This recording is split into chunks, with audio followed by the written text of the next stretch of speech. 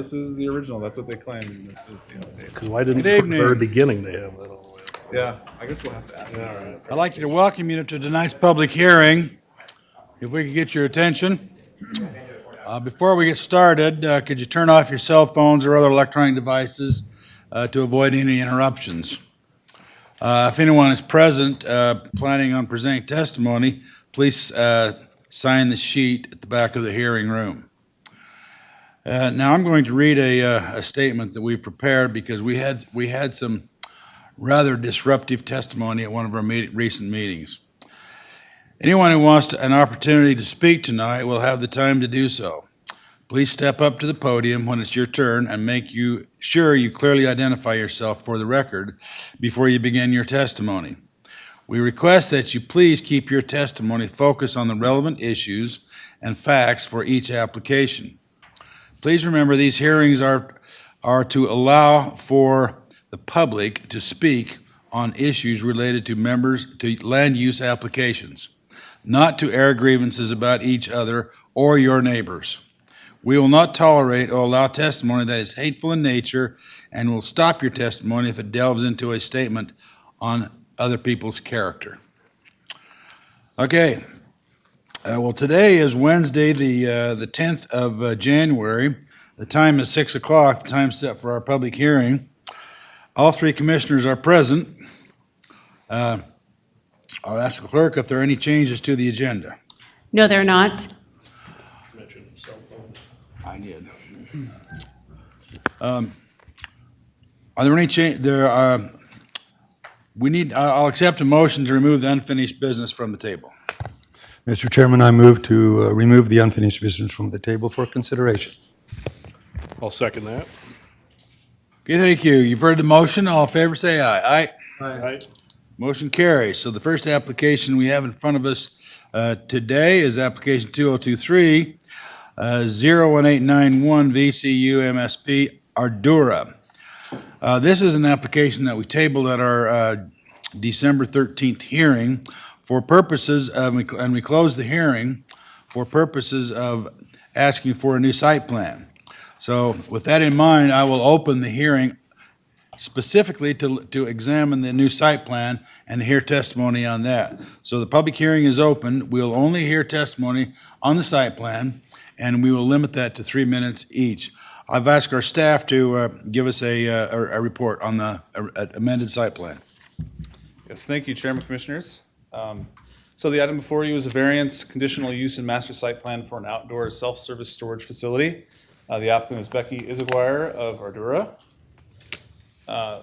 Property is generally located in the 10-mile Amity Road area. It's adjacent to Cuna city limits, which is to the west, and surrounded by large lot rural residences, as well as some smaller lot development within Cuna city limits. It's a 9.77 acre property in the rural urban transition district.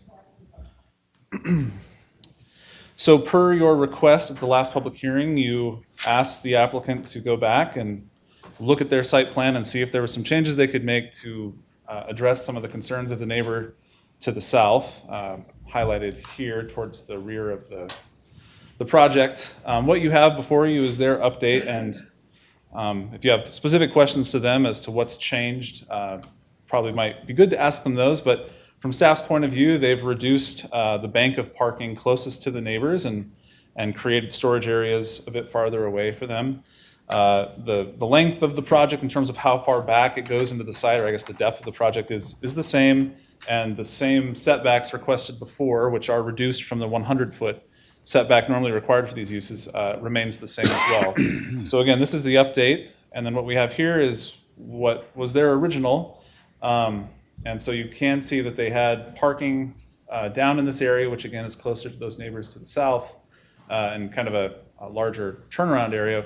So now they've extended this back a little bit to create a larger bank of parking to the north of the aisle. So again, just kind of comparing back and forth. So those are the major changes. In terms of agency comments, I won't go through all of these because we went through them last time, but all reviewing agencies provided their typical standards for approval in the event that they want to move forward. And that's all contained within the staff report and findings as well. So again, won't rehash those. Public comments, you heard these last time, but neighbors in the area, 2 of them are concerned about the facility, particularly the neighbors to the south are concerned about the reduced setback request, that maybe there are too many uses like this occurring in the area already. And they'd like to see, I guess, less of this or more residential development or just more of the rural residence development that's already there.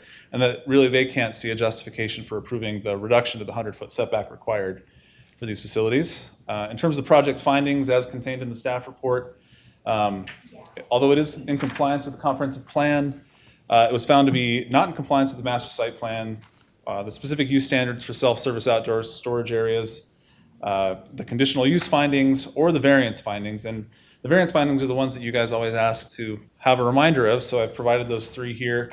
The 3 findings that have to be made to approve any variance are that it shall not grant a right or special privilege that is not otherwise allowed in the base district. It must relieve an undue hardship due to the characteristics of the site, and the variance shall not be detrimental to public health, safety, and welfare.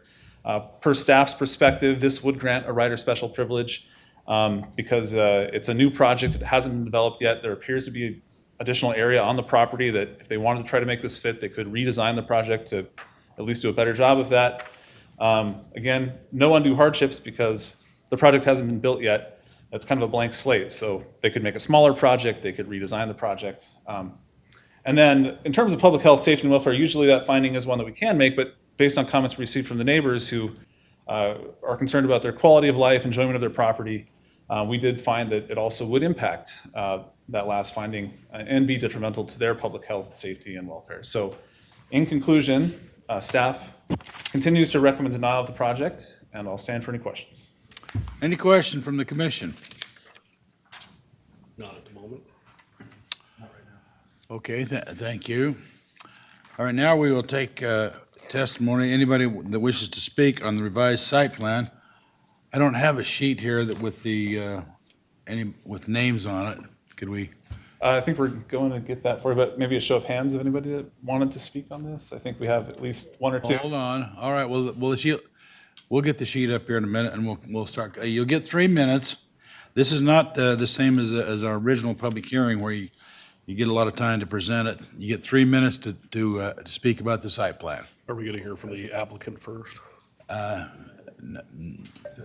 Doesn't matter. We couldn't put our name on the list because there's a long line there, and I knew we were already up. Okay. Well, we could start with you then, if you'd like to come up and give us your name, because you couldn't access the list. Oh, I couldn't. Can I just hand you a quick handout? As long as you give them to the staff as well. Yep. I have one for him as well. And- This is just, Annie. Okay. No, start the time. yeah. Thank you.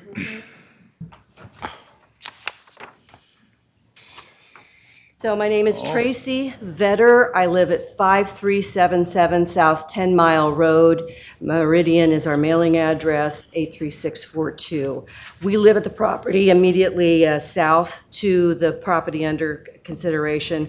I went through a bunch of information last time. I'm not going to repeat myself. You did ask for a redrawn map, and you saw what the neighbor came up with there. I just put that together. I went to Google Maps.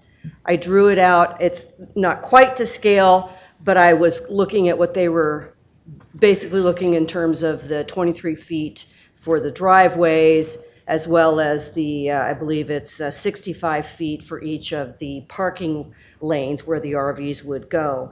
I extended it to the west to accommodate more RVs, to this, as well as extended it slightly to the east, which would be the back of the homeowner's property, who is the developer in this particular case. And I only did this to show you that it is possible to reconfigure that storage facility in such a manner that would give us a more consistent with the code setback. I was kind of surprised at the questions that I received from the board last time, because I just assumed that your default would be to honor the code as it is written, because as citizens, that's all we have to rely on. And I was surprised that whatever. I'm not going to say any more. You have my information. I think it's possible to redo it so that it's more of a setback that's more in keeping with the code and would be more reasonable for us as the property owners immediately to the south. And if you have any questions, I'll certainly answer them. Okay, are there any questions from the applicant, from the commission to the applicant? Mr. Chair. You're not the applicant, okay, go ahead. So once again, you're the neighbor down here, Right. right? Yeah, that's our driveway right there, our house. And then when you were sort of redrawing this, did you kind of estimate how many spaces that would be compared to what they were requesting? I think it's about a wash, as many as they were asking for before. I think 115 is what they were looking for before. And I just frankly got slammed for time. But if you look at it, I've added the percentage of about 25% to the west and another about a 15% to the north. If that wasn't sufficient, they could certainly go further to the west, and we'd have no objection to that, if that's what they wish to do, extend it further to the west to accommodate more spaces. And then, so if I'm looking at their original drawing, I think part of the discussion we had at the last meeting is, if we could reduce some of the views directly from your house. Do you think it's necessary to completely eliminate the entire sort of third row of storage along your property line? Or if, Well, more was eliminated, like maybe half that or a quarter of that's directly in front of your house? Sure, I think that would be reasonable if they would go back, say, either a half of the line that they have there or a quarter of the line. But I'm not sure that wouldn't make it more difficult for them for ingress and egress. That isn't what they've done, so I have a hard time. What's your opinion of this updated sketch on Well, it the, really doesn't change anything. I mean, the fence is there, the RVs are there. It's all still right close to our property line, just 12 feet away from our property line. and so you see how they sort of eliminated, so the third row of parking, obviously you've got top and bottom parking, they eliminated part of the bottom close to your house. Right. And you don't feel that's sufficient? Well, it's nowhere close to what the code requires. So, I mean, mostly, it's the fact that there's a wall, there's a fence, and, yeah, they'll be parking a little bit further to the east, but there's still that whole facility right there, 12 feet from the property line. I think that's probably the biggest thing, is that fence still goes right there 12 feet on the property line.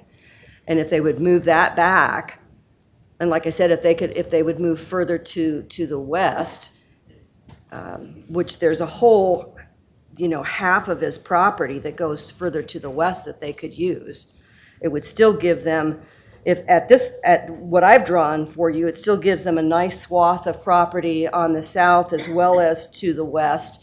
He said something about using it for pasture or whatever. If he wants to, it certainly gives them a nice section there that's a little bit more open to moving livestock up and down on that southern side than the 12 feet is. I don't know how he's going to get livestock back to that western side if he's got nothing there. so is your concern the fence or the RVs or I think a both? combination of the both. Yeah. But, not moving the fence at all just gives us basically the same look that we had before. And again, it's not per code. I just wonder if it doesn't set a precedence that variances like these, I think Leon said something about that is a special right or privilege that's not granted to others. Well, this would be opens the door as a privilege that could be granted to anybody that came along and asked for this kind of a variance.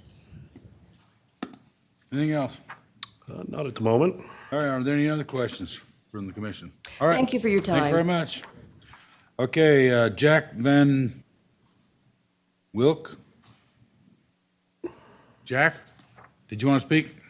Yeah. Go ahead.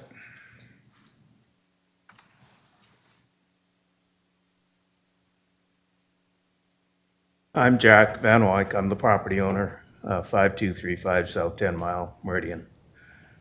We did look at different aspects of changing the parking area. One of the issues that comes up is if we eliminate that third row, then we have a 100-foot wide strip that we have to maintain, irrigate, and do something with. And it makes it very, very difficult to do, and also then severely impacts the access into the balance of the area, because you can see where the roadway comes in along the south side there. All of a sudden, you have to change your turn up there, and again, you have a 100-foot wide strip that somehow you have to irrigate or do something with. Going to the west also presents a problem in that the property at that point slopes down severely, like several feet down. You can't really see it on the aerial photo, but if you walk back there, basically it goes down probably 15, 20 feet on a fairly steep slope to the back west edge of the property. So moving the lot to there then presents the challenges of how do we level that out or do, extensive dirt moving in order to make it flat, or, can you park an RV on a 25% slope? I don't know what the actual slope is, but I'm guessing it's pretty steep. Okay. All right, thank you. Are there any questions from the commission? Any questions? Yes, I have a Go question. ahead. My question is, in your exploratory, other than what you've already explained, in reconfiguration, were there any other options that you explored in terms of reconfiguring it, which would address the fence, the issues that she just brought? Well, I had taken some pictures, and that west line of the project that we're proposing actually ends up about 10 feet in front of or to the east of their house, to where taking that section out then gives them probably close to 100 feet of distance between their house and where the first RVs would be parked. So then secondarily, it had been brought up about putting some in the front of the property. And the big issue and problem with that is accessibility, because you have to have your electronic gate, and I wouldn't want RVs parked on 10 Mile trying to get in to park into that area. So that made that area kind of a moot issue to use as parking. And the land to the west, could you take, because the way she presented it, she presented not going clear to the property line on the west, but just part of it. So where does that slope begin, and could you do the partial like she's described? The slope actually starts about 10 or 15, I would have to actually get a physical tape out, but I would say within 20 or 30 feet of where the west end of the project is proposed at this point. And it starts to slope down very quickly thereafter. Thank you. Any other questions? Well, I guess you also heard the concern from your neighbor. It's the fence plus the RVs. So I was hoping that maybe the alterations you made might satisfy them, but I guess the fence is still in the same spot. I mean, in your updated drawings, you haven't moved anything north, south, east, or west, right? It's still No, basically. not as far as the perimeters of the project, no. But that's why I put the trees in to build a permanent barrier. I don't know if you've driven around town, occasionally you will see them where there's the lines of the columnar trees, and they're solid. And they can get up, these trees will get up 15, 20 feet, 30 feet. And I can top them at about 25, and they're set at 5 feet apart, so they'll make a very solid hedgerow, which will, block any looking from the ground level at least. And I don't see as there's anything I can do to affect their view from a second-story bedroom, other than the trees that, once they get tall. Right. Well, I mean, again, I'd be more than happy to approve this, if not for the concerns of the neighbors. I want to help you make as much profit off this as you can, but your neighbors do have some concerns, and I think we have to, obviously take a look at those. Have you been able to talk to them at all about any alternate designs, or? No, Just they've kinda not, what you they've submitted not to. been open to conversation. I have talked to my neighbor to the north, and he, as anyone on this type of project, would rather not see any development on any of this ground, which I think is true for most of us. But, he's developed his own ground and has gone through a very much of a permitting process to get his Airbnbs and what have you approved on his property, which is directly north. Any other questions? Okay, thank you, sir. Thank you. Becky Izaguirre.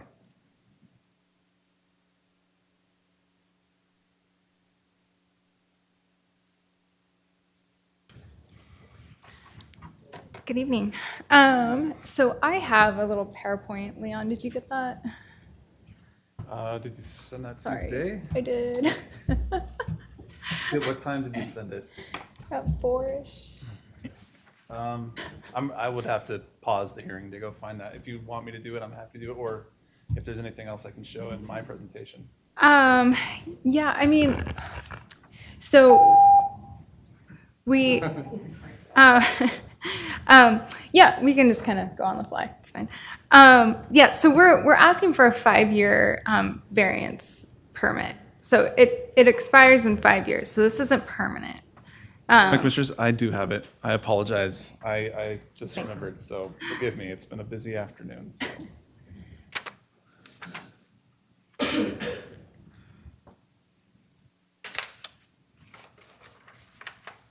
this look right? Yeah, Okay. great, thanks.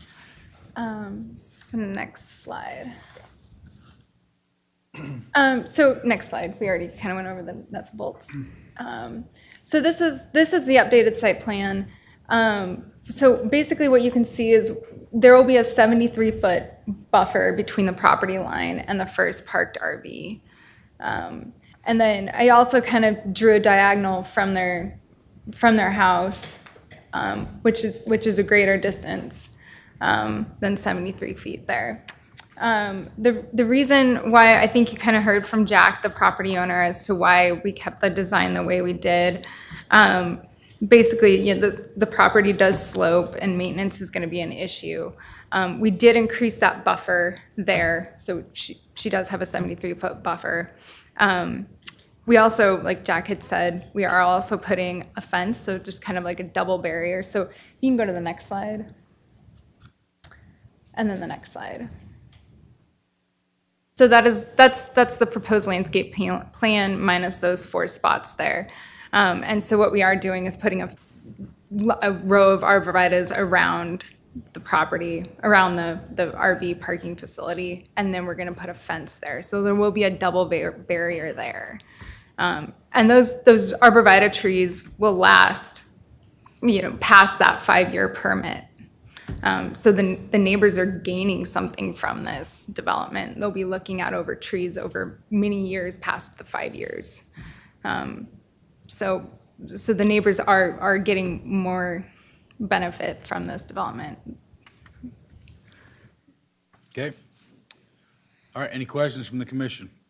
Question on the, Go ahead. the west side of the property we've heard about the sloping. I mean, is it possible to grade that, so even if it's on a slope, you could store vehicles there, or can you truck in some additional material to level it out?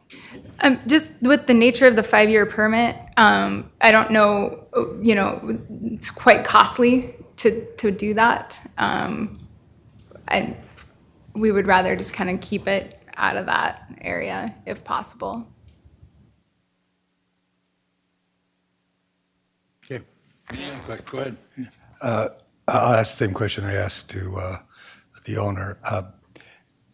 What other options have you explored beside, I guess, back to Commissioner Davidson's question, how much exploration have you done on the request of the neighbor to extend it to the west? Have you explored the cost, the implications, et cetera, so that you would, in fact, be able to reconfigure it differently? Sure. Or what other options have you considered for reconfiguring, I guess, is a... Yeah, actually, in Leon's, your slide there, you kind of got that a little backwards. So when that, if you can go to the next slide of yours. That one. So we did take away 4 spots. We did reconfigure it that way, and we took away those 4 spots. And so that was we kind of played around with the design. We didn't want to extend it west because their property kind of extends west. And so we didn't want to ruin their back porch view or make it more invasive on all sides for them. That's another reason why we left it the way we did instead of extending that out. I guess my real question is exploring ways to stay within the requirements of the code and still meet your needs in terms of development of the property. That was my question. So we, What other options have you explored? She expressed one to the east as well as the west in terms of meeting that requirement.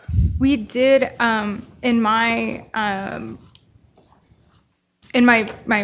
previous presentation, and forgive me, I did not bring it, we did explore that option, and it would reduce the amount of parking quite a bit if we were to bring everything up to code. That's kind of why, I mean, I think it halved the parking.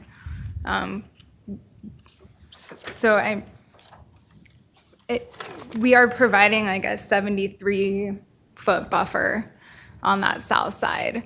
And we did have, I think it was before we were providing a 45-foot buffer. So we did increase that by 20 That- feet. Excuse me for interrupting. That's 73 feet from their house, but not the further east portion. That's a question for staff. The remaining portions from those 4 that they're eliminating to the east are still closer to the...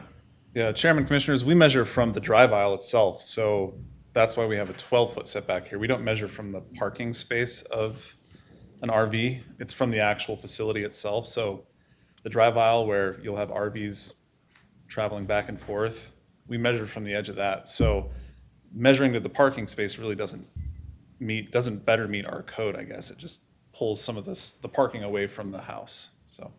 Yeah, and that was the concern, was the parking from the house, and that's why I put that in there. I was talking, the visual's part of it, but the code's part of it as well. I guess that's why I was asking the question. Yeah. Thank you. Chairman, Commissioners, could I get the applicant to clarify which site plan they're asking you to approve? I thought this was the original and the other one was updated, but which one is it? Is this the one or is it? That's the one, Leon, yeah. You do want this one here? Yes. Okay, good. Yeah, we're good. We have that right in the record. So. So on the original, the third row of parking is shorter than the top 2, and then on the updated, it's the same length. How did that happen? I'm gonna go back to a different, See, the original, the third lane is shorter, and then on the updated, they're all the same size. 100%, yes. So that one's off. so which, okay. I'm So sorry. that one's the updated plan there. This one, and that's Yeah, what it says? yep. And then if you go to my PowerPoint, And then, so this is the original that you identified? no, Okay, well, sorry. there's been a lot of back and forth between the applicant and I on this, so I guess Uh, we'll ask you to adopt, if you're gonna approve this, let's let them pick the one that they're actually asking for, and we'll make sure that's part of the Yeah. All right. Just to clarify, the updated one, all 3 traffic lanes are the same length. That is correct, yes. Okay. And then why did like, how were you able to elongate the third one for the updated? I mean, does that add more? Why didn't you have all three equal in the original drawing? That one there. No, Just- the original one, the third one was shorter, I think is the question. Do you want to look at this? Yeah, I can. This is what our staff gave us for original and updated, and so the original's on the top. You see the third lane is shorter, and then on this one, they're all the same on the third. So did you put more parking spaces in the? So that's not the original. This isn't the original one. This is just a plan that you're playing with. Okay. Yeah. The original plan is. Well, what's before us is the updated plan. Correct. And that's what's before us for discussion.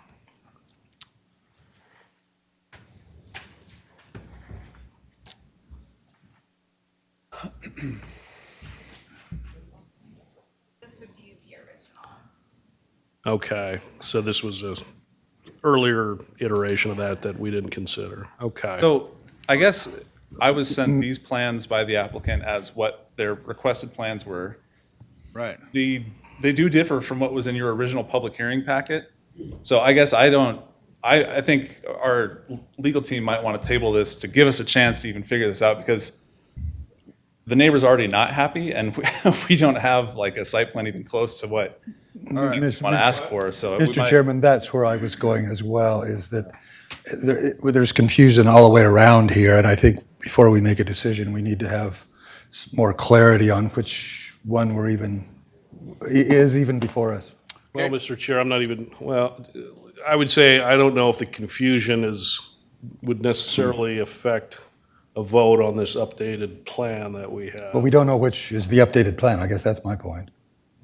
At this point, I don't even know which one we're considering as the updated plan. I guess I would say whether it's the correct one or the incorrect one, it's the exact same issue that the neighbor would have. I know, but we still have to adopt a plan, and right now, we don't even know which one that is. Well, question to staff, are we adopting a plan or are we voting on a variance? Well, there's a site plan associated with any approval, if you were to make it, that we would reference moving forward to say this is how the project should lay out. So we do need to have that nailed down. Again, I was under the impression this was the site plan the applicant wanted adopted in the event that you approve that. It sounds like maybe that's not the case, so. And if we adopt one, then we still haven't addressed, or potentially haven't addressed all the issues. Okay, Right, that's I a mean, question, yeah. that's a question. Chairman, Commissioners, beyond, I mean, if you were to disregard the neighbor's concerns and just say, we're going to go with this one, then we could do that, but we would need to table it and update the findings to reflect an approval, because they currently are recommending denial. But again, we need to land on whatever the site plan request is, and that seems to be up in the air a bit. Mr. Chairman, This would be the updated site plan that's on the screen right here. And that's what's before us right now. That is what's before you. that is the updated. That is the updated site plan, yes. Okay. All right, so that's what's before us right now. That's right, So Chairman, we can Commissioners. proceed or not, either approval or disapproval. Correct? And with the understanding that that's what the neighbor was commenting on, was this updated plan, correct? And that's what's in the record. She commented on that right there. Yeah, this was the updated, this was a version of the updated plan submitted to staff. This was sent to the applicants prior to the hearing. And everybody, So you may want to call them back up to confirm this is the plan that they are commenting on versus the other version. I think either way, the 100-foot setback on the south is not met with either of these versions. so a variance is going to have to be granted. Right, exactly. Yeah. But may I interject, there are some developments in the area that have had variances granted for a similar project. Diamond Lawns, this is right up the road from us, and they also got a variance for a similar project, for a storage facility project. And I just want to say that this is a 5-year permit, so it's not going to be a permanent thing. Okay. Question to staff, do you know anything about similar variances in the area? Yeah, Chairman, Commissioner, we have had variance requests for facilities like this in the valley, and some of those have been granted. again, I would have to go back and do a lot of research to show you which those were. A 12-foot, down from 100 to 12-foot is a bit more than we've granted on some of these other variances, but, variances have been granted for this type of facility. Any other questions? Okay, hearing none. Do you have all the documents you need for added to the, would you like to? Yeah, Chairman, I'll add my presentation and Ms. Izaguirre's presentation, as well as the visual created by the neighbor as exhibits to the record. Okay. Okay, thank you. Thank you. All right, so we don't need to add anything to the record then. Mr. Not Chairman, beyond what I just added, so I think we're good. Mr. Chairman, I am aware that there is another person present that would like to testify on this Okay. revised site plan. Come on up, identify yourself. Hi, I'm Robert Burns. I'm co-owner of the property that's just due south of the project. Couple of things I wanted to mention that we talked about before. All of these that they've set up the way, and it's, obviously unclear what they're actually proposing now, but they're saying that we had 78 feet from our house to the project is, and that was, they had a line drawing, he has it on there, but anyway, it's saying it's 78 feet. The best you can get from the property line, from our property line to the project, or actually is 60 feet from our house to the project. And the project from the developer's house is 200 feet.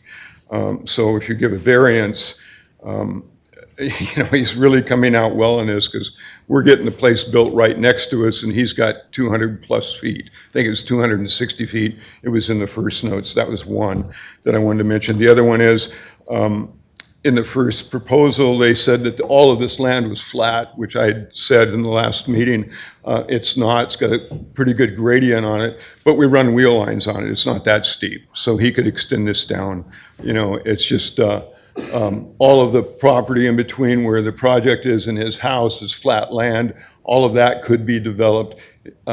They're just not wanting to clean it up so they can do that. That's about it. I just wanted to add that things, just realize that it's 60 feet from our house, 200 plus from his. Thank you. Okay, thank you. Can I ask a question? Yeah, go ahead. So, in our discussions at the last meeting, I was trying to get to a place where, could we say that they can keep maybe a similar configuration, but just amend it to give you guys more of a buffer if that would satisfy you? And so they've offered some amendments to that. And I guess what I'm hearing you say is you're not satisfied with the amendments they've No, made. I'm not upset about the project, but giving them, cutting back the buffer from 100 feet to 15 feet. I mean, there's another storage unit just like this, which we talked about, just a couple of blocks away, and you guys gave a variation there too, but it's 300 feet from their house. There's industrial lots on either side of it, which they have, like 5 or 10 feet, but it's, 200, 300 feet to the other house.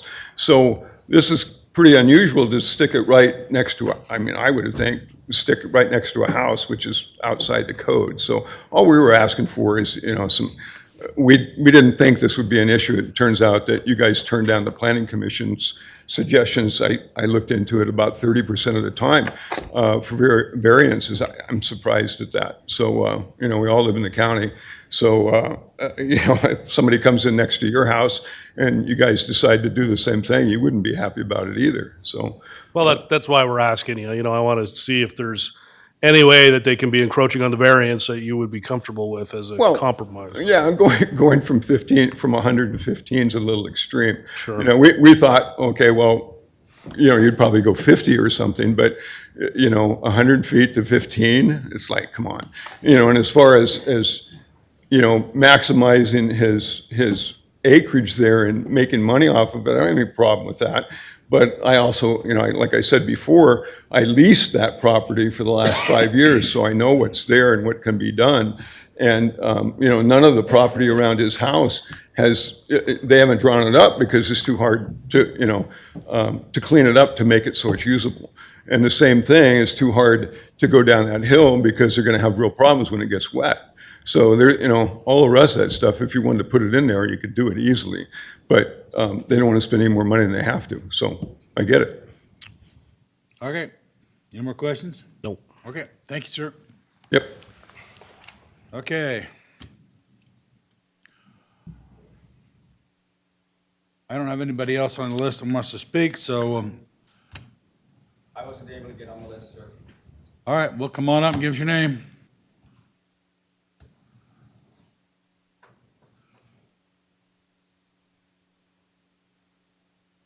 Good evening, Commissioners. My name is Kim Blau. I currently live at 2909 Garrity Boulevard in Nampa.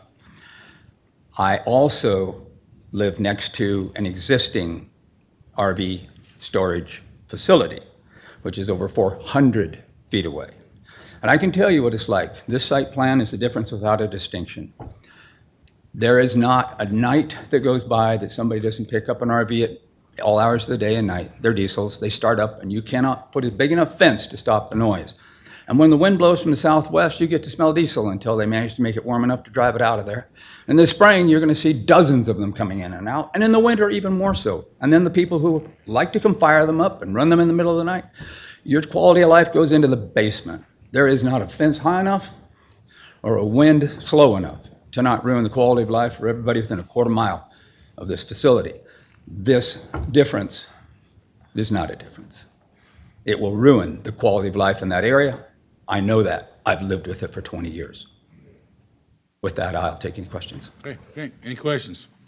I guess I'm just curious if the one you're next to, they didn't impose hours of operation, so 24 hours. They can come anytime they want. is it in the county or is it in the city? In the city.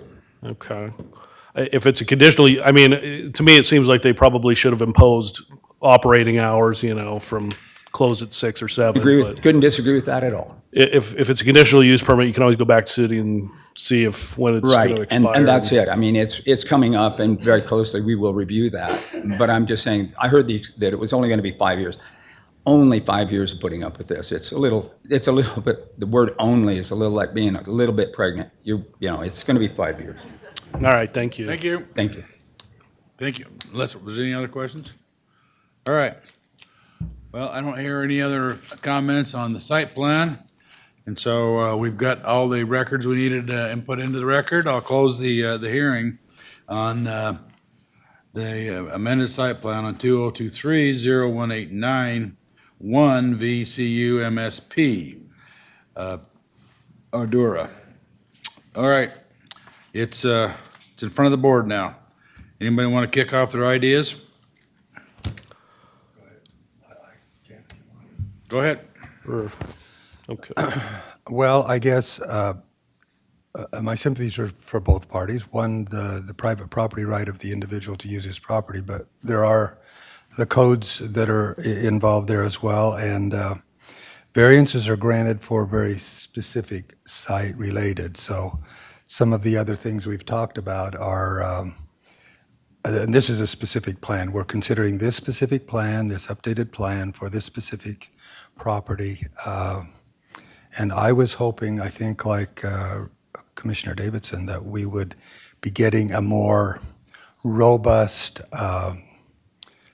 presentation in terms of what they had considered for changes to address the issues. So that's my current thinking. Okay, any other comments? I think I tend to agree. If it wasn't for the concerns of the neighbors, I don't think I'd have any problem granting this, but you do have the neighbors and they have their rights as well. And so that's one of the things I take into consideration when looking at variances is if the neighbors don't have any objection, then I'm usually pretty good to go. I was hoping, again, the discussion last meeting was, okay, can we find a compromise in the middle that maybe would make both parties happy? We haven't seemed to have gotten there. And so I think because of that, I don't know if I can vote to grant the variance. I am, certainly open to other configurations. I think we heard from the neighbors that, just the 15 feet from the property line is a bit much. They said they probably wouldn't have protested if it was 50% or 75% or something like that. But I do get it. It is close, even though it's a temporary facility. I think we have to probably uphold the code since the neighbors' rights are being concerned here. But again, I'm certainly open to any other configuration, any other way. Again, I want to help the applicant be able to generate as much revenue off this as he can. I think I'm probably going to vote to deny this, but again, I would encourage the applicant to, come up with some other ideas, maybe even talk with the neighbors. I mean, if there was a meeting, maybe there could be some meeting of the mind there on some kind of a compromise. Just one crazy idea. Maybe you guys could go into business together, and the neighbors could get a percentage of every car parked in the encroachment. There's an idea for you. But with that, I think I'm going to vote no. Okay. Just one more comment as well, that all the properties in the county, especially these neighbors, all of them are going to want to do something with their property at some point in time, so they all need to be considering what the neighbors feel. So I guess if we're ready for a motion, Yeah, we're ready for a motion. Go ahead. So I agree with Commissioner Davidson. I move to deny application 2023-01-891 VC MSU based on the findings of fact and conclusions of law and the hearing report that we've heard both tonight as well as previously. And with that motion, I would make the recommendation that I think the board wants is there are ways to develop this property within the code, and that's what my recommendation would be, to go back to the drawing board and see if there are ways that you can develop this property. Okay, it's a long motion. Is there a second? Second. Okay, well, you've heard the motion. I think that this board has granted some variances. However, this is a larger variance than I recall this board ever granting, and so I think that I agree with my colleagues. So you've heard the motion. All in favor, say aye. Aye. Aye. Motion carries. Thank you. Okay, we'll take up new business now. I'll open the public hearing on application 2023-02113 SHDPR, the Land Group. We'll have our staff give us a report first.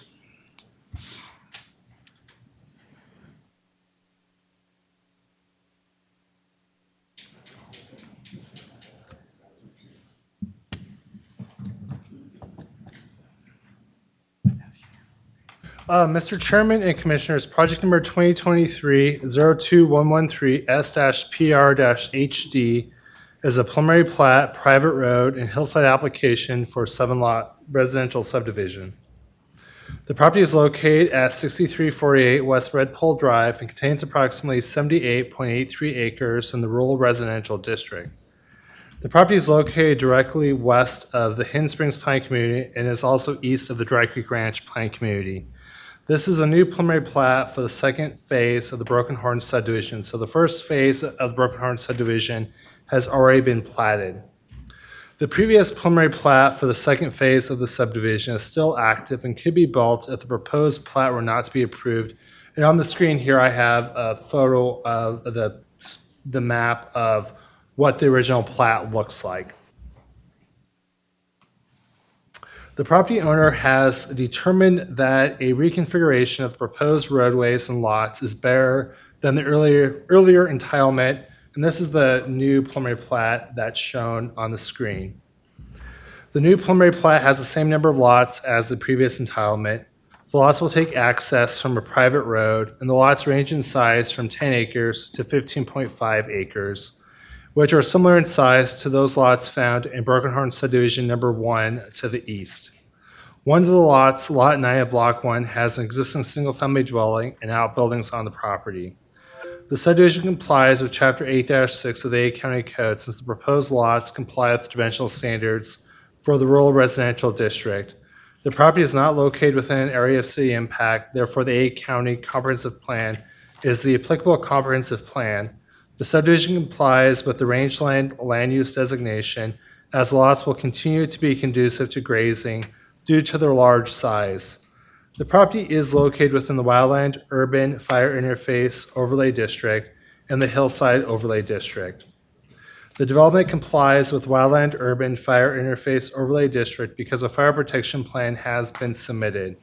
The fire protection plan has been tailored to the subdivision and as condition the applicant is required to comply with the provisions in the fire protection plan. The development complies with the Hillside Overlay District as the applicant has submitted a hillside development application which has been reviewed by the county engineer. The county engineer replied that the site is suitable for the design and signing of the proposed development. At this time, we have not received any neighbor comments on the application. For agency comments, our key agency comments include the Ada County Highway District, and they responded that this development is estimated to generate 57 additional vehicle trips per day with 9 existing, and 6 additional vehicle trips per hour in the P and peak hour with 1 existing. The Eagle Fire District replied that all homes in the subdivision shall have 13D fire sprinklers installed in them. Also, the roads in the development shall be posted on both sides with no parking, and roads and driveways shall not exceed a maximum slope of 10%. Staff finds that the application complies with the Ada County Code and the Ada County Comprehensive Plan and recommends approval to the board. The Planning and Zoning Commission at their December 14th, 2023 public hearing voted to recommend approval of this application to the board, and I'll stand for any questions. Okay, thank you. Any questions to our staff? Okay, thank you. Is the applicant here? Tamara, you're Tamara? All right, go ahead. Commissioners, my name's Tamara Thompson. I'm with the Land Group. Our offices are at 462 East Shore Drive in Eagle. Yeah, that one's great. Do you want to go to my slide? So I just have a quick, Brent did a great job of giving you an overview. So we do currently have entitlements, a preliminary plat that's still active for Phase 2 of the Broken Horn subdivision. And one more slide, please. And what I did is put these side by side for you and kind of colored them up, if you will. So the area that's grayed on each one is Phase 1. So that's done. The subdivision has been final platted and the roads, infrastructure, it's all been constructed. Homes, some of them are being lived in, some of them are still under construction. The one on your left with the green road, that is our revised plan, preliminary plat, and the one on the right is the one that's currently approved. The main thing I want to show you is that the home sites are consistent. They're still in the same location, but the roadway has been redesigned. This redesign results in minimal disturbance to the hillside areas, and it maximizes retention of natural features. So once we got into construction documents, it made more sense to make some changes there. So the same number of lots, just redesigned the roadway a little bit. We've read the staff report and have reviewed staff's findings and recommended conditions. And we respectfully request your approval tonight. And I'll stand for questions. Thank you. Any questions of the applicant? You have any questions? Okay, go ahead. Quick question. My question is, I think you explained it, but I just wanted to make sure I understand it. The redesign was after you got into the construction and actually have redesigned it now. That's what prompted the redesign, correct? Yeah, Commissioner Daley, that was the main reason is once we started looking at the cuts, when we lay out these preliminary plats, a lot of times we don't get into the full grading plans at those times. And once we started looking at that, we saw that it could be done a little differently that reduced those impacts on the cuts, on the grading. Thank you. Any other questions? Nope. Okay, thank you. Thank you. Thank you. Okay, is there, I have no other names here that wish to testify on this project. So, hearing no other requests for information or willingness to speak, I will close the public hearing on. Chairman, before we close, I just want to enter the presentations into the record. Okay, go ahead, sure. So my presentation is exhibit number 54, and the applicant's presentation is exhibit number 55. Okay. And one more question for staff, just a clarification. I think I understand this, but there are, and the applicant also, there are no other questions from neighbors or anything that have come forward, correct? Mr. Chairman, Commissioner Daley, that is correct. We had no comments from any of the neighbors. Either now, obviously, or before. That is correct. Okay, thank you. There's no other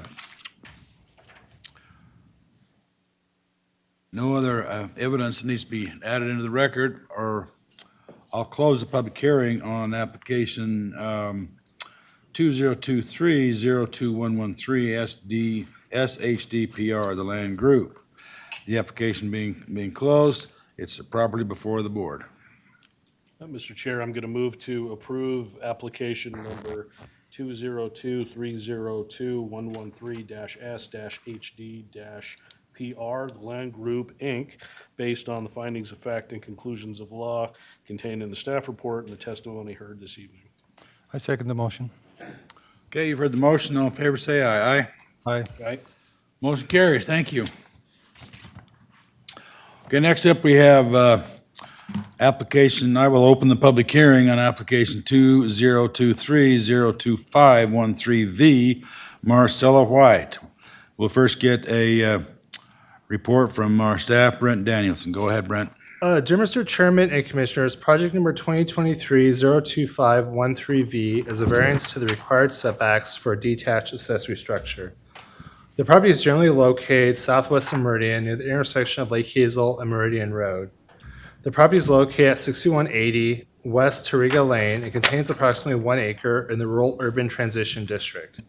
The applicant has applied for variance to allow for an existing accessory structure to remain within the 25-foot setback of the front property line on a private road. The existing structure was built as a barn in 1993 to store farm equipment and to provide shelter for livestock. An overhang was added to the structure in 2001. The structure consists of approximately 1,176 square feet. In order to grant a variance, 3 findings need to be made. 1, the variance shall grant a right of special privilege that is not otherwise allowed in the base district. 2, the variance relieves an undue hardship due to characteristics of the site. And 3, the variance should not be detrimental to the public health, safety, and welfare.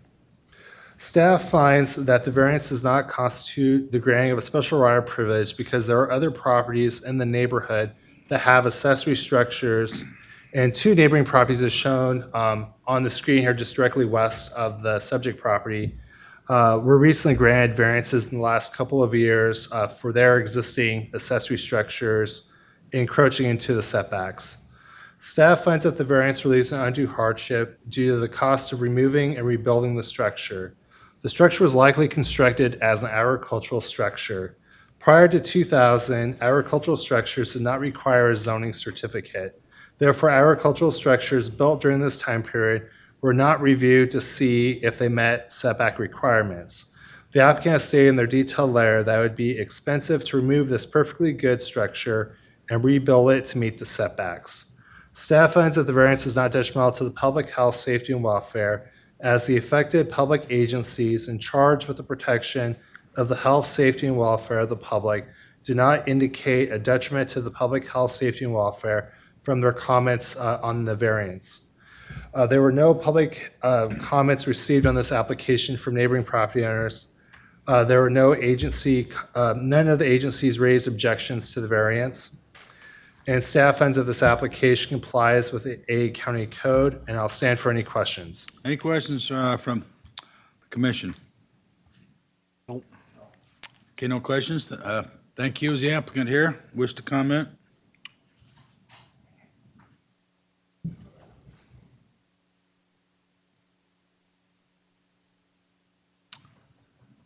You can state your name for the Brian and record. Marcella White, 6180 South Target Lane, Meridian, Okay, 83642. Our comment is, please vote to approve it.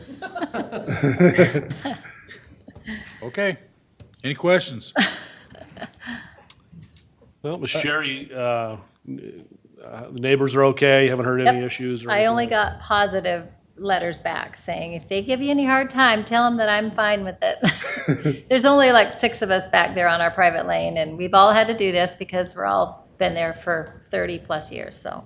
How long has the structure been there? 1993, is that when we put it? Yeah, we moved there in 1991, so we built it to have cows, which we still use for our cattle, so. All Okay. right. All right. Well, thank you. All right. Thank you. Thank you. Okay, you want to add anything to the record? Yes, Mr. Chairman. So my presentation will be exhibit number 26. Is there anything else that need to be out of the record? No, Mr. Chairman. Okay, then I'll close the public hearing on application 2023-02513V, Marcella White. The hearing being closed, it's properly before the board. Are you ready for a motion? Yep. Mr. Chairman, I move to approve application 2023-02215V based on the conclusions of law and findings of fact and staff report and what we heard at the hearing tonight. All right, is there a second to the motion? I'll second that, and I'll say that it meets the 3 categories for variance that we have to make a finding on. Okay. All right, you've heard the motion. Hearing no further discussion, all in favor, say aye. Aye. Aye. Motion carries. Thank you. Next up, we have I'll open the public hearing on application 2023-01-751A, Patrick Dunn. We'll hear a staff report first. All right, thank you, Chairman, Commissioners. So the item before you is an appeal of the director's approval of a accessory use application for a hobby kennel. The appellant is Patrick Dunn, and the original applicant for the accessory use is Jessica Spittler. So the property is located generally in the southwest Boise area near the Amity and Cole Road intersection. As you can see, it's surrounded by smaller lot residential.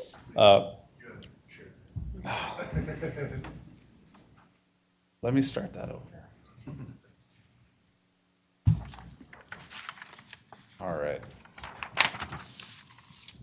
So I won't reintroduce the project, but here's the case number, the appellant and the applicant.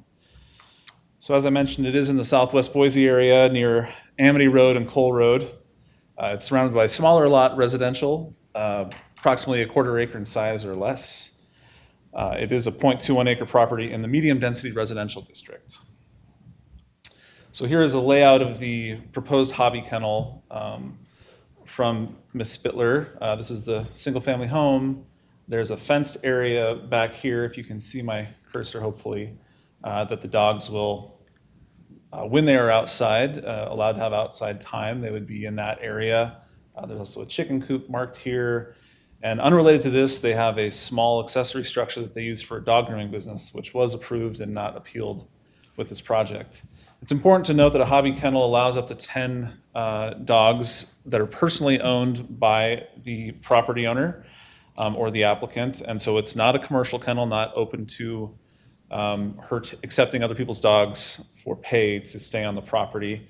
There's also a requirement within that code that they can't be housed, watered, and fed outside. They have to do that inside of the home. If they were to do that outside, it would be an outside run and it would require a much larger setback. So that was conditioned with the accessory use approval. This fenced area is really just for the outdoor time that the dogs are allowed to have, but again, not intended for them to be watered and fed and dwelling out in that space. There are some other pictures provided by the original applicant. So here's the fenced play area, chickens off here to the left, back of the single family home. This is another fenced area that they've separated from kind of the play area, which is the potty area. In terms of the appeal, there were 3 points made by the appellant. The first is that the neighbors affected by the approval of the application were not fully informed. And so I'll try to unpack that a little bit. It is included in the staff report, but first there was question as to whether or not the radius notice was properly done. We require up to 300 feet for an accessory use application, all properties within 300 feet of the boundaries of the property. There is a list and a map included in the record that shows that we did notify properly for this, as well as a copy of the notice that was sent.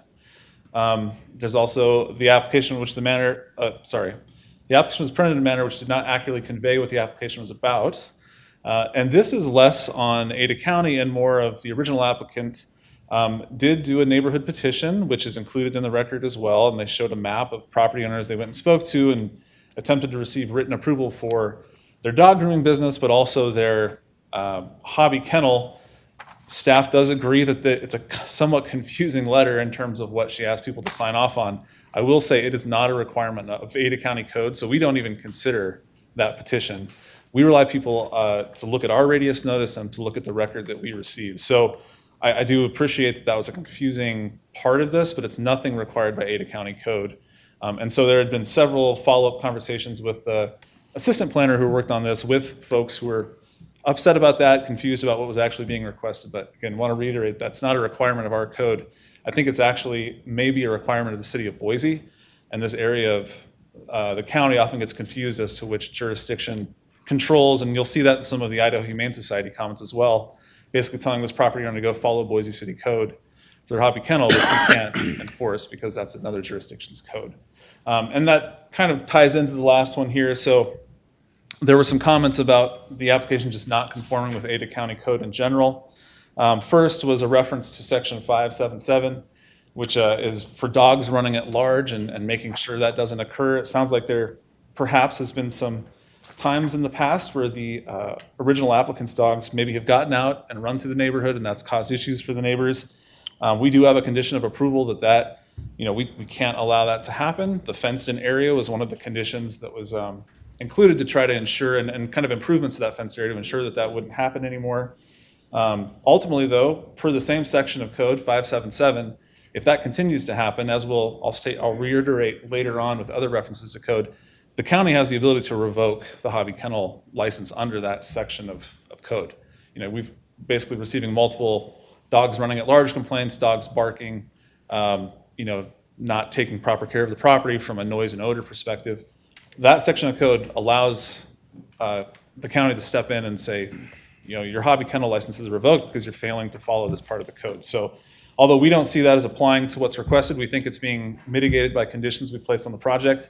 It is ultimately something that the county can fall back on if this use fails to comply with what we've asked it to do through the conditions of approval. There's also reference to the specific use standards of hobby kennels and the need for a 50-foot separation. This goes back to that fenced area that I was talking to you about before. If they did indeed have some outside runs or places where the dogs were housed, fed, and watered, there would be the need for that 50-foot separation. But all the dogs are to be housed inside the home, watered and fed inside the home, and the outdoor area is only for them to get some fresh air. It's not really a component of the hobby kennel request. And so for that, we don't see that as a reason to deny the project, and we have conditioned that dogs are not to be housed, watered, and fed in that outdoor area. So if they fail to comply with that condition, again, it's another opportunity for you to step in and say we have to pull the approval that was given to you. There's also just the ongoing obligation to maintain adequate housekeeping of the property, and that's, again, kind of odor and some of the other things that come along with dogs. As conditioned, they are going to be required to do that, and if they fail to do that, there's an opportunity to revoke their hobby kennel license. There's also a section of code referenced, or not a section of code, but just a general complaint that the applicant had failed to adhere to our hobby, the maximum number of dogs allowed on the property, which did trigger a code enforcement conversation, which led them ultimately to come into us and to make this application. And so, unfortunately, that's how a lot of our land use applications occur that have the unfortunate experience of talking to code enforcement. They learn what the code is, they make an application to us, and we review it, and if we can approve it, we condition it so that they stay out of trouble moving forward, and that's what we have before you tonight. And then finally, there's a broad reference to the City of Boise's comprehensive plan, and that this fails to meet the vision and intent of that comprehensive plan. However, you'll see within the record that our own comprehensive planning division has said this project does comply with the Boise comprehensive plan as adopted. It's retaining its residential nature, it's allowing a home-based business. Those are all things that are supported by the comprehensive plan. And there's also a reference to the fact that it fails to comply with Section 519 of Boise City Code, which I think is the Idaho Humane Society's request that they follow that code section. Again, we can't force anybody in our jurisdiction to follow another jurisdiction's code requirements. And so they are subject to what we have in front of us, which is the specific use standards, the accessory use standards, and that 577 section of code about keeping animals and doing it in a proper way. So based on that, staff does not believe that any of these appeal points are a reason to overturn the director's decision. I will note that all agencies responded with standard conditions. There is that last one by the Idaho Humane Society, which really, it's unfortunate that they just didn't understand which jurisdiction was applicable here. However, they did make a point of saying that they inspected the property and believe that the applicant can make this work. So beyond that, there really wasn't anything else that came out of the agency comments. There were 4 comments in opposition received for the accessory use application. We did not receive any for the appeal. In general, those comments were concerned with the upkeep of the property in order to avoid the hobby kennel causing a nuisance, and also just cleaning up after dogs, barking dogs, some destruction of surrounding property such as fences, and maybe some aggressive behavior at a fence line between dogs and neighbors. As I've stated before, we have conditions of approval in place that we believe address these, and if the applicant fails to follow those, if complaints continue and additional code enforcement visits occur, it's an opportunity for the county to step in and ultimately revoke the approval. So it does, in terms of project findings, it meets those of the accessory use section 85A-5, the hobby kennel section 853-39, and the appeal section. It meets that. The person had a right to appeal and they followed the appeal process appropriately. So it meets that code section, but we're not ultimately approving the appeal. At least that's not staff's recommendation. Staff recommends that we deny the appeal and uphold the director's original approval for the project, and I'll stand for any questions. Any questions from the commission? Yeah, go ahead. Question between, interplay between the dog grooming business and the hobby kennel. So again, the dog grooming business is not really under consideration. That wasn't appealed. At any dog grooming business, it's possible to have multiple dogs there. So does the hobby kennel law, does that get imposed on the dog kennel, or are all the requirements for the dog kennel, how many dogs they can have at the groomers, the law related to the dog groomers, can they have unlimited dogs there? And under that section of code, and if so, are they able to put those dogs in the hobby kennel, or do they have to stay separate? Yeah, Chairman, Commissioners, so the number of dogs visiting the dog grooming business wouldn't be counted towards the hobby kennel number because, again, hobby kennels are personal dogs, so you can't have outside dogs in there.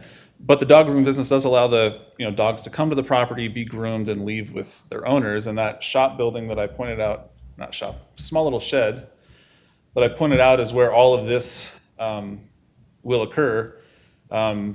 I defer to the applicant in terms of whether or not she's attempting to put dogs out in this area while others are being groomed. If that is the case, I wouldn't recommend it considering the heat that she's under for the hobby kennel and barking of dogs and other things like that. But for the dog grooming business, yeah, all that activity is to occur in here. Clients pull up, park in the driveway, bring their dog into the shop, and pick up their dog when it's ready to go. So, as far as granting, our process for granting applications for hobby kennels and what's involved with that, does the director take into consideration previous conduct or reports of bad behavior by the applicant, whether or not there's recorded complaints about dog barking or dogs running at large? Is that taken into consideration, or do you just sort of start fresh with the conditions that if this happens subsequently, it can be revoked?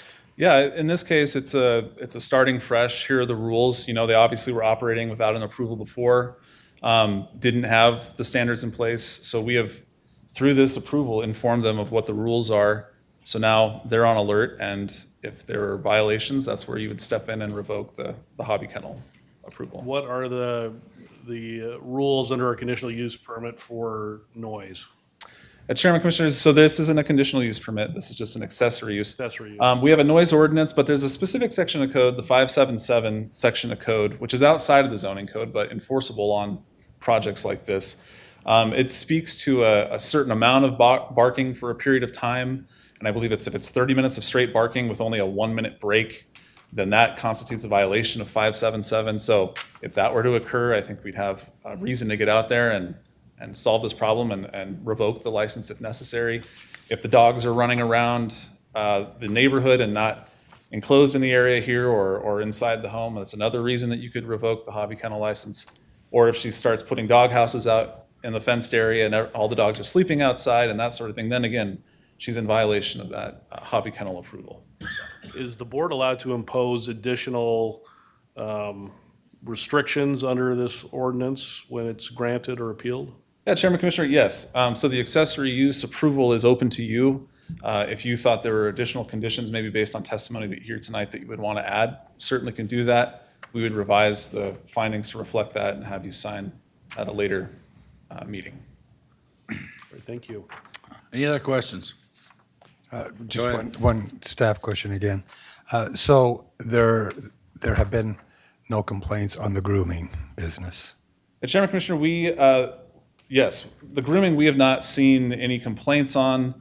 I mean, obviously, it's dogs on the property and some overlap, so there may have just been a general complaint about dogs, but the appeal is focused specifically on the hobby kennel. So, Thank you. Thank you. No other questions to staff then? All right, is the applicant in the audience? Mr. Chairman, you want to hear from the applicant or the appellant? The appellant. Appellant? Okay.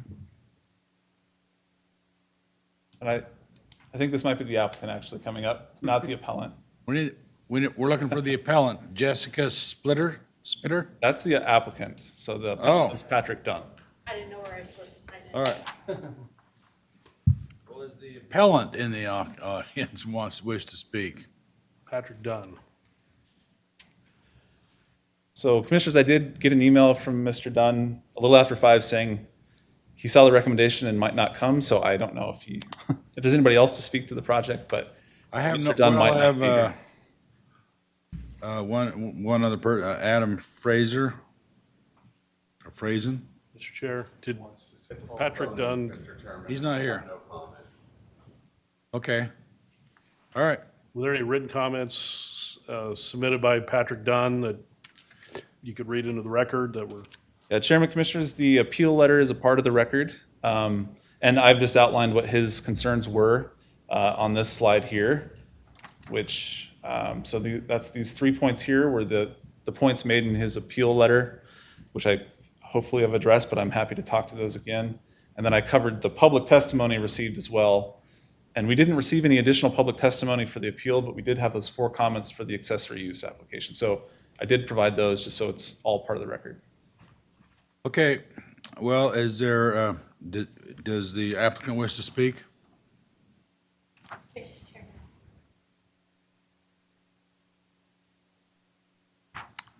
You're Jessica. Good evening, gentlemen. I'm Jessica Spittler. I live at 4670 South Arrowhead Way. I have 3 children myself, and A little closer to the mic. I have 3 children myself, and I have an autistic son and a special needs daughter, and the dogs have been a part of their lives for a while. I debated on how I was going to approach you. I just really want to open myself up for some questions if you have them, or how I can go about them. I inherited 3 doodles when a friend was struggling. Her parents were dying and she needed some help, so I was helping her with them. One dog needed some major bath work, and just as a friend, you help people. And my daughter fell in love, and this dog just kind of adapted to my daughter's needs. So they all pretty much have a bed in the house that they sleep in, and they pretty much have picked children that they go with and follow and know where they're at and when they're gone. So they're not really outside. They're very heat and air conditioned animals. So Do you have any questions for me, gentlemen? Is there any questions of the applicant? Go ahead. You've heard the outline of staff in terms of the requirements and the, if necessary, revoking of the license if you don't comply. Do you understand all of those things? Yes, both Commissioner. Before and the explanation you gave? I do. On the golden doodles, I actually had them debarked, so it lessened the pitch. But I'm also, in the rural area that we live, I'm also not the only one with dogs. I have Great Danes, a Border Collie, and some golden doodles, so they are big dogs. Most of my neighbors have Chihuahuas and little tiny dogs, and so I understand, but just so you're aware, I do have large dogs. Okay, any other questions? Mr. Chair, Go ahead. so how many dogs total do you own? I have 2 Great Danes. They're 7 years old, and they've been mine since they were born. The minute they were born, they were mine. I have a Border Collie, and he's 3 years old, and I have 3 golden doodles. They just turned 1 in December, so I have 6 total dogs on my property. And you're not planning on owning any additional dogs, are you? No, sir. What's, for staff, what's the number of dogs? It's 3 dogs, otherwise you need the kennel license? Yeah, thank you. Elias, who worked on the accessory use application, is helping me out here. It is after 4 that you need the hobby kennel. And so, and up to 10 is allowed with the hobby kennels. So that's the max that you can have with the hobby kennel license. Beyond that, it becomes, I guess, a commercial kennel, even if you're not taking in other people's animals. But you're not planning on getting up to 10 dogs? No, sir. So I think you probably understand what caused the hearing today. I mean, there's issues of barking and dogs running at large that concern the neighbors, and then I think they felt like they didn't get enough notice of the hearing, so they probably would have, contested it at the time. But can you address, issues with the dogs running at large, barking, and how you would address that moving forward? So we live right next door to one neighbor, and they have a beagle mixture, and he howls all the time. And so when he starts howling, or if my dogs are outside, they're usually really quiet. I go outside, they're not unattended outside alone. And so when I go outside with them, I make sure that he's not out there before I even let my dogs out. And then once I see that he's out, I put mine away immediately. And then I'm home 98% of the time with my dogs.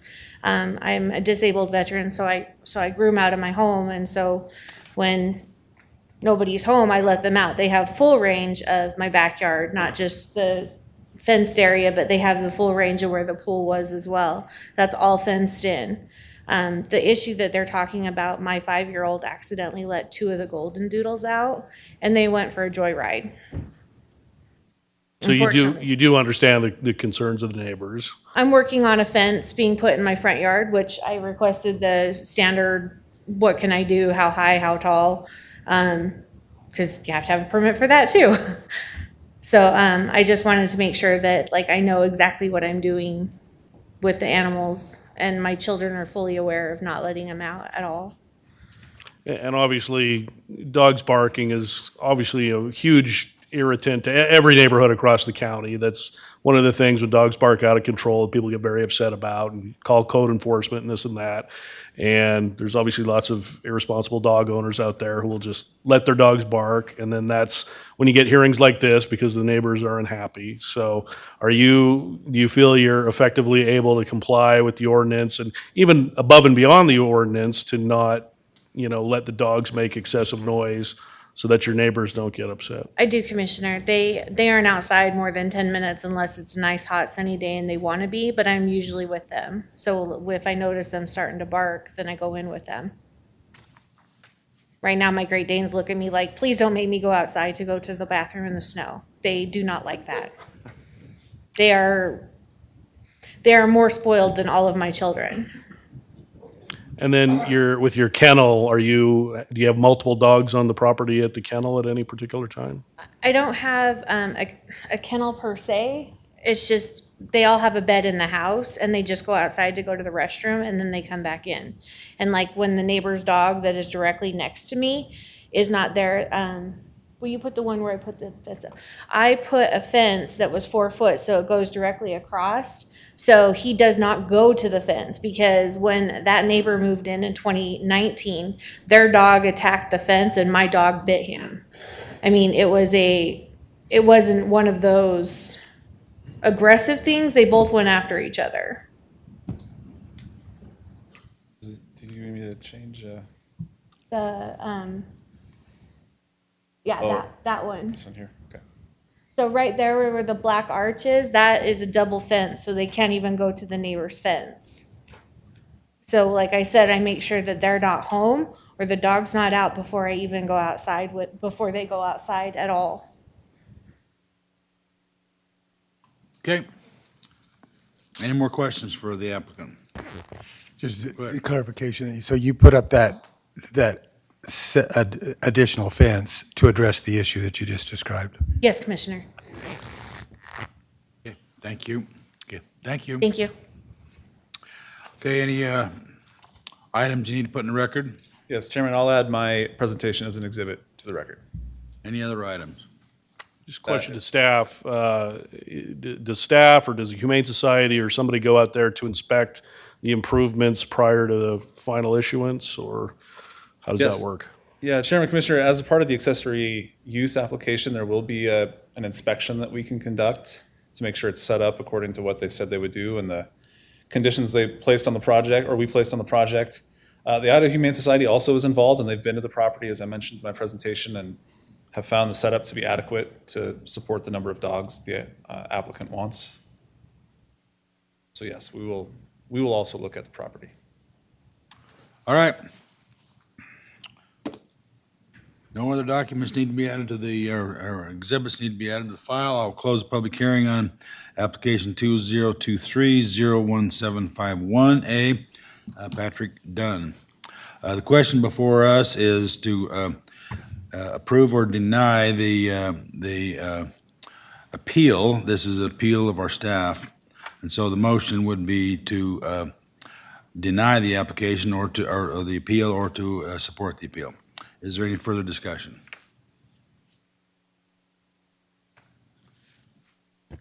Hearing no further discussion, I'll call for a question.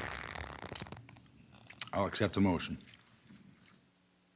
Mr. Chairman, I move to deny the appeal for application, is that the way I say it? Application 2023-017551-A, based on the findings of fact and conclusions of law and the staff report and the testimony we've heard tonight. Okay, is there a second to the motion? I'll second that, and I'll just comment that I think the appellant raised enough issues in his appeal that this was worthy of a hearing, and I think it was productive. And I think it was good that we could speak to the original applicant and hear about the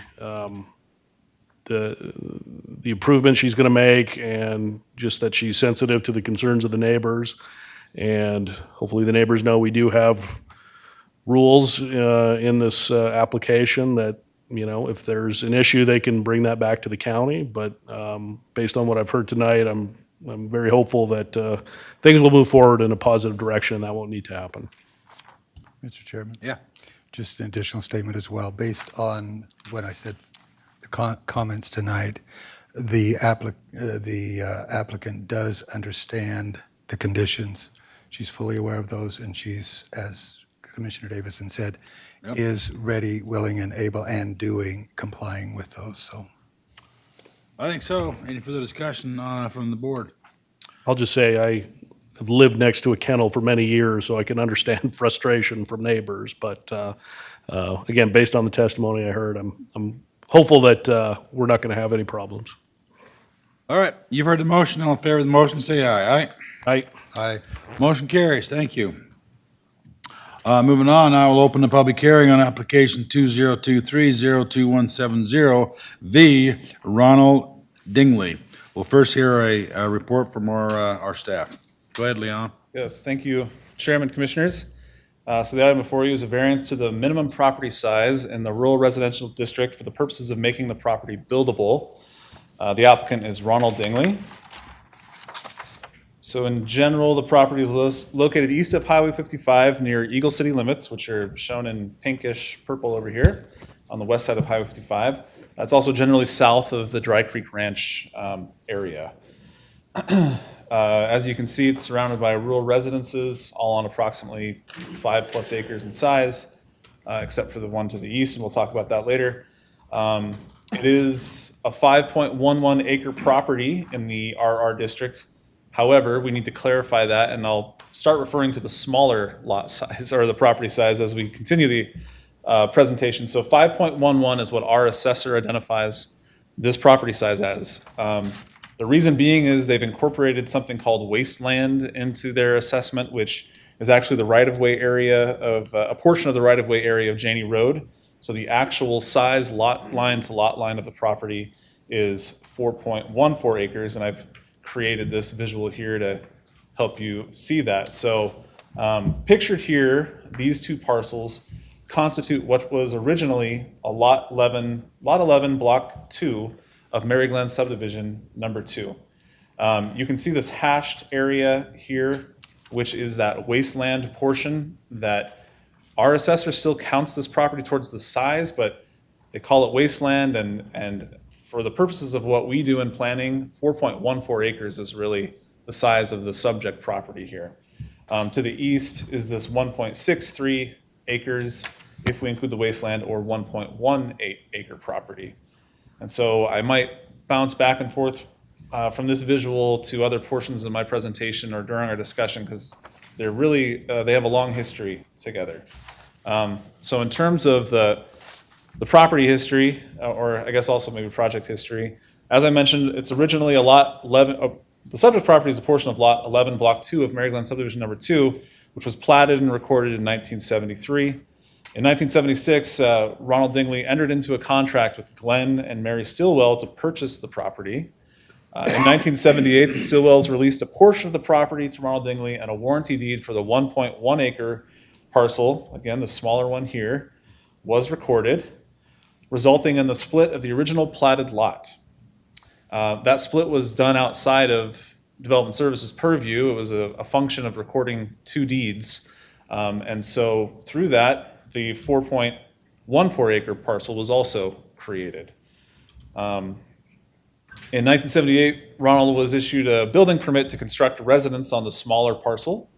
In 1986, Mr. Dingley filed an appeal, 86-3-A, after a building permit was denied for the larger parcel, the 4.14 acre piece. The Ada County Board of Commissioners ultimately denied this appeal, and this was then appealed to the 4th District Court locally, which ultimately upheld Ada County's decision to deny the building permit.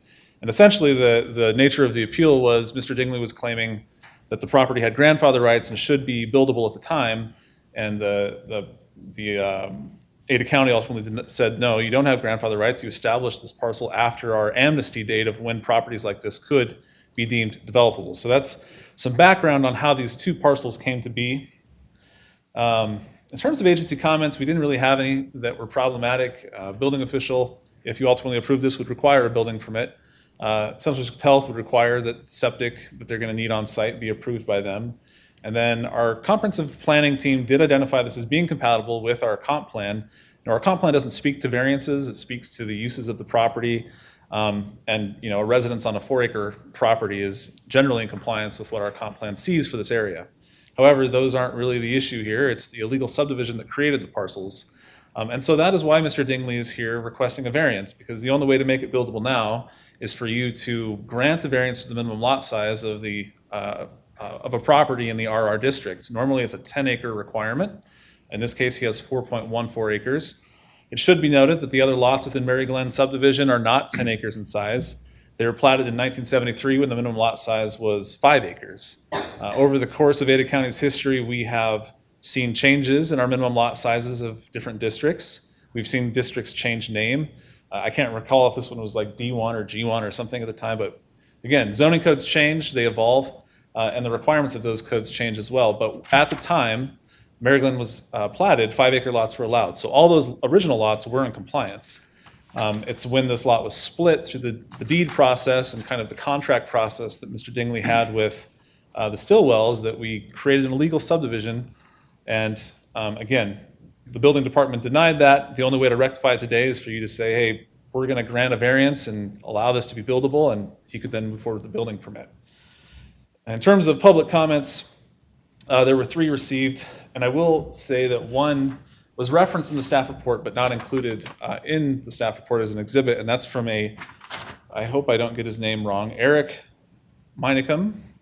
If that's wrong, he lives on J Road out in the area, and he is just opposed to this because he's aware of the history of the property and how it was illegally divided, and basically that's kind of the concerns of the neighbors, is that, this was an illegal subdivision, so why are you now going to say it's okay for him to build a home on it, because he didn't follow the process originally, and he did own the pieces at one time, and per our code could have put them together. That's one of the findings that we made, is that the properties could have been reestablished as one, and we wouldn't have a non-conforming issue like we have today.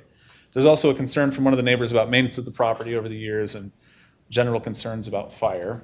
In terms of the project findings, as I mentioned before, it has been found to be in compliance with our comprehensive plan. However, we do not believe it complies with the variance section of code. We do think this would grant a right or special privilege in the district based on how the property was created. It's remained under the ownership who established the problem back in the day, and so for that reason, we can't make finding 1. We don't believe it relieves an undue hardship due to the characteristics of the site, again, because the property owner is responsible for creating this, and it's kind of hard to claim that you've got an undue hardship if you created the hardship yourself. And then finally, the final variance, as mentioned before, none of the agencies had any issue with this, so that is a finding we can make. We don't think it would be detrimental to the public health, safety, and welfare. However, if you consider some of the neighbors' concerns, maybe there is something to be said along the lines of those findings. But in general, we thought it met that last finding. So in conclusion, staff is recommending denial of 2023-02170V, and I'll stand for any questions. All right, I would have one question. You referred several times to the assessor, and so this 4.14 acres clearly is assessed at a value. What's the use ascribed to it from the assessor? I would have to double check that. I think it's just a vacant property today, so I don't know if it's rangeland or something to that effect, but I could try to do some research for you while you're hearing testimony. And Well, I think that would be helpful. Sure, yeah, To I see can- what the assessor has assessed it as a range, because if it's non-usable, then that would certainly decrease the value of it, and see what the assessed value is. Yeah, we're happy to do that research. I can tell you the assessed value is way below what 4 acres is going for in the valley right now. It's Well, then 40 that- to 50,000, but we can look into that for you. Well, then that answers the question on but I'd like to know the exact, any other questions from the commission? I have a quick question. You said in 86 was when the last time the commission addressed this as an appeal. Was there anything after that that happened by a court, by another appeal, or? Yeah, so Chairman Commissioners, nothing involving Ada County. As I mentioned, we were taken to court in 86 by Mr. Dingley to try to basically get his building permit. But after that, we didn't process anything else. I know Mr. Dingley has had some other interactions and dealings So that's a question that were for him. court-related, and I think he'd be much better to speak to those than Okay. I would. Any other questions? Okay. Is Mr. Dingley here?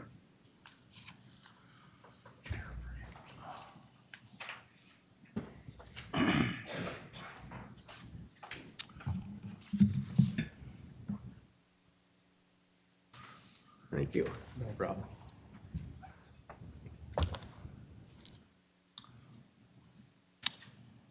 Hello. Hello. I appreciate you hearing my case. It's a lot more complex than what Leon talked about. This was never intended as a subdivision. The start came when I went to finance the acre, when I went to finance the property to build a house. The bank would not finance that much bare land. It'd only go about an acre. So I had it surveyed and divided off and the Stillwells granted that to me. And after that, when I sold the property, I sold it to some people from out of town, and they said they had a house in Washington. And when I sold it, I only listed the house an acre with a realtor because I couldn't sell the remainder with it, because that would have put it together and I'd have given up my interest in that other parcel. But they said they wanted to buy it when their house in Washington sold. And so we agreed to that. But the woman determined that, she informed me that if I did this, if we wrote anything on paper, I'd have to pay the capital gains. And right then, I didn't understand that much about capital gains, and so I was not broke, but I was tight on money right at the time. So I accepted that they would buy it at a later date. And in 1980, they did come and talk to me, and I drew up an agreement. And it's in the paperwork here.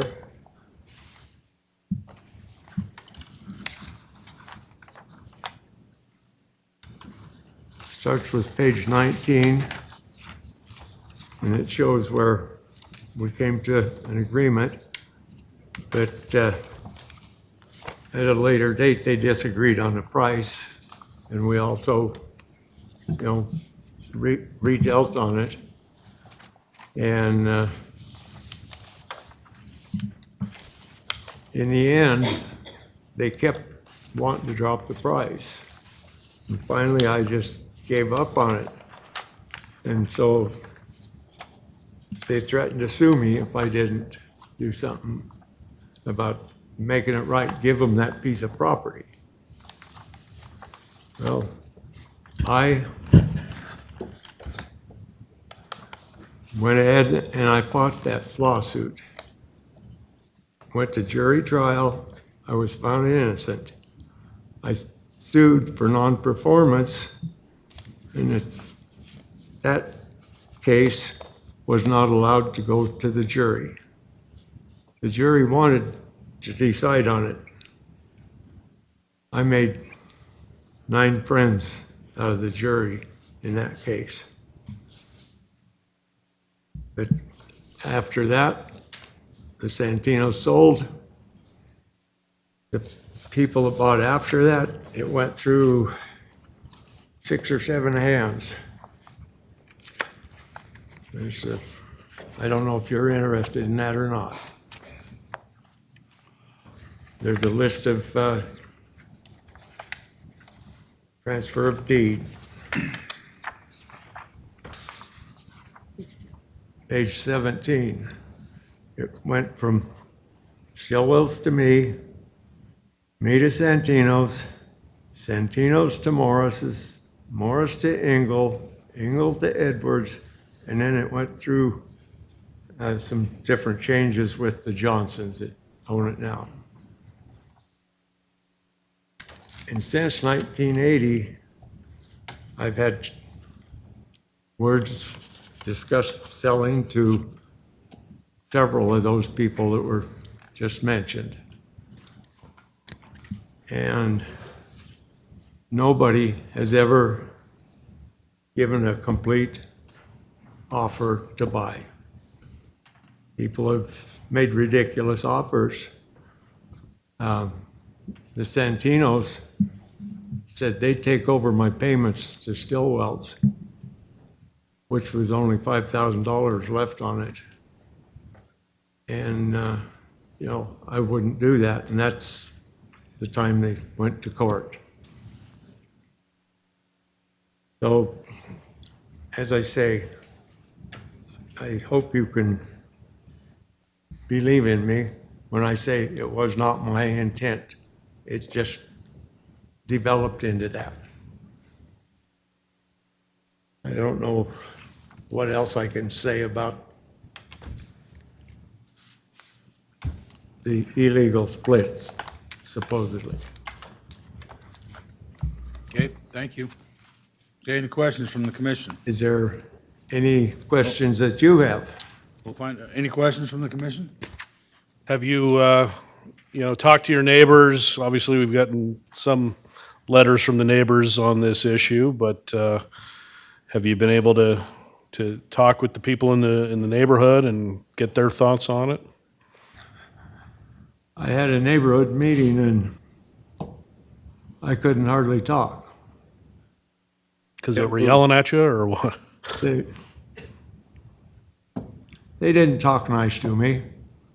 They wouldn't let me answer questions to some of the people that wanted to ask them. They just, they feel that I've done wrong. And they feel I owe Johnson something, I guess. But I was found innocent. I don't feel I owe anybody anything more than a consideration to listen to an offer. Okay, any other questions? Any questions, Commissioner? Okay, thank you.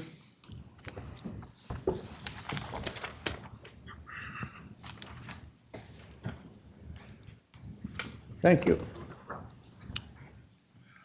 Okay, we have a few people signed up. Bev Ross?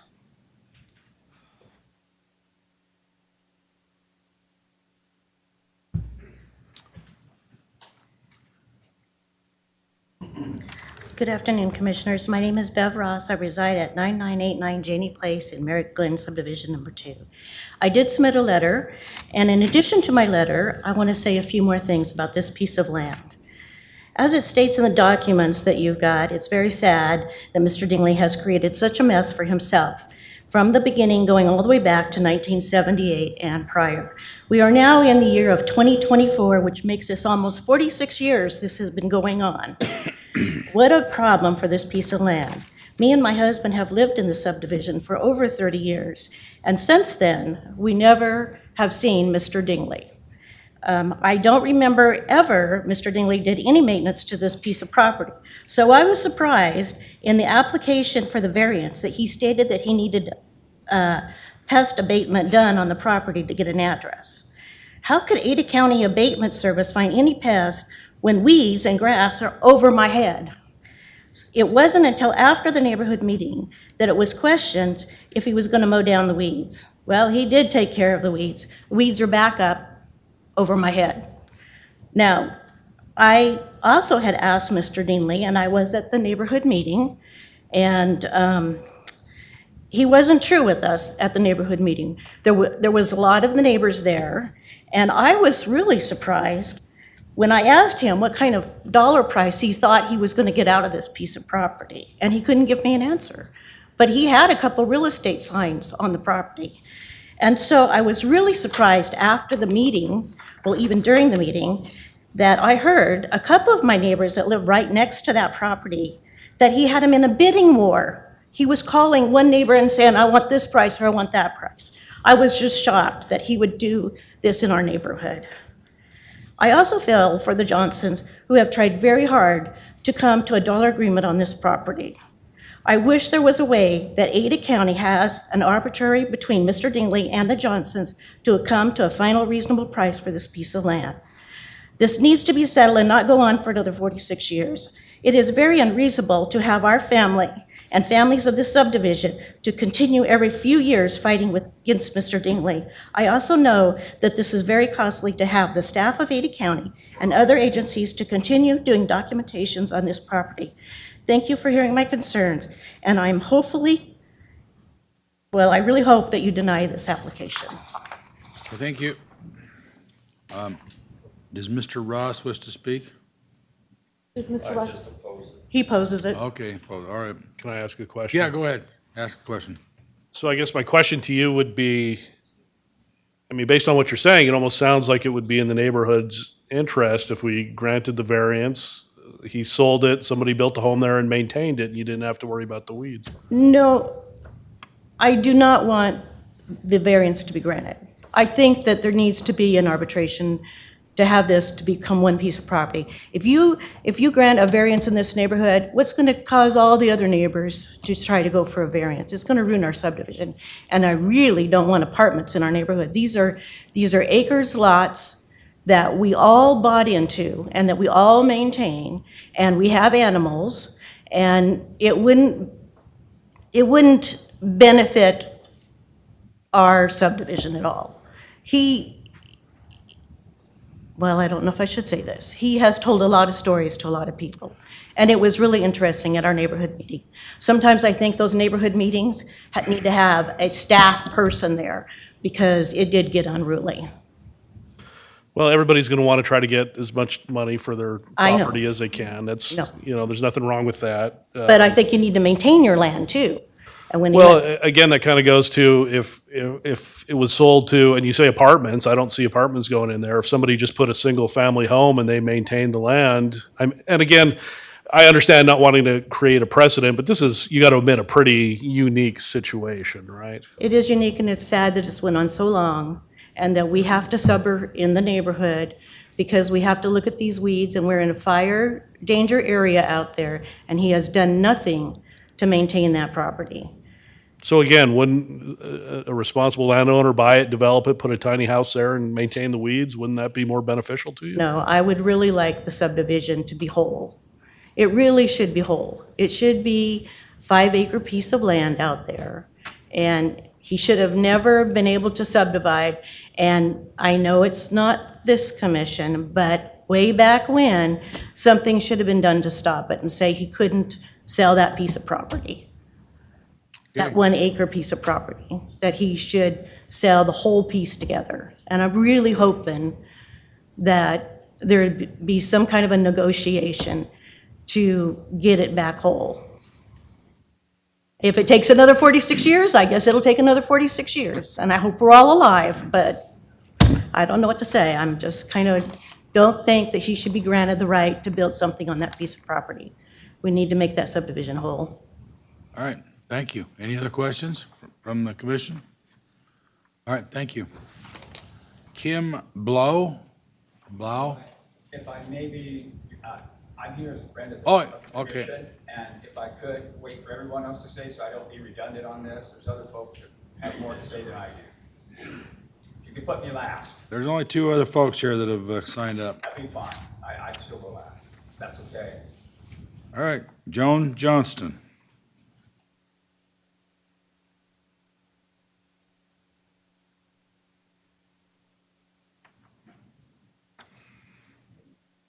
Good evening, Commissioners. I'm here with my husband, and we live at 10770 Janey Road, which is the other part of the split of the property. And I'm here to table this consideration because as far as my husband, I own the property in question. So we need to come to a resolution then besides this. And I'm basing this on the opinion that was submitted in 1986. Okay, any questions? What are you trying to resolve, and how are you trying to resolve it? It sounds like this is something that you're talking about going to court, but are you? Well, it elaborate. appears that in the previous staff report, that when Mr. Dingley split it and made the deed, he unilaterally decided not to give it to Santino. Didn't I hear him say that just now? So he knows he split it, so he wouldn't give him the other part of the property. So the description of the warranty deed has been changed, and Mr. Dingley did not include everything in that. So he made a unilateral decision to do that. So we own the property because Santino already paid for it. So you're saying you believe you're the actual owner? Yes, sir. And have you ever filed a lawsuit, or are you planning on? I filing? just figured this out just a few days ago. Okay. Mr. Chairman? Yes, go ahead. Just to amplify what you just said. So it seems to me that based on what you've just said and what he said, this is a legal question for a court, not for us. That is correct, sir. Okay. Any other questions? Thank you. Thank you, sir. Okay, Linda Everett.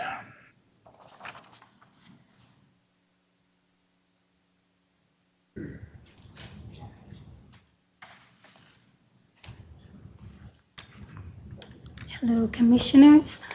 I'm Linda Everett, and we have lived in our home on Janney Road, 10945 Janney Road, for the past 34 years in the neighborhood. And actually, it was the first time I even saw Mr. Dingley at the summer meeting. Never would have known who he was. So I don't believe that anyone should benefit, make a profit from doing something illegal. What Dingley did was illegal, and that is wrong. The land should never have been split. I believe that J.P. and Joan Johnston thought he was buying the land, and he should be able to purchase the land for the amount that they agreed upon.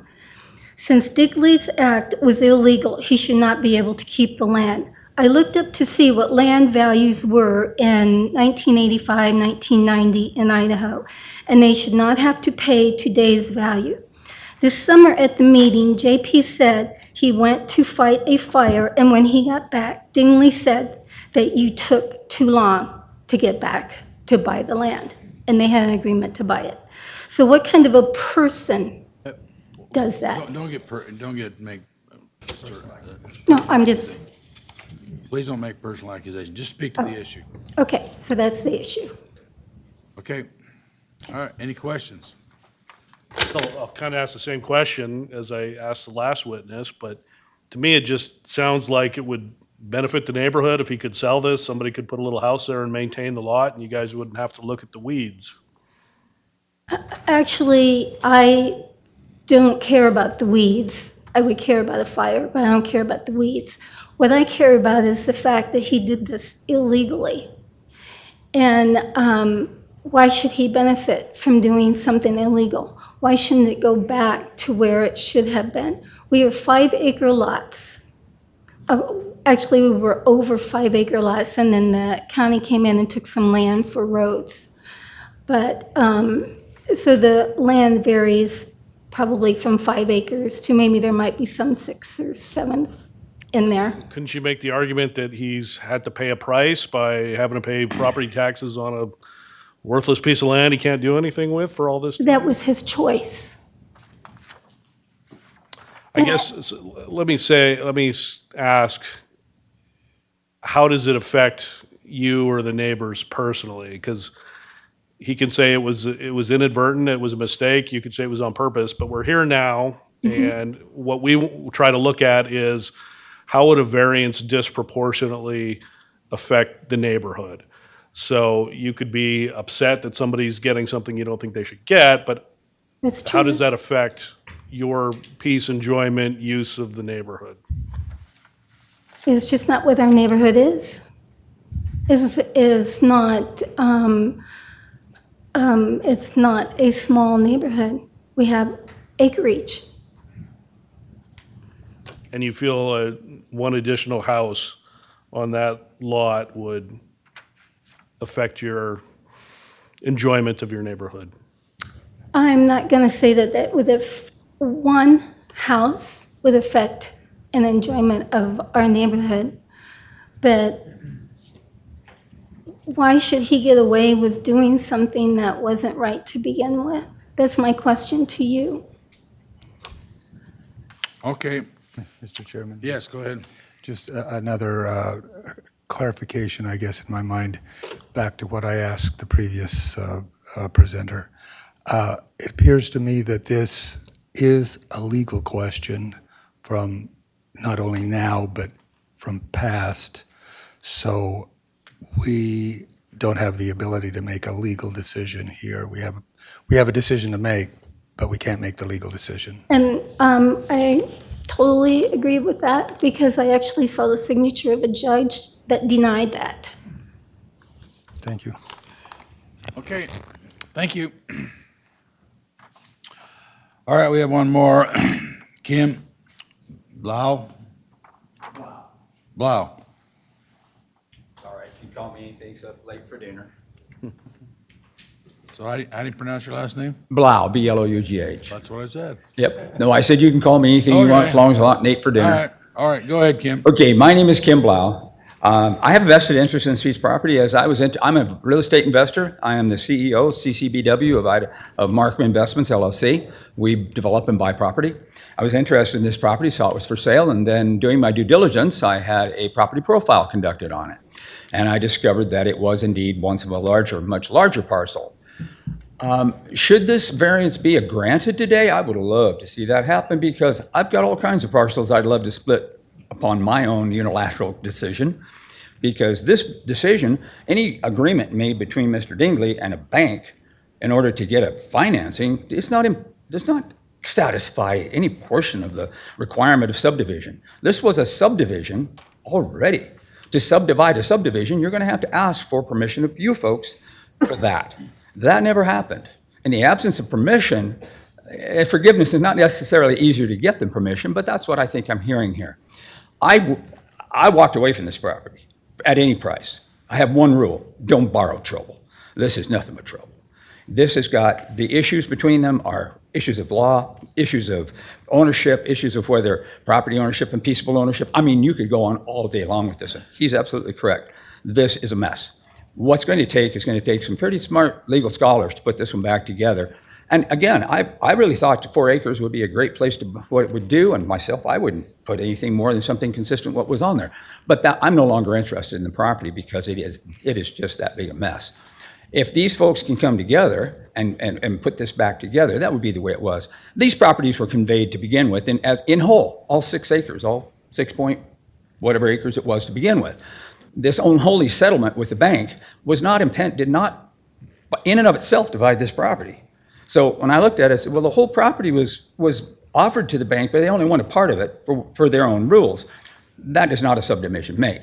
And I do understand that there was a moment where Mr. Dingley argued that there was a new ordinance that somehow allowed him to conflate the difference between division and split, and the court roundly dismissed that and said the difference between, it was part of the whole discussion with the court's decision, which was that Mr. Dingley had misinterpreted the discussion of whether you could split a piece of property, and what he did was divide it. Sure, you can split property if you go through the hoops, if you come to the commission, if you get the permission of everybody within a quarter of a mile and 400 yards or whatever else, and then you have the permission you get with. These hoops weren't followed, and they need to be followed.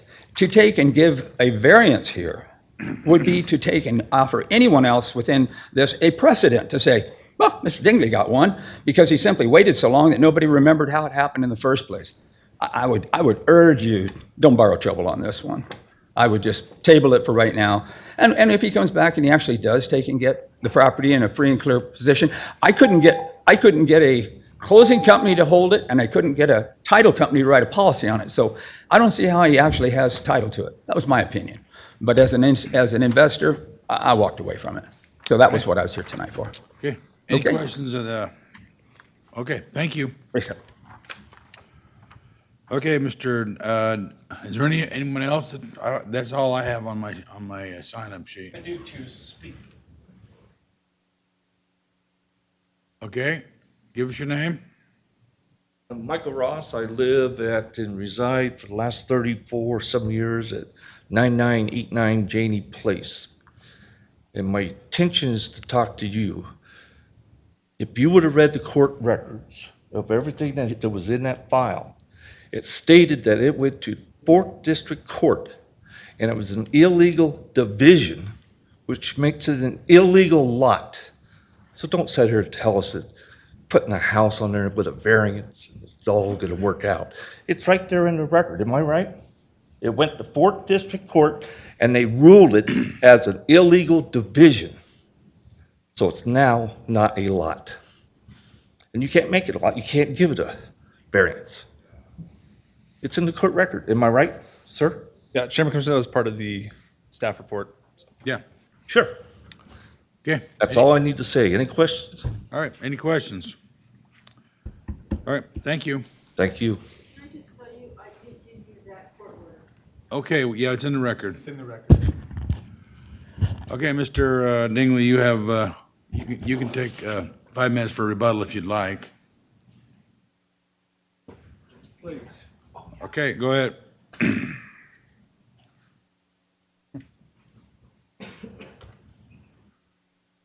Thank you.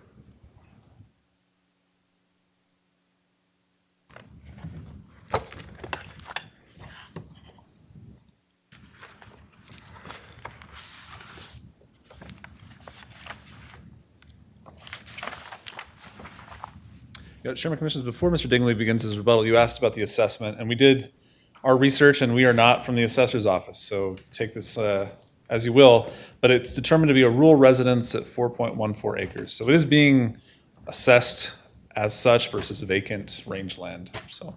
What's the assessed value? It was approximately 50,000, 45 to 50,000. Yeah, Mr. Chairman, the assessor indicates in the 2024 assessment that it's a $44,600 market assessment. Okay. Mr. Chair. 44,600. Yeah. Okay. 44. Question is would that be an incorrect designation if you can't build a residence on it? Yeah, Chairman Commissioners, I think if you want that detail of about how we assess property and the process associated, we would want to table it and probably get an expert from the assessor here, because Well, I'm not certain how that. That's not what's in front of us tonight, and so we won't have that discussion. However, if it is overvalued, the owner has a right to appeal the value. Okay, go ahead, sir. I have some papers here. I don't know if you've got access to these. What are they? It's a warranty deed and a quitclaim deed. Chairman Commissioners, those were part of the record They're included. part of the record. We've got a, This was a part of the paperwork put together to sell to Santino's. And it showed where I owned the full amount.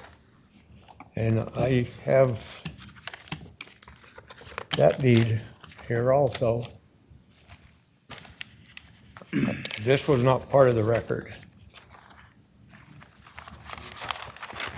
If you're trying to enter it into the record, we'd want to make a copy. And Do you We want have a warrant. copy of this?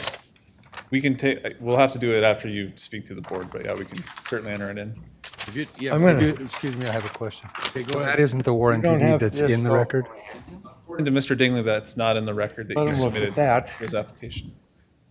That's a copy of the original. And then goes to this. And what Fred Mack, my lawyer, did was he took the Santino's, well, actually, it wasn't Santino's, the deed that Stillwell's gave to me, that went to Santino's, was transferred, but he took that off of the original. He did what I've heard called a minus deed. I think that's just somebody's wording, and it's an adjustment on the deed, though. And that's what the current deed to myself is. I claimed it to myself to get the old deed straightened out. I did that about 2 years ago. Okay. Mr. Chairman, I would ask the question in terms of, our focus is on whether we grant this variance, correct? Not, That's right. That don't, Okay, do you have anything else, Mr. Dingley?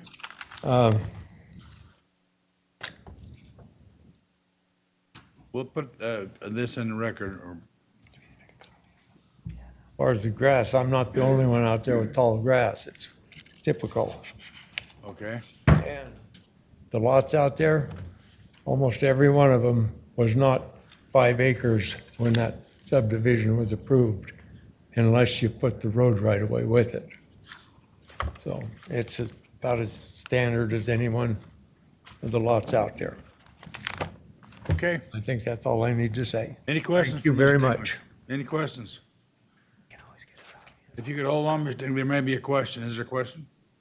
No? Okay, thank you. Thank you, sir. Chairman, Commissioners, we do have a copy of that, or a photo of the deed for Okay. the exhibits, so. All right.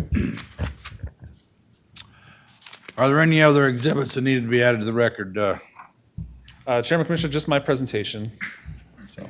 And you have the deed that, I have a picture of Mr. Dingley's deed. I did enter that other comment referenced in the staff report, but not included in the staff report as an exhibit as well. So my presentation, Mr. Dingley, a photo of Mr. Dingley's deed that he shared with us tonight, and that comment on the project. okay.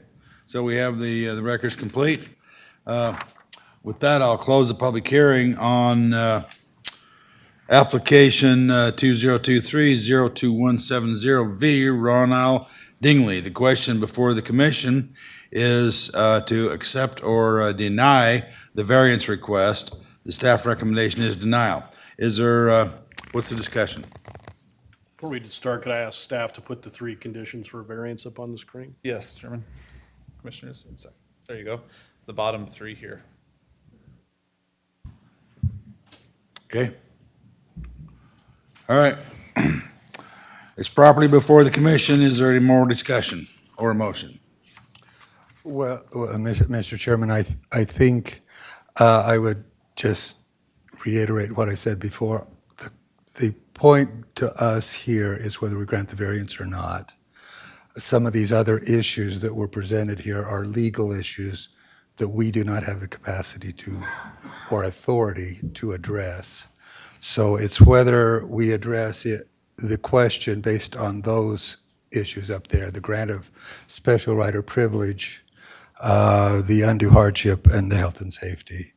And I would say my personal feeling is that especially item 1 has not been met. This would in fact grant a special right or privilege based on the fact that there are still some legal questions that haven't been addressed, that we have not the capacity to address, and absent that. We have the capacity, we just don't have the jurisdiction. Well, we can say, yeah, we can say yes or no, but it has no legal That's right. authority. We have no legal authority. That's the point, yes, thank you. I'm inclined to not grant this variance based on the fact that all the facts have not been adjudicated, and we have not the ability to make a decision on whether he can or cannot, there are a lot of questions that are legal questions are still outstanding. Okay, any other discussion? Well, I would probably only disagree that I think we can make a decision because there are no pending court cases, no court orders telling us to hold off on this. Whatever we decide can obviously still be appealed. But just to analyze the 3 conditions for a variance, obviously the third one doesn't really come into play. It usually doesn't in these. The second, the variance relieves an undue hardship due to characteristics of the site. I could see that could be, we could find that the characteristics of the site are such that he can't do anything with it unless the variance is granted. The first one, though, the variance shall not grant a right or special privilege otherwise not allowed in the base district. So it's not allowed. And I guess when we analyze this one, you have to look at if other variances were previously granted in the district, or if there are other kind of special circumstances. And I don't think we heard any real testimony or evidence on that. So I probably agree with your assessment of the first point. Yeah, it's I wish the neighborhood could come together on this one. It doesn't look like it's going to happen. I hate seeing neighbors fight with each other, and this has been going on for a long time. I suppose it's still possible the neighbors could come together, but just as it sits right now, just based on these 3 bullet points that we have to analyze, I don't know if I can get there on the variance. All right. I'll accept the motion.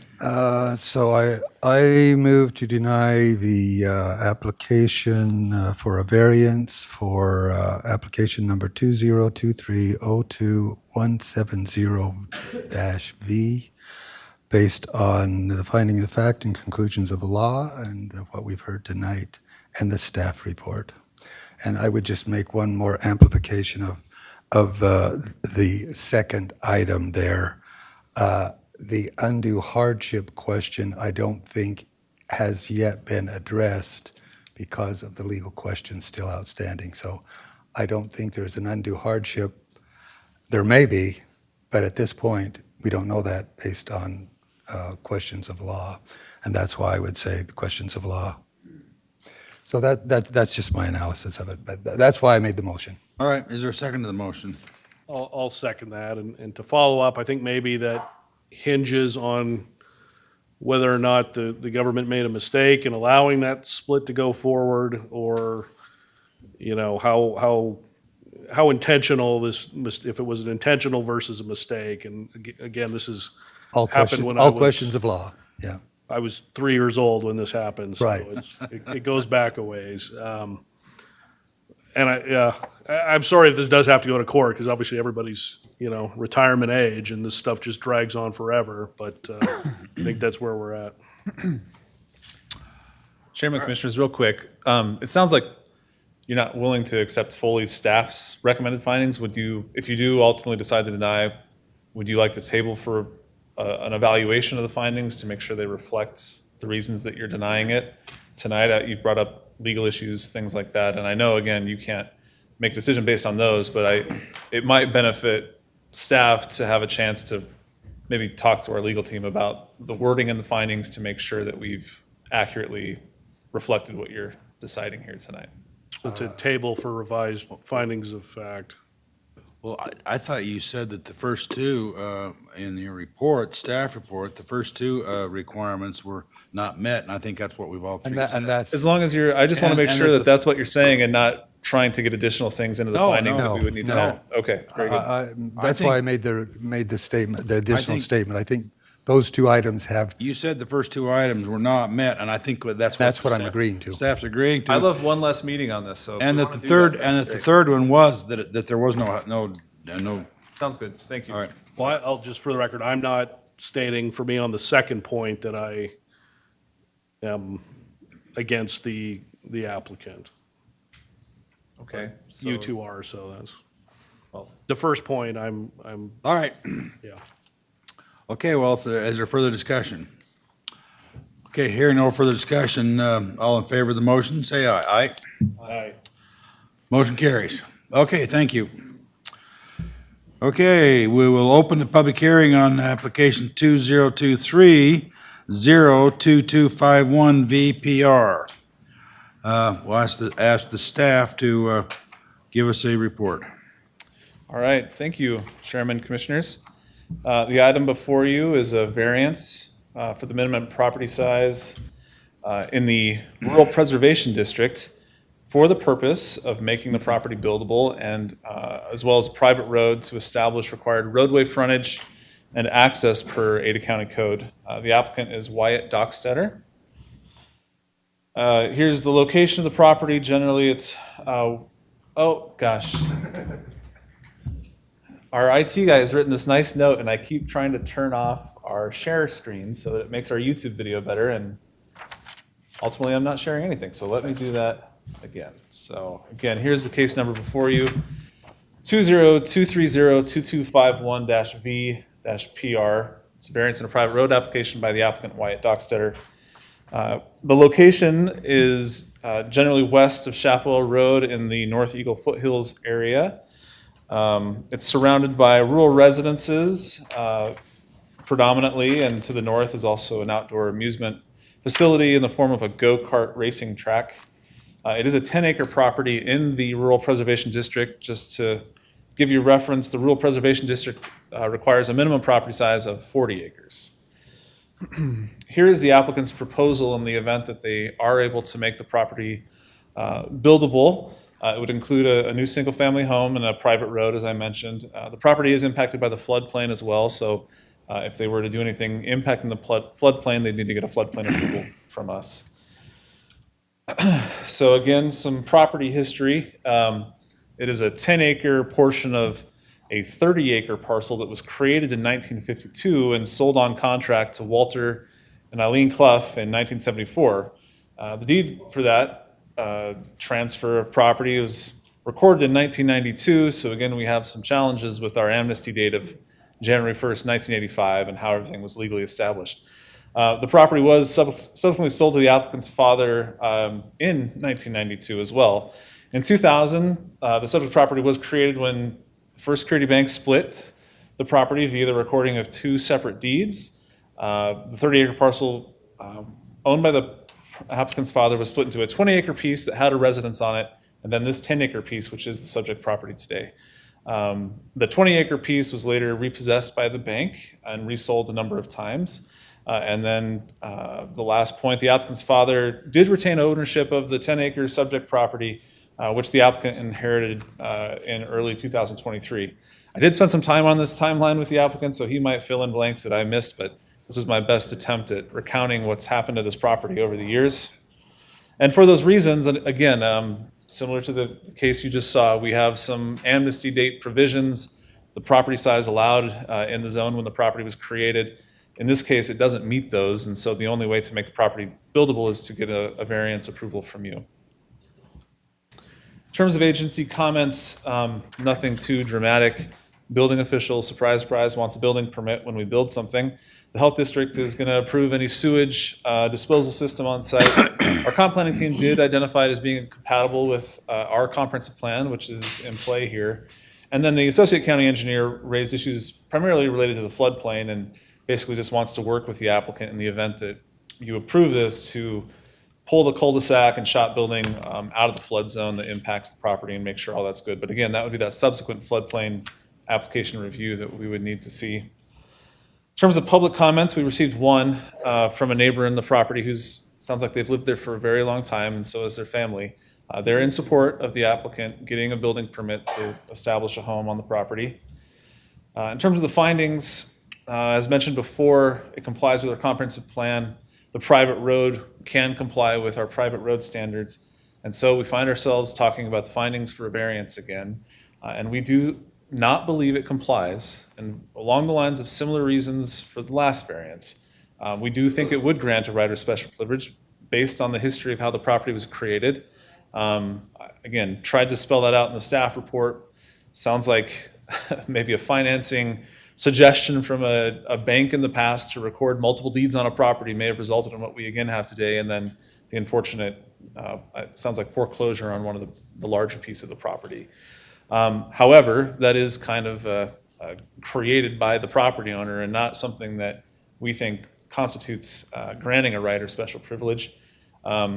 We also don't think there's an undue hardship associated with the characteristics of the site, again, because this was a situation created by previous property owners, and in this case, the applicant's father, it sounds like, in the bank that he was working with. The last variance, again, no trouble making that. None of our responding agencies have any issue other than making sure floodplain standards are adhered to. So in conclusion, staff is recommending denial of this project, and I'll stand for any questions. Any questions? Okay, no questions. Okay, is the applicant here? Would you wish to testify?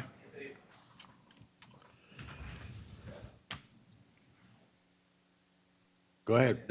Wyatt Dockstader, currently reside at 9335 Highway 44, Middleton, Idaho, 83644. So that a lot of crazy history with the property. Bought on contract in the 70s, never recorded until the 90s when they decided to finance the property. And like Leon said, I inherited the property recently. My intention originally would be to put cattle on it, which was completely compliant with the code. I would call it, if I can get the variance approved, it'll be a very fortunate line of events. I was able to purchase an existing 2,300 square foot house that had been moved from a neighboring property for a very small amount of money. So it kind of prompted me to attempt to get this variance and put that house together for my family. I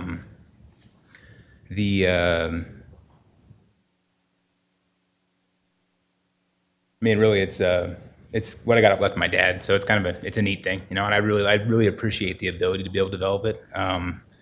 If I can't build a house on it, I'll put cattle on it and pay taxes the rest of my life and keep it for that reason. But I'm really just kind of asking for the ability to put this together and make it happen. I wanted to touch on the requirements for a variance. I might have read them a little different than some people do, but the special privilege, the first one right there, if you look at the overhead map of that area, all of my neighbors, which I want to add, I feel bad for the people who can't come to peace with their neighbors, but I'm on pretty good terms with everyone around me. Joanne, who submitted that letter, is a pretty sweet lady, and she's very supportive. But all of the parcels that touch my property are all zoned rural preserve, and Joanne's is 4.7 acres.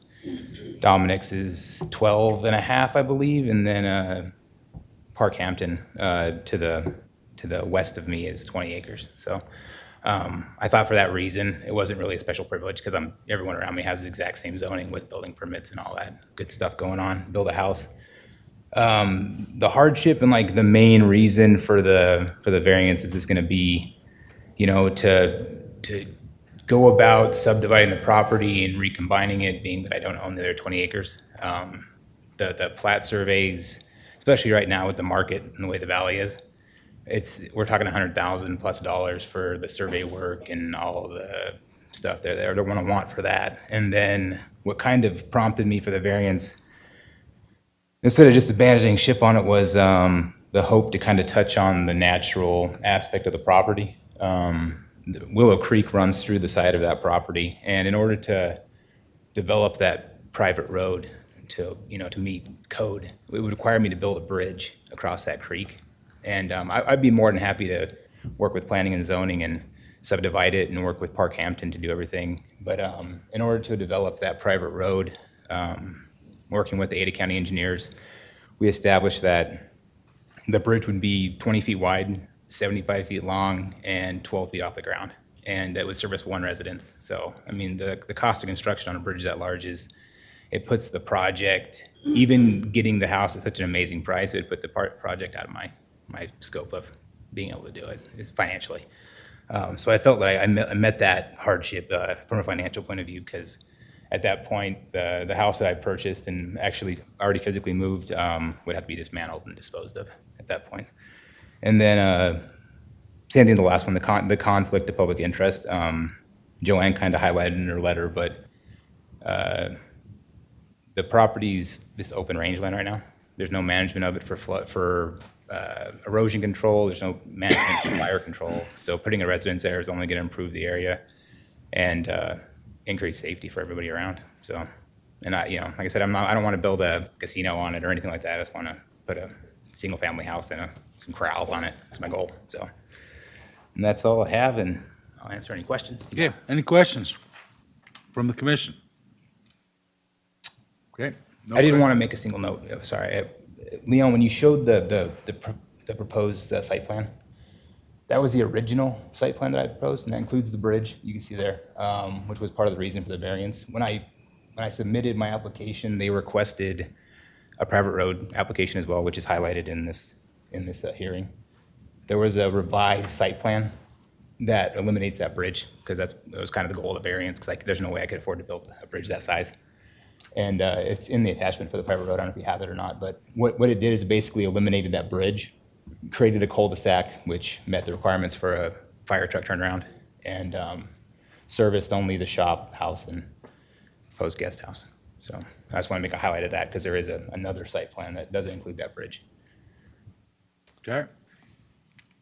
Yeah, and Chairman, Commissioners, I think the bridge is ultimately subject to the floodplain application that would need to follow any, if again, you were to approve this, he would work through the bridge aspect of the project at that time, so. And I'm totally happy to work with any conditions, it's step one. All right, any questions for the applicant from the commission? The neighbor who submitted the letter on your behalf, where is she in relation to? Yeah, so if you look at the site plan there, it would be to the north, the northeast of the highlighted property. So she's between me and Chaparral Road. She's kind of, if you, I wish I could get, I need a little pointer, point at that thing. So the red property is mine, and then the Chaparral Road is that 45-degree angle highway you see there between the cursor and my property. She owns that triangular strip right there. And like I said, I grew up on the 20-acre parcel next door. That was where I grew up as a child. So Joanne's watched me grow up, so she's biased to support me because, when I was talking about this project, she was, confused about what I was going to do and where it was. And, she's like 98-year-old woman. I picked her up, put her in my truck, and drove her around and explained everything to her. So, like I said, it's like your mom coming to court for you. But Well, in these cases, it goes in your favor. So. Yeah. Any other neighbors that you've talked to or heard from? Or? All of them. So it's a funny situation. So if you to the north of my property, the go-kart track, the company is it's Park Hampton LLC. The owner of that, his name's John Wood, and he owns that go-kart track, and he's building the NASCAR track in Emmett, and he owns a concert house out there. He's an interesting dude. So he's developed that property in my north, and we're on really good terms. And then he owns the 20-acre parcel to the west of me as well, but he sold it on contract to the folks that live there now. And like I said, I had my neighborhood meeting, and we all met out there and had a really nice conversation. Everybody wants to see something happen. It's been there for. My dad lost that place 25 years ago, so it's been sitting there, kept collecting dust and getting taxes paid on it since then. So. But now that I have it, I intend to do something with it, at very least put some cows on it, start taking care of it.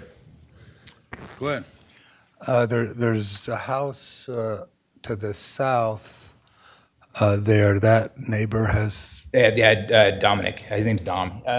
He's an awesome man and a complete conspiracy theorist, and I don't think he would step foot in a courthouse if you tried to pay him to do it. So he's a super neat guy. Absolutely love him. And same thing. He wants a neighbor that isn't part of the government, basically.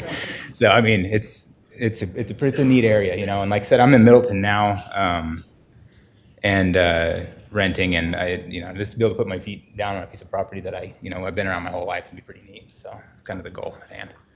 Another question.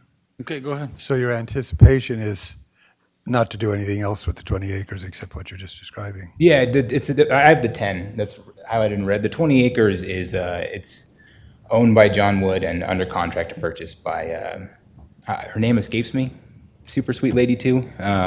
She's a commissioner for City of Eagle, I believe, runs for office and whatnot. I kind of feel bad not remember her name. I'm glad she's not here to witness me forgetting her name. So, but yeah, they're going to be there for the rest of their lives. Yeah. Thank you. Yep, thank you. So if you don't get the variance, you're going to put cows on the property? That's pretty much the only option at this point. As rural preserve and non-conforming, I can't even put a shed on it, basically. Sure. So yeah, so it'll be a animal property. Another question. Okay, go This ahead. is a question for staff. So the variance is granting what?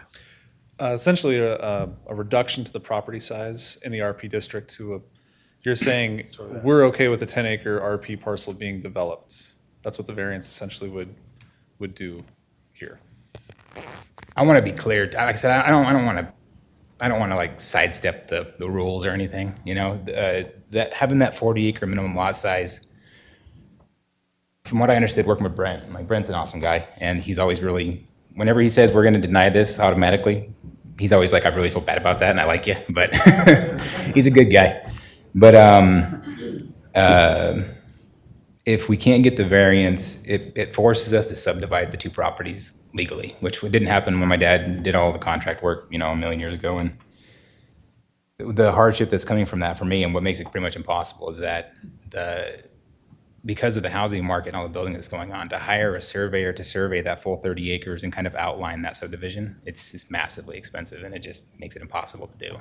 Maybe in 20 or 30 years I'll be able to gather myself together enough to put that money out, but when you start stacking up and I was totally ready to do whatever I needed to do to get the survey work done, but when I found out about the bridge, when you start stacking things like that, can't pay $400,000 to build a $200,000 house. So, Great. yeah. Well, you don't own the 20 acres. No, it was my dad lost in a foreclosure Right. a million years ago, yeah. So that's owned by Mr. Wood? Or? Yeah, John Wood, yeah, and like I said, good terms with him. All right, Good guy. any other questions of the applicant?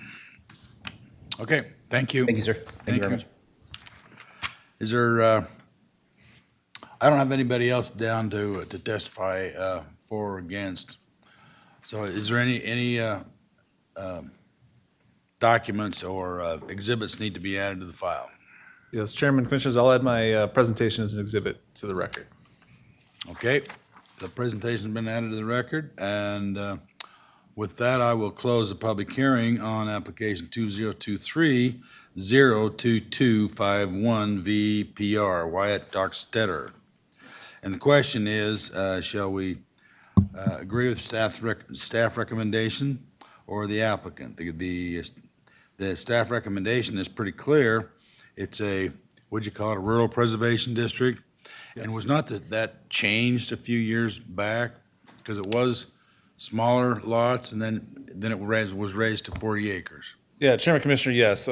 Similar to the last property, both the RP and the RR district were named other things at other times, had different minimum lot sizes. There was a period of time in Ada County's history where 5-acre properties everywhere was kind of okay, and then some board said, let's maybe not do that anymore and jump things up to 40 and 10-acre properties. So, but yeah, this has been, 40 acres in the RP has been required for decades at this point, so.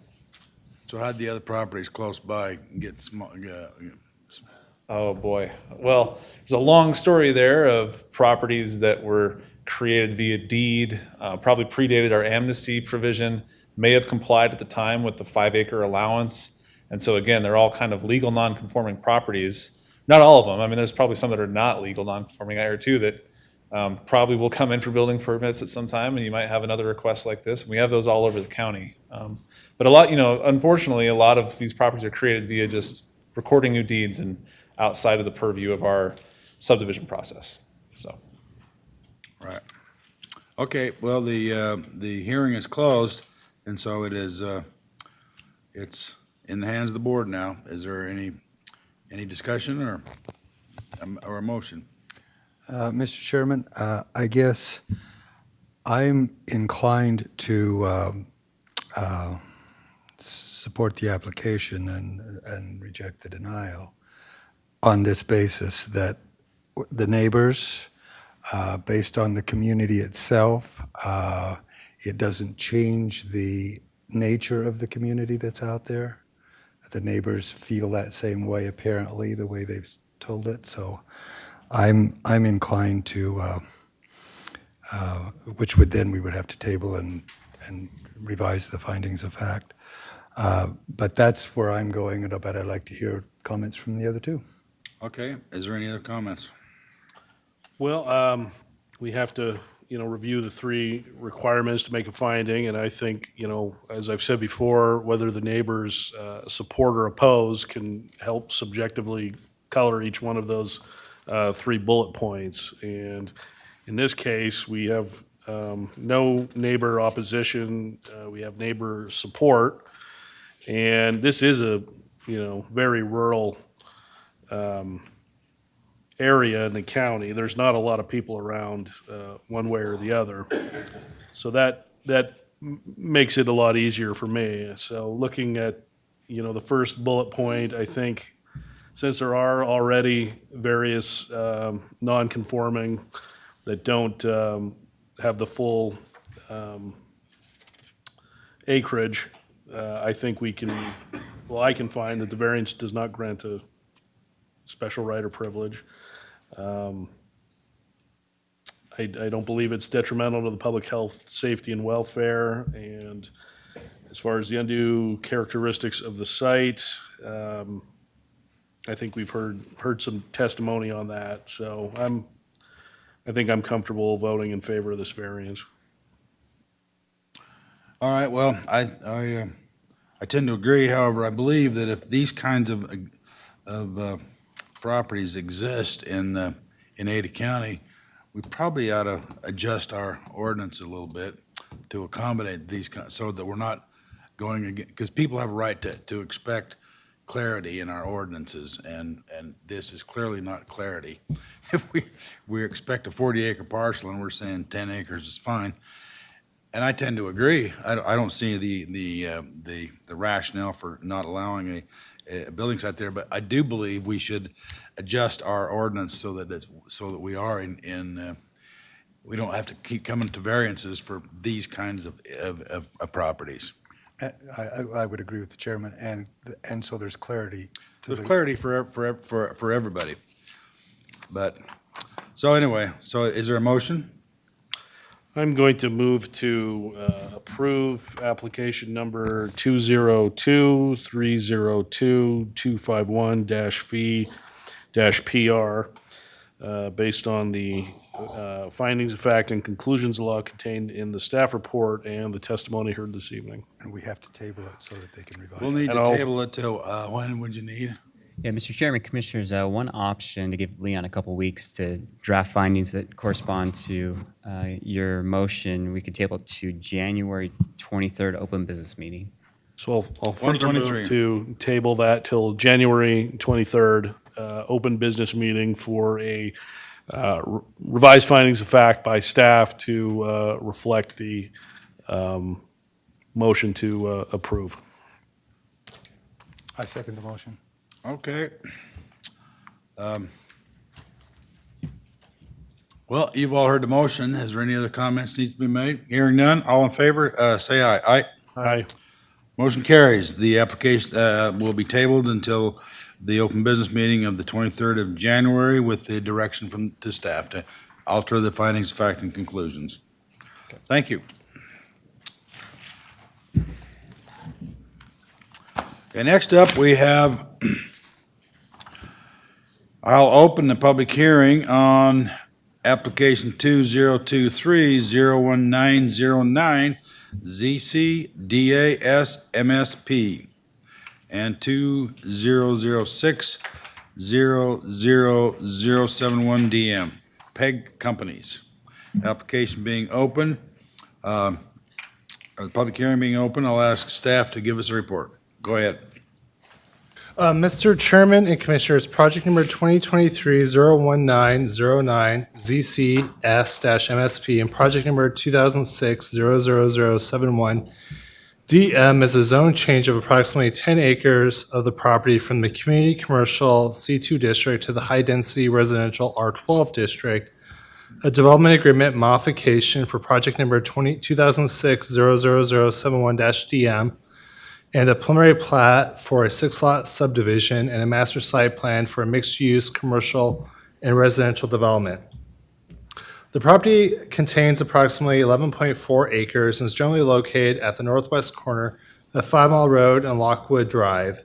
It is near the intersection of West Lake Hazel Road and South 5 Mile Road in the broader Southwest Boise community. In 2022, the applicant had made an application on the property to rezone the entire property to the high-density residential district and develop a 100-unit multifamily development as shown on the screen here. So this is what they had proposed a little over a year ago. The Board of A County Commissioners denied that application as they didn't want to see a straight residential project, but the board did state that they would be open to a project that included a mix of uses, which could include multifamily residential.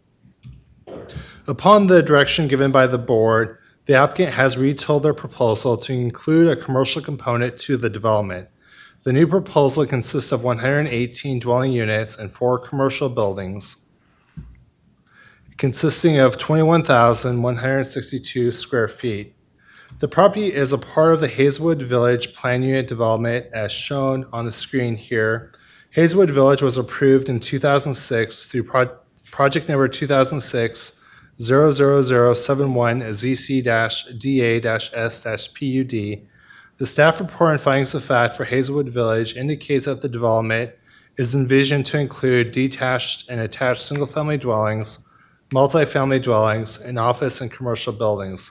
This proposal will help to fulfill Hazelwood Village's vision of incorporating multifamily development and commercial uses into the community. The zoning ordinance map amendment component of this project involves a rezone of approximately 10 acres from the C2 district to the R12 district. The R12 portion of the site will be residential, and the C2 portion of the site will be commercial. The development agreement associated with project number 2006-00071 will be modified to include the zone change of approximately 10 acres. The property is located in Boise's area of city impact. Therefore, the applicable comprehensive plan is the Boise City Comprehensive Plan as adopted by AA County. The future land use map designates the site as mixed use, which is intended to include a variety of commercial, office, and high-density residential development. The future land use map also identifies the property as being within a community activities center, which is intended to provide a mix of commercial, office, and service uses to serve the surrounding community, as well as high-density residential development at densities of up to 20 units per acre. As such, the proposed mix of commercial and high-density residential housing and the proposed rezone to R12, which allows for densities of up to 12 units per acre, is compatible with the adopted comprehensive plan. The Lake Hazel Road and 5 Mile Road Community Activities Center has several businesses in close proximity to residences that offer a wide range of commercial opportunities. The first commercial structures at the intersection occurred in 1976 with the Albertsons grocery store building. Most of the commercial activity at the intersection has occurred within the last 10 years. The northwest corner of the intersection includes a Walgreens, Les Schwab Tires, Iowa Central Credit Union, and a vacant commercial pad. The northeast corner of the intersection includes a McDonald's and a vacant commercial pad. North of the McDonald's, there are plans for a proposed auto parts store, oil and lube station, and a coffee or drink drive-through. The southeast corner of the intersection includes the Albertsons grocery store, a branch of the Ada Community Library, a Three-Wood Pizza and Pub, St. Alphonsus Urgent Care, a gas station, and Basilio's Taco Truck. The southwest corner of the intersection includes the Zamzo's, Reed's Dairy Ice Cream, Verizon, SK Nails, Papa Murphy's, Human Bean, Liquor Store, Postal Connections, Pandemania Hair Salon, and a Jackson's gas station and convenience store. In addition, there is a 3.51 acre of land west of the shopping center that is zoned future commercial that could be developed into a commercial in the future. The applicant is requesting a preliminary plat for a 6-lot subdivision. Lot 1 is the multifamily residential lot, and lots 2 through 6 are the commercial lots. The businesses and homes within the subdivision will take access from internal continuous service drives within the development. The proposed lots comply with the dimensional standards for both the C2 and the R12 zoning districts. The master site plan component of the project is for a mixed-use development of commercial and a build-for-rent community of patio homes and duet homes. Residential encompasses approximately 10 acres of the site, and the commercial paths will be on the remaining 1.4 acre of the site. The commercial pads are adjacent to South 5 Mile Road and have been designed to maximize the exposure and visibility of these buildings from the roadway, and parking for the commercial paths will be west of the buildings. The 118 units will be a mix of 70 attached units and 48 detached patio home units. The units will range in size from 700 square feet to 1,500 square feet. On the screen are the proposed building elevations for the residential product types. The structures look more like individual single-family dwellings rather than a large apartment building that you would typically associate with a multifamily development. Recreational amenities within the development consist of a private park with a community clubhouse, pool, tot, and pickleball courts. And this is kind of in the center of the development. So kind of right here would be kind of where the clubhouse and pickleball courts are. In addition, pathways will connect and loop throughout the project. There is a half-mile walking loop, and the applicant will also be continuing an existing pathway at the southwest corner of the site and along the western boundary adjacent to the Cunningham lateral. Several neighbors and members of the public have provided written comments on the application. Most of the written comments have been in opposition to the project. Those in support of the application like the unique product type and the opportunity it affords those who are unable to buy into the existing housing market. The majority of those who are opposed to the project have stated that the area is lacking commercial services, and they would rather see additional commercial and retail services in the area to reduce the number of trips that they need to take out of the neighborhood and reduce the number of vehicle miles they are driving.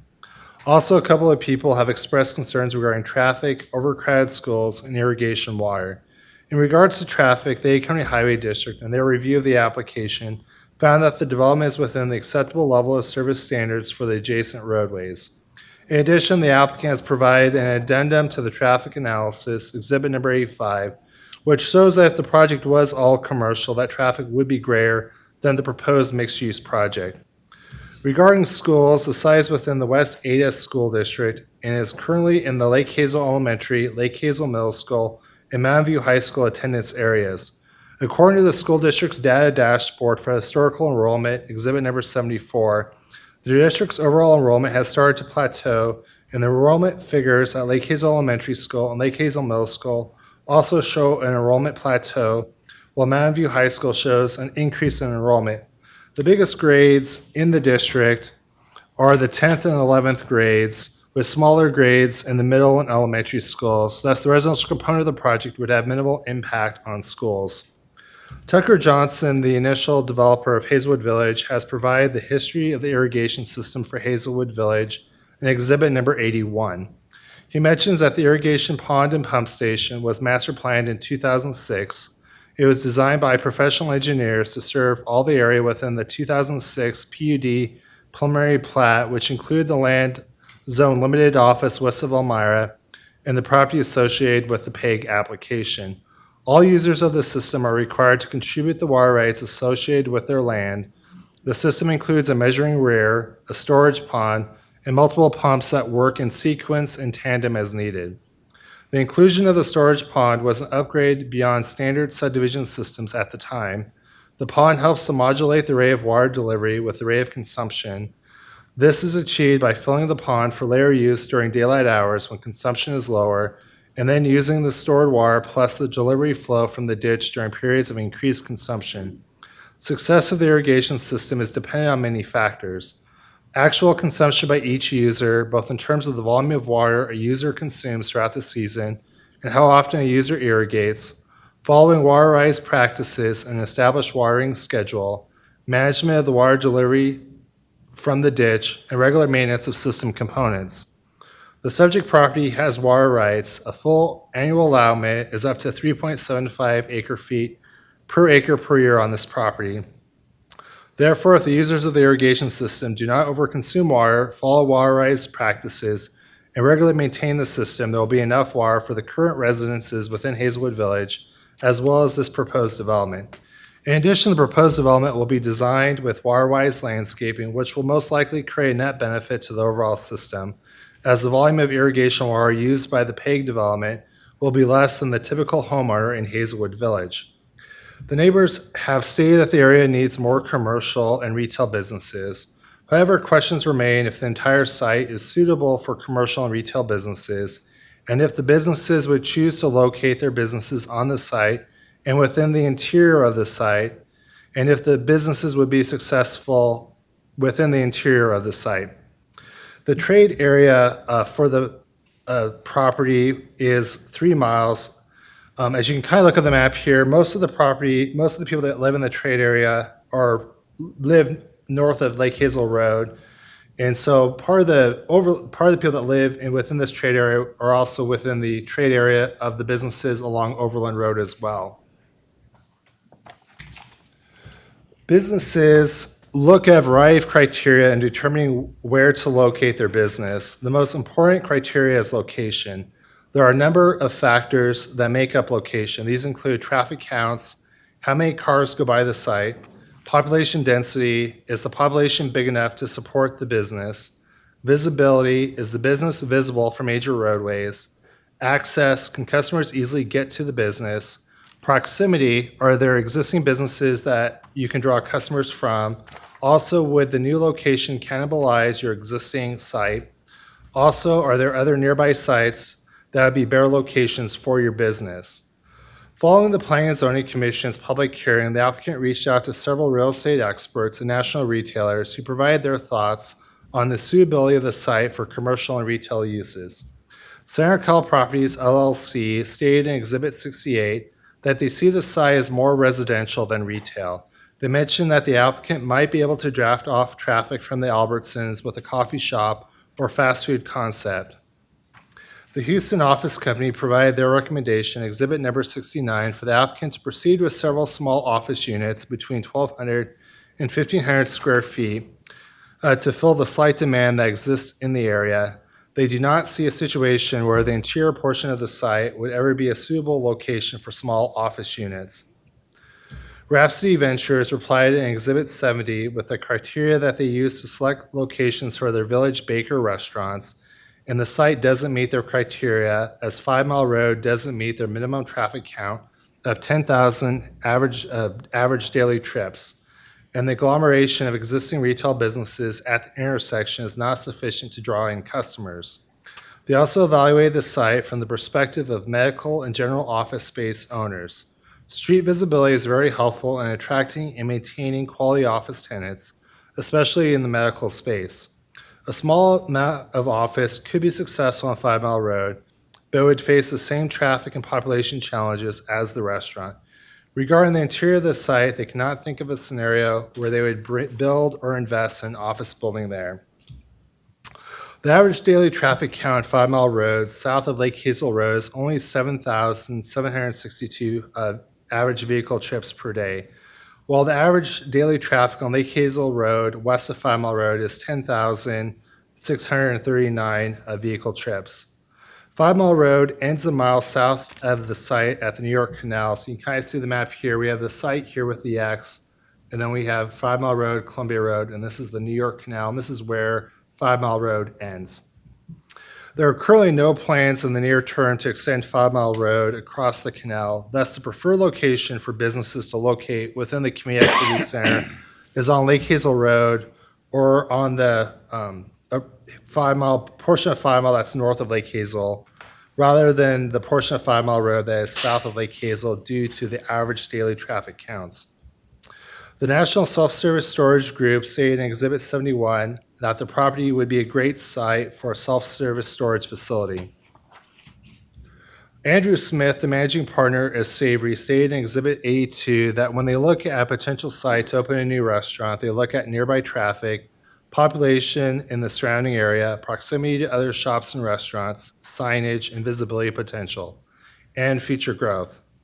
They see the border of 5 Mile Road as a suitable location for small neighborhood-focused shops and restaurants. They would be concerned with the relatively low traffic counts on 5 Mile Road, the limited prospects for growth, and the proximity of larger, more well-established retail centers within a few miles of the site. They would evaluate the site further for a potential location for one of their smaller, fast casual type brands. It would not be suitable for one of their larger sit-down restaurants. They find that the interior of the site is unsuitable for any type of restaurant establishment. He also stated that if someone was to build him a restaurant to his exact specifications on the interior of the site at no cost to him, he still would not open one of his brands there, as it would be impossible to operate and he would lose money on the labor costs alone. We received comments from several agencies. Key agency comments are as follows. The Boise City Planning and Development Services Department responded that they've identified this area as a mixed-use land use designation and that the intersection of Lake Hazel and 5 Mile Road is identified as a community activity center. The request for a comprehensive pedestrian network be required for the site that will provide access to 5 Mile Road, Lockwood Street, the trash collection area, the regional pathway located on the west property line and internally. The Boise Fire Department, on behalf of the Whitney Fire District, replied that the subject property is within the Whitney Fire District, which contracts with the City of Boise to provide fire service. The project is able to be served by the Whitney Fire District. The Ada County Highway District estimates that this development will generate 2,170 vehicle trips per day, 159 vehicle trips per hour in the PM peak hour, based on the applicant's traffic impact study. Both Lake Hazel and 5 Mile Roads are within the acceptable better than E PM peak level hours service. ACHD is requiring for the applicant to dedicate additional right-of-way along 5 Mile Road, abutting the site, and provide them with a road trust deposit for improvements to be constructed as part of ACHD's Lake Hazel Road and 5 Mile Road intersection project. The Community Planning Association of Southwest Idaho Compass provided a Communities in Motion development review checklist. In the development review checklist, they mentioned that the proposal exceeds growth forecasted for this area. They state that transportation infrastructure may not be able to support the new transportation demands. They also mention that the proposal is a mix of residential and retail, which can reduce congestion by decreasing the amount of single occupancy vehicle trips generated on the transportation network and encourage non-motorized travel. They recommend that to ensure paths to the businesses to the north and east are safe and comfortable, to encourage more walking and bicycle trips. Staff disagrees with Compass's analysis of the project and finds that this development does comply with the communities in motion, as this development provides an opportunity for infill development, which complies with the purpose statement for the existing neighborhoods development type, which promotes infill development. The subject property is within the Hazelwood Village development, which was entitled in 2006. It also should be noted that the agency who manages the transportation network, the A County Highway District, has approved the project. The Planning and Zoning Commission, at their October 26, 2023 public hearing, voted 4-2 to recommend denial of the project to the board. Staff finds that this application complies with the Boise City Comprehensive Plans adopted by A County and the A County Code, and recommends approval to the commission as set out in the proposed findings of fact and conclusions of law. And I'll stand for any questions. Are there any questions of staff? Go ahead. I have a couple of questions, actually. Thank you, Mr. Chairman. When did the Boise City, when they said mixed use, do they define in their code what that means? They said it was within their mixed use concept. So what does that mean in their zoning? So mixed use for the city of Boise means a mix of uses. So it's going to be a mix of commercial and a mix of commercial or office or residential uses. So that's. It doesn't delineate the amount, the percentages or the amounts or. It doesn't, no. Okay. Let's see. Another question. The Ada County Highway District, their traffic study. What's the date of their traffic study that you cited? So, Mr. Chairman and Commissioner Daley, the applicant actually conducted a traffic impact study that was done by Kimley Horn, and then the A County Highway District reviewed that traffic impact study and then approved that traffic impact study. So what's the date of it? I tried to find it here and I couldn't find it on the. I'll have to take a look. I think it's within the last couple of years, so I don't have the exact date, but I could definitely look up that for you and get back to you on that. And then in the traffic studies, again, I tried to find it here, but I couldn't see it. Do they show the traffic studies are current? In other words, what's happening now? Do they superimpose on that what this development would do in terms of traffic? Mr. Chairman, Commissioner Daley, yes, it does. So one of the primary objectives of the traffic impact study is to show how this development would affect the transportation network. And so basically it will show, kind of the estimated amount of traffic that would be generated from the development. And so it'd show, there's different access points along 5 Mile Road, so it shows kind of what the anticipated amount of traffic would be coming in on certain access points on the site. And you'll also look at what the traffic would do, how the traffic would be generated, what the peak level of traffic would be at certain times of the day. So that traffic impact study does show that. Okay, thank you. And then one last question in terms of water. When I was looking through the planning and zoning, because they recommended denial, staff recommends approval. When they were talking about the water, the Boise Board of Control, because they said there's 3.75 acre feet per acre available water, and I think you read when you said that's enough water if they don't overuse it. So how do they do any qualifications of what that means? Because that's a complaint that I get commonly from residential areas where they build and then the overuse is a quantitative term that some people view differently. I'll put it that way. So, Mr. Chairman and Commissioner Daley, so with the irrigation system for this project, they have an irrigation pond. And so the irrigation pond serves the entire Hazelwood Village area. So the irrigation district delivers water, to the subdivision, and then that water goes into the pond. And then the HOA, is to manage the water that comes into the pond so that the subdivision as a whole gets a certain amount of water. and then it's divvied up individually, and so each individual household gets, water to irrigate. So some of the problems that do occur is if you have homeowners that are over irrigating, then obviously that affects the irrigation system because they're using more water than they should. We do have Tucker Johnson, who was the initial developer of Hazelwood Village, is here tonight. He may be able to provide more technical information on the irrigation system, but that's kind of the general of how the irrigation system works. I think it's my last question.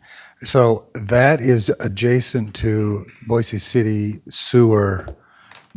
That has connectability to Boise City sewer? It does. So Mr. Chairman, Commissioner Daly. And they're willing to allow it to happen? Yes. So Mr. Chairman, Commissioner Daly, this is a part of the Hazelwood Village Plan Unit development. So the developer, Mr. Tucker Johnson, had, prior to the sewer moratorium, had brought sewer out to serve that development. So this is part of the initial development that he had.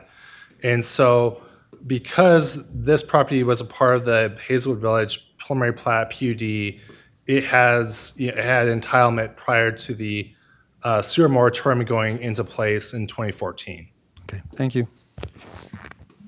Okay, any other questions for our staff? Okay.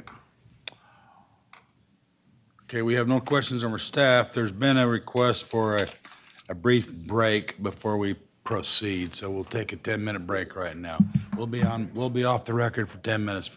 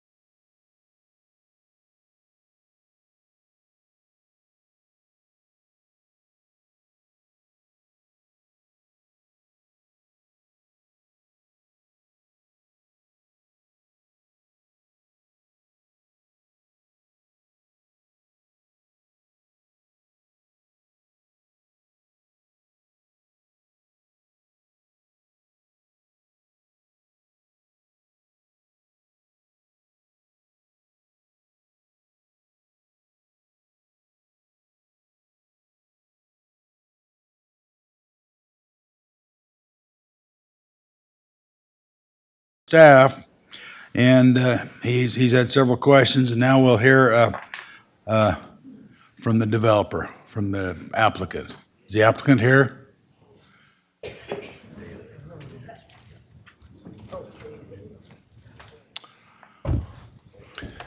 David Bourne, 145 West, 200 North, Provo, Utah. Good evening, and thank you for providing me time to present this evening. I'm the Director of Investments at PEG Companies. PEG is a real estate investment firm based in Provo, Utah. We've been in business for more than 20 years, and we have a solid reputation for building quality developments. This is not the first rezone request for this parcel. In a previous meeting before this same body, in the same room, several neighbors showed up and opposed the application on the grounds that the change would alter the feel of the neighborhood, that the density was too high, and that they purchased their homes with the promise that the zoning would remain unchanged. The meeting I'm referring to took place in 2006, and the vote to allow the rezone led to the development of all of Hazelwood Village. Many of the people who are sitting in this room today to oppose our application are living in homes that were allowed to be built despite the opposition of the neighbors who came before them. Overruling that opposition was a terrific decision by this board, as Hazelwood Village today is an example of a residential community that is a great place to live and adds tremendous amount of value to the area. I say that even though its existence is working against my own best interest tonight. We are here tonight for one main reason. Commissioners Davidson, Beck, and previously Kenyon requested that we make changes to our previous application and apply again. We have made the changes that you requested, and we are here to present that revised site plan to you. Commissioner Davidson noted in his vote to deny the previous application that he was not opposed to residential, but he wanted dedicated commercial and retail space and a site in compliance with the Boise Comprehensive Plan. Those concerns, as well as others, have been addressed over the course of the previous 14 months. The county staff report now states that our proposal is compatible with the adopted comprehensive plan. Staff have done an excellent job presenting a summary of the project, so I want to make the best use of my limited time. I feel it would be helpful to show you the process we took to create a finished product. One of the challenges of real estate development is that no piece of ground is perfect. If it were perfect, something would have already been built on it. An otherwise nice piece of land may have a great slope, a river running through it, toxic waste, solid rock hiding just under the surface, or regulations that prevent the desired use. I have developed projects that included every one of those issues. To request a rezone on this land, the Commission have made it clear that the application must comply with the Boise Comprehensive Plan, which, according to the staff report, designates this site as, quote, mixed use, which is intended to include a variety of commercial, office, and high-density residential development. Your stated requirement for this site to be mixed use to obtain a rezone is just as real a condition as a river or wetlands. At the previous meeting, many comments focused on a letter from the city of Boise that recommended the denial of this project. Prior to making the decision to move forward with a new application, and during the process of creating this application, we met with the city staff on multiple occasions. The staff reinforced that they would like to see commercial, higher density residential, and live-work units. We asked how much of the site needed to be commercial, and they would not provide a detailed answer. Our first site plan included 10,000 square feet of commercial on what we deemed to be the most valuable commercial section, the area closest to Lake Hazel, bordering 5 Mile Road. They didn't think that was enough. Staff asked us to look at Bound Crossing, a successful example of live-work units. We evaluated both Bound Crossing and several live-work projects that PEG has completed. What we found universally is that live-work units had vacancies several times higher than their residential or commercial-only counterparts. The projects we looked at were in high-density urban locations, which should have been an ideal setting. In apartment buildings with 94% occupancy, the live-work units had vacancies north of 60%. So we decided not to include live-work in our community and explained why to Boise staff. The last plan we presented to the city had 20,000 square feet for commercial and retail and 118 residential units. The staff indicated they would like to see fewer parking spaces and a higher density residential, but they would not object to our proposal. They have submitted a letter regarding this project, and they no longer recommend denial. We also met with Ada County staff who have recommended approval since the beginning. Their comments helped to shape the scope and size of the commercial piece, the location and distance of public walking paths, and they were able to forward feedback from Boise project Board of Control that allowed us to make a relatively late change to our site plan to make sure our structures were outside of all easements and setbacks. County staff recommended approval of this project. We have communicated extensively with ACHD.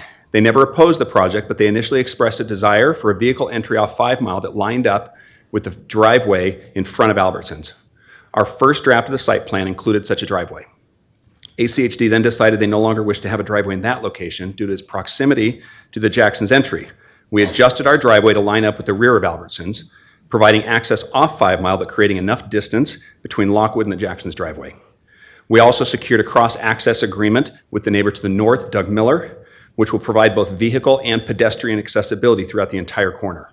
ACHD does not oppose this project. The neighborhood of Hazelwood Village represents an impressively organized interest group. We take their comments and concerns very seriously. We were required to hold one neighborhood meeting in association with this application. We held the first meeting when our site plan showed 10,000 square feet of commercial. We were told that was insufficient. Although not required, we held a second meeting to show them the changes we made to the site plan, including the 100% increase of commercial space to 20,000 square feet. We were then told that anything short of 100% commercial would be opposed. We met with several neighbors individually. Many did not oppose the project, and some neighbors wrote letters in support and signed a petition. 100% commercial was not the only neighborhood concern. Some of the other concerns mentioned by neighbors include the following. There is not a need for more housing. The city of Boise opposes the project. Site plan is not in compliance with the comprehensive plan. The new residential development will cause increased traffic in their neighborhood. Neighbors will need to continue to drive 3 miles to shopping. Reduction in property values, increase in crime, Alante residents using Hazelwood Village amenities, Alante amenities and open space not sufficient, overcrowded schools, increase of legal parking on public roads, Lockwood, insufficient parking, renters disturbing neighborhood with parties, changing oil in driveway, etc. Hazelwood Village residents already using more than their allocated irrigation water. PEG is from out of state. PEG plans on making money from the investment, and PEG would not adequately maintain the appearance of the community. We addressed every one of these issues. The limited time I have tonight prevents me from going over all the steps we took or the evidence we provided, but I'm happy to answer specific questions regarding how we addressed each concern after my allotted time. It was important for us to hear and understand the neighbors' concerns in hopes we could reach some compromise. In the end, we could not convince the organized neighborhood group to move away from the position of need for 100% commercial. We did evaluate the possibility of making the site 100% commercial. PEG has developed more than 10 million square feet across 27 states and provinces with 118 commercial projects, including restaurants, offices, hotels, and medical office. We are considered a leader in this field. We conducted an extensive internal analysis as to the commercial viability of the entire parcel. The analysis was submitted to the county. We brought hard copies in case anyone would like to review them. Based on the evidence, we concluded that any commercial ventures on the interior of the site would struggle to succeed and would be unlikely to receive any investment to develop. We find that the space on our property that borders 5 Mile could have limited commercial success. The main constraints to commercial development that could successfully be built are the relatively low surrounding population, the low traffic counts, limited visibility generated by neighboring streets, and the proximity of other well-established competition. By low population, I refer to the 1 and 3 mile radius surrounding the site. Compared to other established commercial locations such as the Village at Meridian and the Walmart on Overland, you can see that the 1 mile population is comparable. Within 3 miles, there is a steep drop-off. The majority of the 3 mile population of the subject site is also concentrated to the north, which places them within the 3 mile radius of Walmart. This means most of the population and potential shoppers of the proposed site already live just as close to an established commercial hub as they do to the subject site. It is unlikely that any new development at this location would consistently attract many people from that area. Comparing the traffic of those sites, the Village and Walmart are surrounded by multiple streets that average daily traffic counts that exceed 10,000. By contrast, neither 5 Mile nor Lake Hazel do. Lockwood has less than 1,000 average daily trips. There are 3 large master plan communities planned to come online within 3 miles of this site, bringing with them approximately 120 acres of commercial, retail, and industrial site space. There is a 4th site next door bringing another 4 acres of commercial and retail. With those challenges, there is still capacity for limited commercial and retail on the site we are proposing. 20,000 square feet can sound like a lot or a little, depending on your perspective. For reference, please see the size required to fit several recognizable shops. 20,000 square feet could support a cafe, a coffee shop, small restaurant, office, or a small hardware store. These are the exact types of stores the neighbors have claimed to want.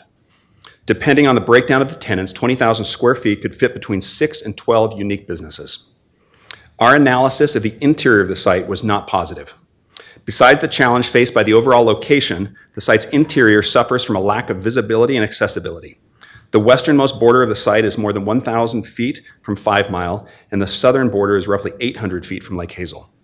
When the front of our site and the Doug Miller site are built out, anything on the interior of our site will be invisible, which is a virtual death sentence for a commercial enterprise. During the planning and zoning meeting, one of the commissioners commented that he would like to see the site filled with only commercial, quote, where you don't need signs because it serves the community with which it is located. Everyone knows what's there, and so you don't need it advertised, end quote. Setting aside for a moment that such a development would conflict with the comprehensive plan's call for mixed-use development, it sounds idyllic, kind of like something out of Gilmore Girls. However, in practice, such a pitch would never succeed in securing the investment necessary to make that dream a reality, because such a venture would be likely to fail. And if it is PEG or any other developer, any project will require investment.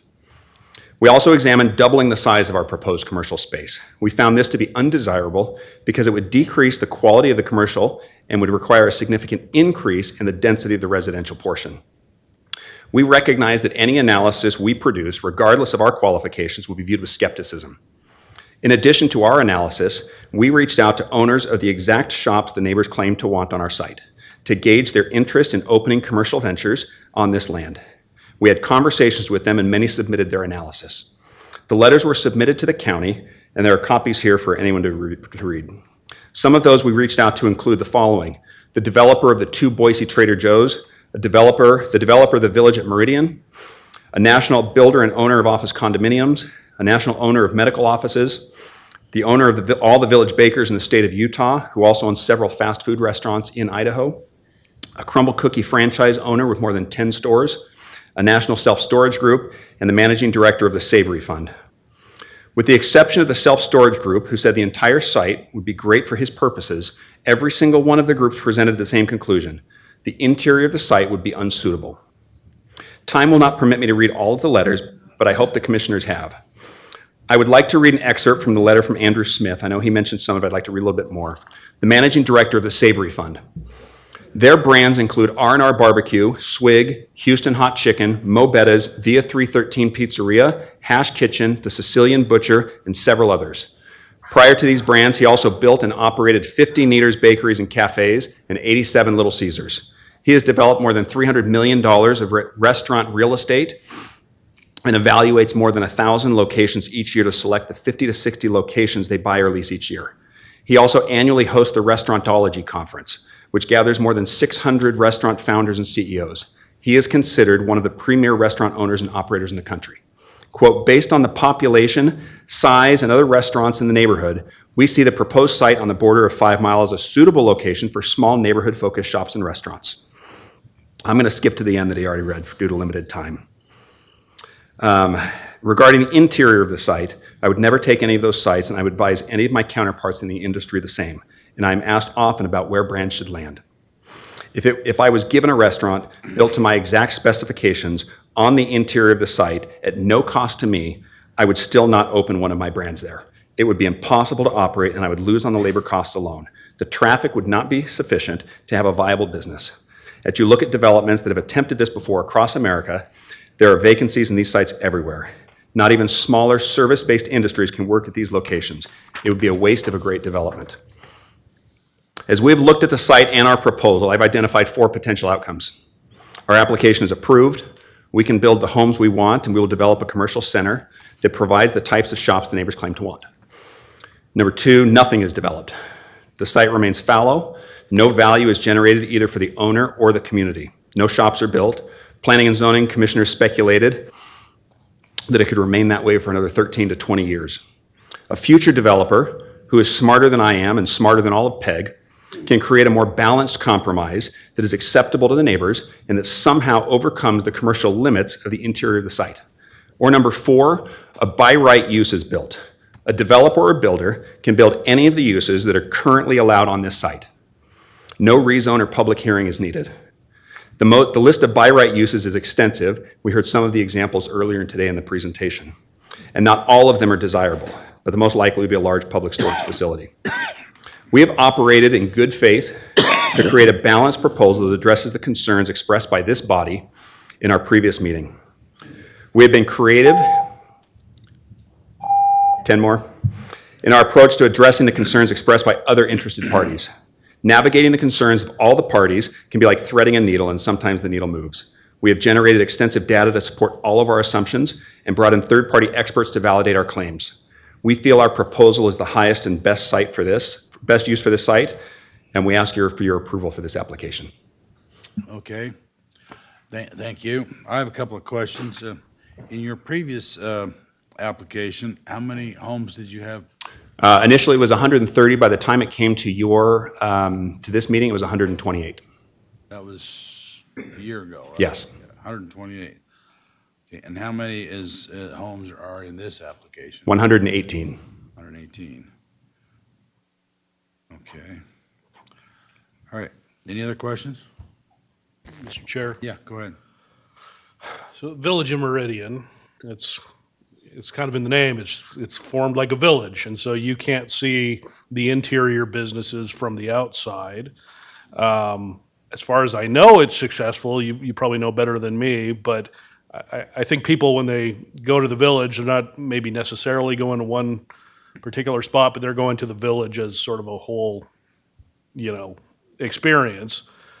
I mean, is that kind of what the neighbors are looking at for this site? Or were you able to, in all your talks with the neighbors, identify some kind of a consistent vision of what they think should be there? We reached out to the developer of the Village at Meridian specifically because that was one of the examples brought up by the neighbors. The challenge with developing anything like that, and there are sites where you would have a storefront 1,000 feet from a street.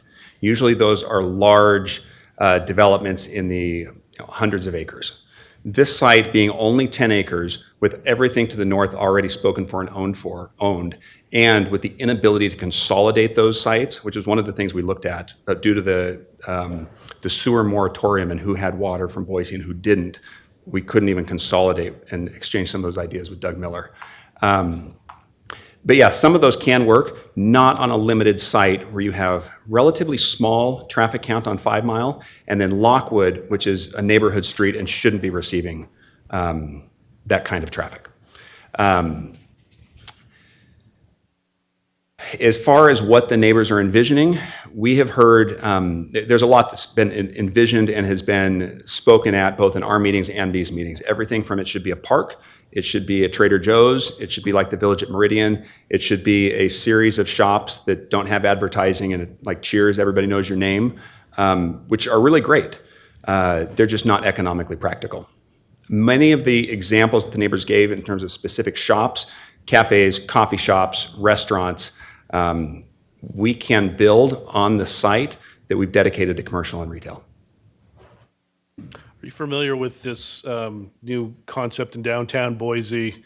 I can't remember what it's called, but it's basically like a high-end food court where it's just a big open building and then a lot of little food courts in there, and it has more of a community vibe because you can, sit anywhere, choose where you want to go. Is that something that, what's sort of the vibe they're looking for? Is it they just want to be able to walk from their house and socialize at a pub, a coffee shop, and I think the main desire is that this neighborhood is kind of on the extent of the path of growth.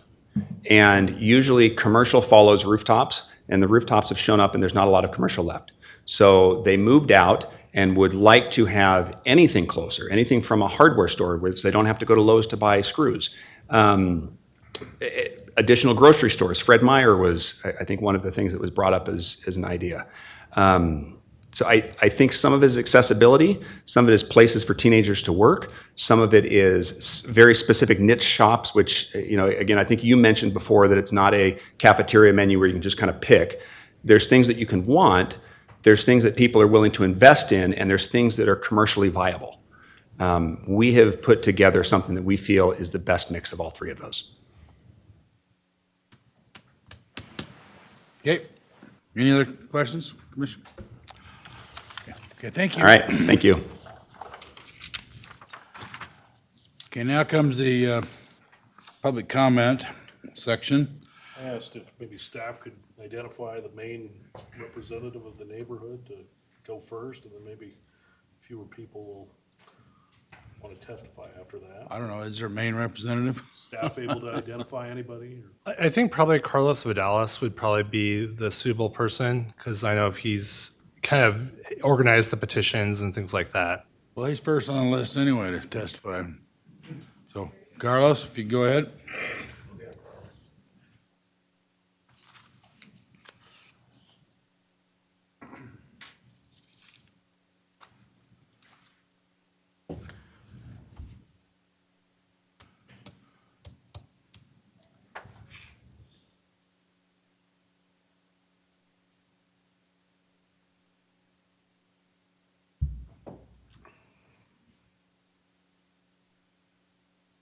Are we waiting for Brent? Yeah.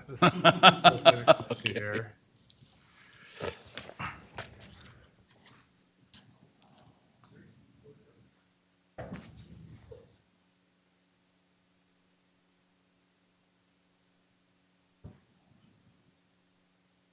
Also help?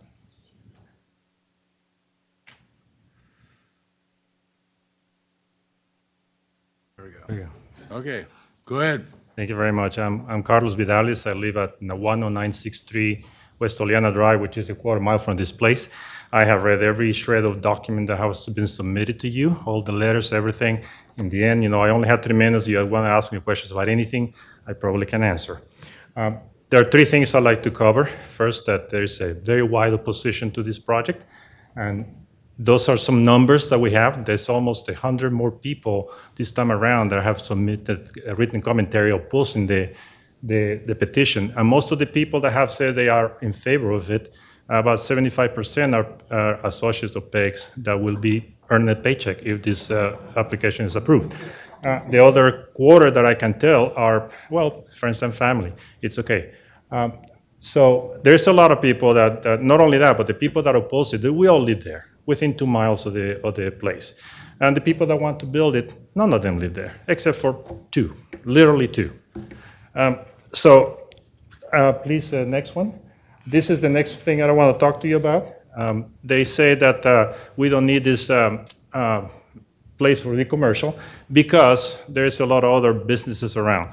So in this map, there's a lot of things. It's about 8 miles, top to bottom and right to left. The white areas is where the existing commercial areas are. Notice that they are pretty much spaced about a mile and a half apart. The bottom, the white bullseye, is our lot, where we have about 24, 25 active businesses. The black bullseyes are the other lots where Mr. Burns says that there will be other commercial developments that are going to be put in there. Notice how those places are not going to save us any driving. Our distances driving to go shopping are still going to be pretty high because they are 2 or 3 miles away. If we more destinations to go to, but we still drive a lot. The other thing to notice is that right now we have about 440 residents per business in that economic area. That circle is 2 miles. Look at the West Valley on top, 59 residents for every business. And something else to notice is that those commercial centers that are going to be built, the 120 acres that Mr. Byrne mentioned, it looks in from the map that there's no houses in there. What the heck do they know, those people, that Mr. Burns doesn't want to tell you about? I think it is that there are going to be a massive explosion of residences around it, and that every area where houses can be built, houses will be built. I have talked to people with the city of Boise. Of course, they will not tell me what's going on with the sewer, but they have given me some hints. And my speculation is that they're going to be lifting the sewer moratorium presently. I cannot tell you whether it's going to be months, or it's going to be weeks, or it's going to be another year, but they have realized that it's a counteractive thing for them. Oops, just 1 more minute. Go ahead. Okay, next one. On the next slide, this is the picture that Mr. Burns had given to the commerce that want to come here. They tell them, well, this is a landlocked lot. Essentially, you have a little bit of sliver on 5 Mile. That's all you get. Otherwise, you'll have access. The next slide, please. However, this is the actual view. I have superimposed a picture in there on top of what Ada County Highway District is doing. Lake Hazel will be four lanes between Eagle and 5 Mile very quickly. At this intersection, there will be up to 7 lanes on east and west, and 6 lanes north and south. Eventually, Lake Hazel is going to be four lanes all the way from 10 Mile to Cole. So there is a ton of people that are going to be moving here, and there's going to be a ton of traffic. There's also something that I learned, your Exhibit 21 in your report. The D2 Investments that owns the lots north of it has a very good relationship with the PEG companies. The PEG companies is committed to paying them $125,000 to lease on land to enhance their potential business, which is, it's a smart business move, but also part of the deal is that they will have cross-access. I am suggesting to you, why don't the PEG companies spend that money to make sure that there's vehicular access between the north lots and the south lots? There's no need for this lot to be landlocked. It can be exactly what Commissioner Byrd said. With that, I appreciate your patience and extra time. I have a couple more slides in there. The next one is Commissioner Byrd's a statement. If you want to ask me any questions, I think I can ask anything about the businesses, even the water I know about. Okay. Are there any questions from the commission? Go ahead. The water question, you heard I asked the water question. So have you done any studies in terms of, or all of your work that you've done regarding water usage in that 3.75 acre feet per acre and what it would mean for that 10 acres? The 3.57 acres is a lot of water, and every lot will bring its own water. From that point of view, there will always be sufficient water. The problem is not the water, the problem is not the pumping capacity, the problem is the size of the pond. It's not sufficiently big to regulate the water. It's not a sufficiently big reservoir. So typically, we water at night. The pond contains about 20% of the total water we need during the day. And if we use 50% of the water in a period of 8 hours, the pond will dry out. So it's very difficult to manage. The way to manage it is that you want to pump the water continuously during the day. And the pond will fluctuate both up and down a little bit. But the main problem is that you have to be very, very disciplined, and you got to use approximately the same amount of water hour after hour after hour. Otherwise, the pond will go dry. So it's the management of the water. So this piece of property, is it contemplated them to be able to do that? Yes, because they will bring more water. And Mr. Tucker Johnson, who developed the neighborhood, also makes sure that we have sufficient pumping capacity. 2 years ago, he installed a 25 horsepower pump to replace a 5 horsepower pump. That gives us a total capacity of 65 horsepower of pumping. So the pumping capacity is sufficient. Again, it's just a matter that you have to be very, very disciplined to use the water because there's no margin for error. Another question is, because you live in that area. Yes, sir. The Albertsons is right across 5 Mile to the east of this property. Yes. Albertsons just built a new building on Eagle and Amity. So did you visit with Albertsons? Did that diminish back to your 570 people per? It's at the edge. It's counted in that quantity, in those numbers. 540 people per includes that Albertsons, and it also includes the other business that is running on that corner. So it didn't diminish. I mean, Albertsons hasn't closed either store. I guess. No, that's my point. they're both open. There's sufficient business to still maintain both of those buildings. Oh yeah. So businesses are making it in that area because of the increased volume. One of the reports that Mr. Burns provided, I think it's from the Houston companies, indicates that the vacancy rate for businesses in the area is only 5%. And the normal vacancy rate across the county is between 7.5% and 25%. So there's really only one vacant building in the whole area, and that's the one that's in the corner of Victory, I believe, and Eagle. It was a Rite Aid pharmacy that was shut down because the company went out of business, went bankrupt. There's filing they're for in bankruptcy. bankruptcy. That's the only place that is vacant. The other places are under construction. That's why they're vacant. I think I might have some more, but Okay, go ahead. Go ahead. So at the previous hearing, we asked Peg to go and make some changes and come up with a new proposal. You haven't really addressed the new proposal, so they did seem to come back in good faith and put more commercial in there. What's your issues with the newest proposal? It is insufficient businesses. If we were to get twice as many businesses we do, right now, that area in there has 48 total businesses, I believe. 2 more coming because of the places that are going to be built. If the whole area was used for businesses, it could add another 25 businesses in the area, and the number will drop from about 540 to about 300 per resident, 300 residents per business, and you will still have fewer number of people per businesses in places like the West Valley. And the city of Boise, I think, is only 28 residents for every business. So, I thought the West Valley was comparable to our area, or to what our area is going to look like.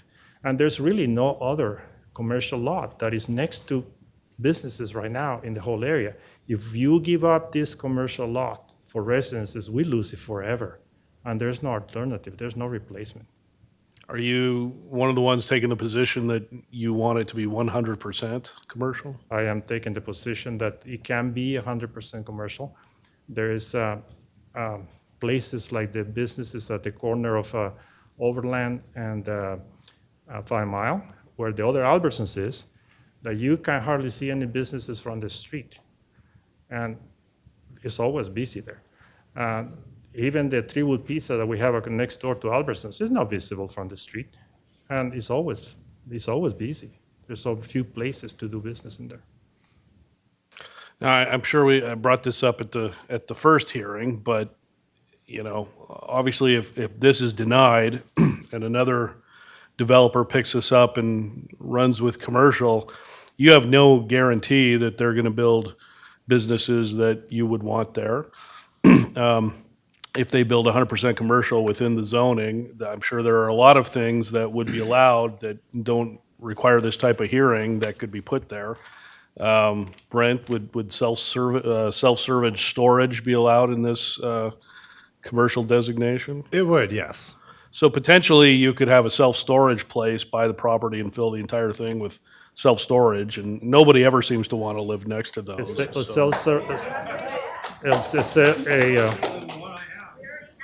A self-service storage will be built half a mile from this place at the corner of Valley Heights and Lake Hazel.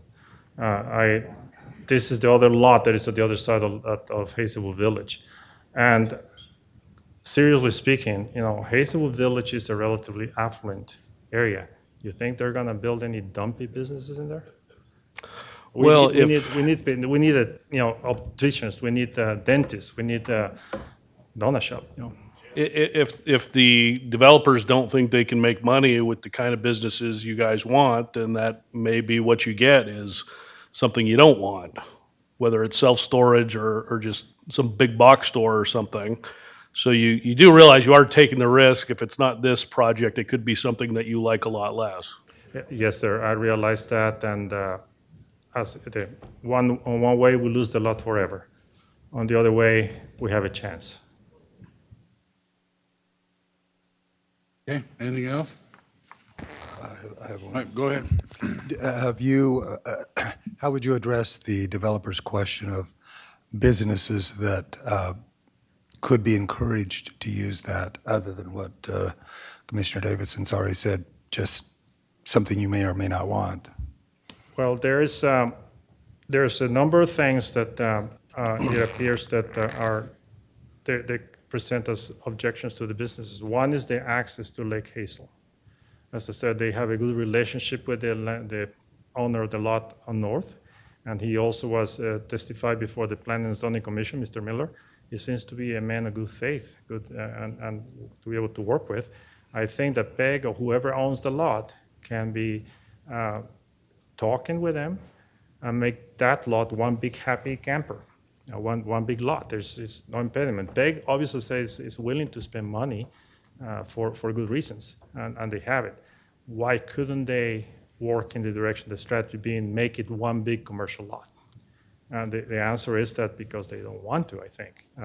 They prefer to do residential for their own reasons. But I think, my opinion is that whatever profit that they will be earning from their business, we, the residents, the 30,000 people that live in that circle, will be paying for it because we're going to have to be driving long distances to do shopping. The businesses in the area are not sufficient. Okay. You indicated earlier that you had communication with the city of Boise on the lifting of their moratorium. Is that? Yes, I talked to Mr. Jim Party, who is the city engineer. And that's going to be developing into a reality? He doesn't know, and if he knows, he wouldn't tell me. I suspect that, if I was in his shoes, the city sewer moratorium has been in place for a number of years, and there's pent-up demand for sewer service. If they decide to lift the sewer service suddenly, they may not have equipment to support all the sewer capacity that's going to be needed. The pipes have the capacity, as I understand it, but I do not know if the city needs a few months or a couple of years to get ready. But it seems to me that if the city wants to be smart, they would lift the moratorium because otherwise the land will be developed with septic tanks, which is the reason why they wanted the sewer in here in this area in the first place. They wanted to prevent the installation of septic tanks. But if with a sewer, we don't develop the land, so what's the alternative? Septic tanks. So I do not know anything for certain what's going to happen with the city of Boise, but I do know that they recognize that their moratorium is a problem, and they are in discussions about what to do about it. Okay. All right. No other questions then? Thank you, Carlos. Thank you very much for the extra time. Yeah. Okay, Barbara Burney. Okay, I'm going to ask everybody if you could limit your comments and not repeat what's been said before. If you do, just say I agree with them. I agree. Hi, good evening. My name is Barbara Burney. I live at 6605 Southdale Avenue, which is within walking distance. Just say no to rezoning. What we're looking at is quality of life issues. In late 2018, we'd merely come to Idaho to visit an old friend who'd retired to CUNA. When we got to the airport to return to California, excuse me, we both looked at each other and said, we don't want to go back. We immediately fell in love with Idaho, and I began house hunting. I'm not anti-construction. I was married for 30 years to a general contractor, and my significant other of 23 years was a skilled carpenter and general contractor. We built high-end spec homes in Northern California targeting the tech industry folks. When I discovered the property, a recently remodeled mid-70s home on 0.4 acre, I was hooked. I'm a retired landscape designer currently working part-time at Far West Landscape and Garden Center, and the property was a blank slate where we have created a marvelous garden retreat. But what really sealed the deal was the proximity to services. As a junior senior, I'm still pretty spry for a 74-year-old, and I intend to age in place like a fine wine. But there will come a time when I shouldn't be behind the wheel. We could crawl to our doctor at St. Al's Urgent Care with Walgreens across the street for our prescriptions. We could support local businesses like Pandemania, my hairdresser, Zamzo's, and Three Wood Pizza. We could push the walker to Albertsons and stumble to the liquor store. The public library, Postal Connection, 2 gas stations, and other businesses continue to sprout up. With public transportation being non-existent and most other commercial businesses being at least 20 to 30 minutes drive away, depending on traffic and road construction projects, these services allow us to stay safely close to home. Home construction has blossomed in our neighborhoods, and we see no reason to increase the number of residents on this property. To be able to shop at our local businesses is so appealing, rather than faceless corporate chain stores or Amazon. If you build it, we will come. A bookstore, more restaurants besides McDonald's for breakfast, clothing stores, hardware store, gift shop, stationery store, the list is endless of services we could patronize. Again, I'm not anti-construction, I'm anti-greed. What's driving this effort to rezone to the detriment of our neighborhoods? We don't need any more housing, we need a place for us to shop. Please listen to my neighbors and my pleas to deny the rezoning application and stand by the original intention of the planners who envisioned a community center for all of us to enjoy. Just say no to rezoning, just say no. Thank you. Thank you. Any questions? Okay, Nick Nettles? He's not here. Oh, there you are. Oh, there you go. Okay, Nick, go ahead. Good evening, Nick Nettles, 9352 West Avalanche Drive, Boise, Idaho, 83709. I grew up about a mile away from where I currently live, near Desert Maple Grove.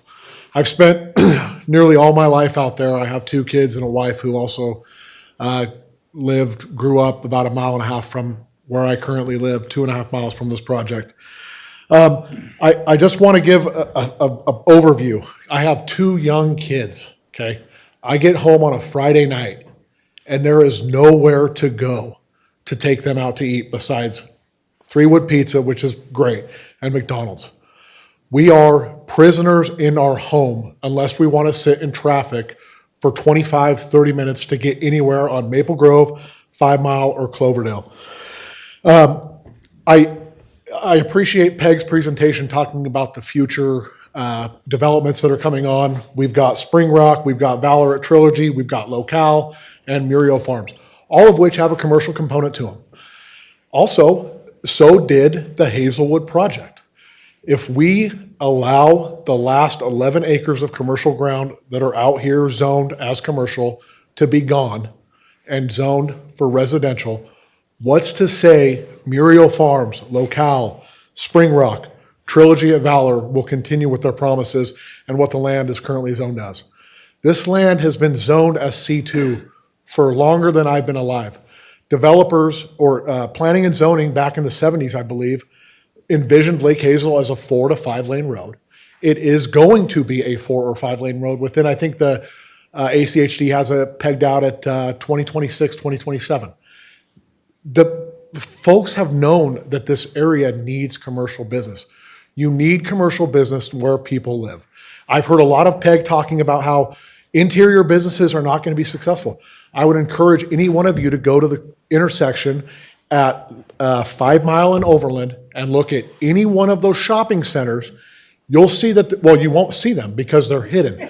There are businesses all throughout that intersection on every corner, north, south, east, and west, that are hidden by retail up front. Those businesses have been there for years. There's a bike shop that's been there as long as I've been alive, 38 years. There's businesses that have thrived there, and the notion that you have to be on a major roadway is false. It's not true, and we all know that. Drive by there and look. Mr. Bourne, in his presentation, talked about how other developers have said that this is not an appropriate commercial development. I'll tell you right now, if I've got a question that I want answered and I want it answered a certain way, I've got certain buddies I can call to get the answer I want. Just like my son will ask his mom or his dad a question because he knows which one of us is going to give him the answer. Please keep this commercial.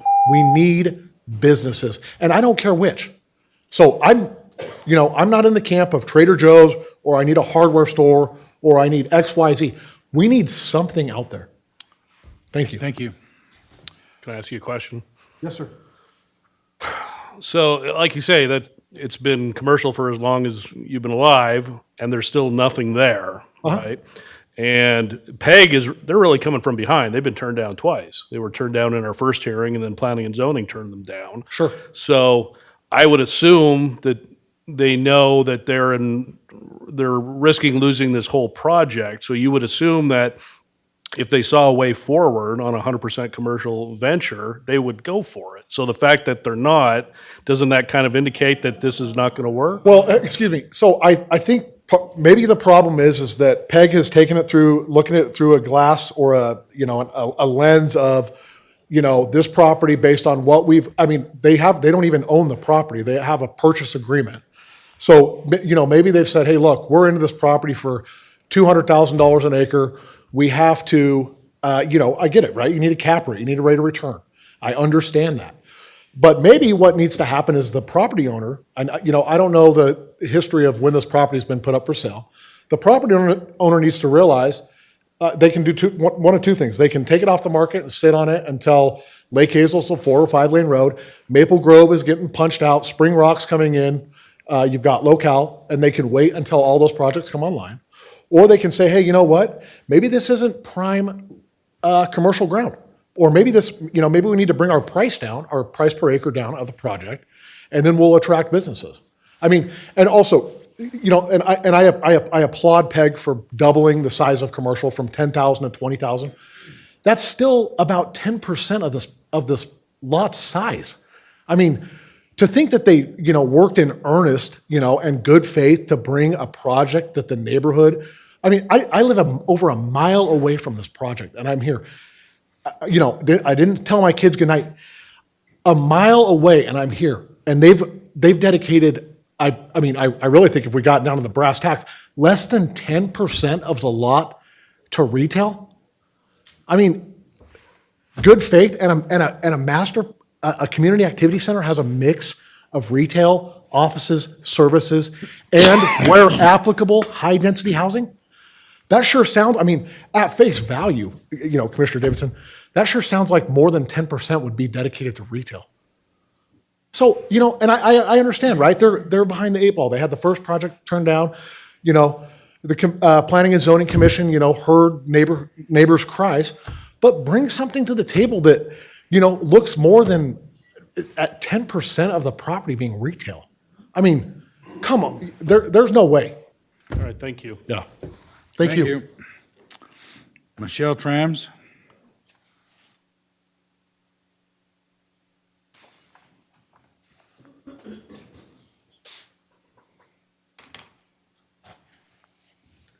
Hi, my name's Michelle Trams. I live at 10701 West Leilani Drive, Boise, Idaho, 83709. And I don't really I had a bunch to say, but most of the other people have said it.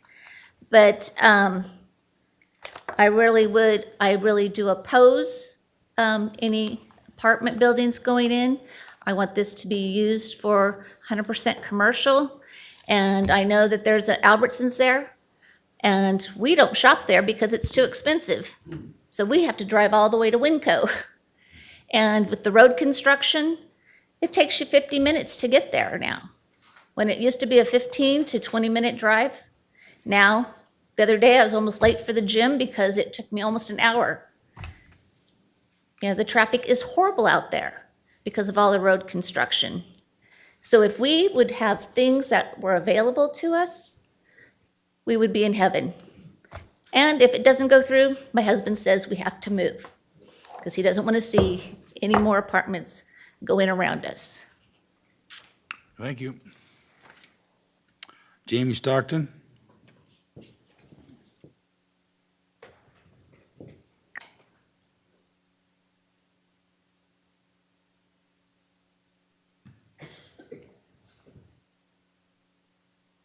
Good evening. My name's Jamie Stockton. I live in the Hazelwood Village, and I live at 10962 West Juliana Drive. I've only been there for a little over a year. I love it there. The fact that we don't have any place to eat, that's been brought up. That's a big one. We really need more, less residential and more buildings. And that's everything else that other people have said. I firmly stand behind them 100%. They said it much better than I could. Thank you for your time. Thank you. Tammy Newhouse.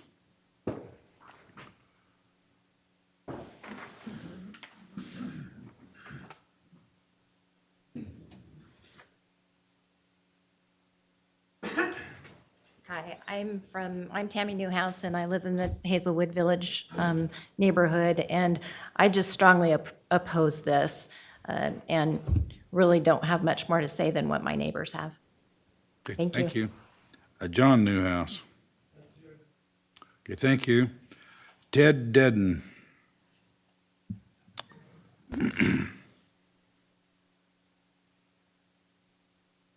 Good evening. Good evening. I'm Ted Dedden. I live at 10937 West Oleana Drive in Hazelwood Village. And what I hope you're hearing is that we're not so much elitist that we don't want more residential, but you're hearing that we want more business. When we bought our home almost 10 years ago in Hazelwood Village, we were told about the planned construction of new retail development. So we were really good with that. And I constantly, just today, shoveling the sidewalks, two of the neighbors are walking by at different times. They're walking to Albertsons because it's so close and convenient. So that's what I think allowing more retail instead of residential will get us. You know, looking right now between the three major road closures on 5 Mile Road between Amity Road and Victory, Lake Hazel Road and Maple Grove Road intersection, and Lake Hazel Road from Locust Grove to Meridian, as everybody said, it takes almost double the amount of time. I felt like crying last Friday night when I got sent out on a errand from my wife I got stuck in the rush hour traffic in the evening, and it literally took me 25 minutes to go from Overland Road down Cloverdale Road to Lake Hazel. And I just never would have thought I'd see that day. And looking at the ACHD Integrated 5-Year Work Plan, just the big projects, there's over 12 projects at 114 million planned between now and 2028 that is just going to continue raising upheaval with our traffic patterns. And sure, I imagine if the PEG group were to build their development, it might coincide with all this new infrastructure, but it still leaves us with not enough retail within walking distance, biking distance. I've opened up a new account at Idaho Central Credit Union. We patronize all those businesses. Who would have thought McDonald's located that far out would do as well as it is? But you drive by any time during the day, and their drive-up window is packed. You know, I used to work for Washington Mutual and a siting group where we were going to plan out new branches. And the consultants that we had working with us for Las Vegas and Phoenix always pointed out the businesses, and I couldn't help but notice there was always a McDonald's nearby. So I think they've got something figured out as far as siting and future growth. So the fact that they put one there at 5 Mile and Lake Hazel, to me, says something about the vitality of that general area. So I strongly oppose the rezone application by the PEG group, and I appreciate let me speak to you. Thank you. Thank you. Deborah Rodney. Could we have staff put up an aerial or something nice to look at?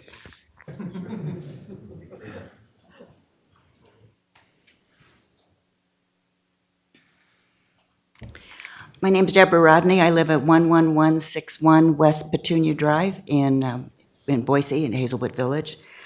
Most everything has been said tonight that I was going to say, but I just wanted to reiterate that if the Treasure Valley is heading towards every square acre of property filled up with housing developments, where do the retail shops build? As has been mentioned, the rooftop standard just goes out the window. And right now there are, I think, around 7,000 homes that have been approved to be built. And as far as I know, there are no elementary schools planned or anything like that. And so I strongly object to this project, and I hope that the petition will be denied. Thank you. Thank you. Okay, Ken Fisher.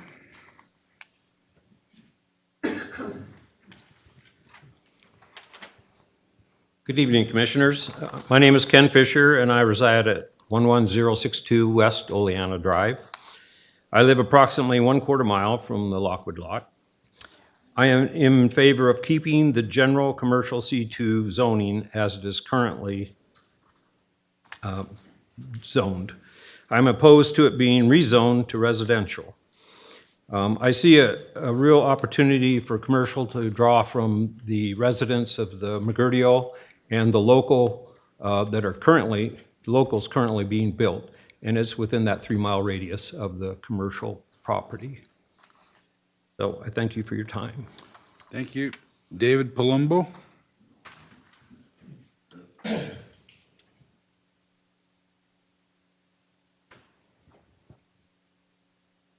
Gentlemen, commissioners, I am David Palumbo. My spouse and I have lived at 11249 West Highlander Road for nearly 45 years.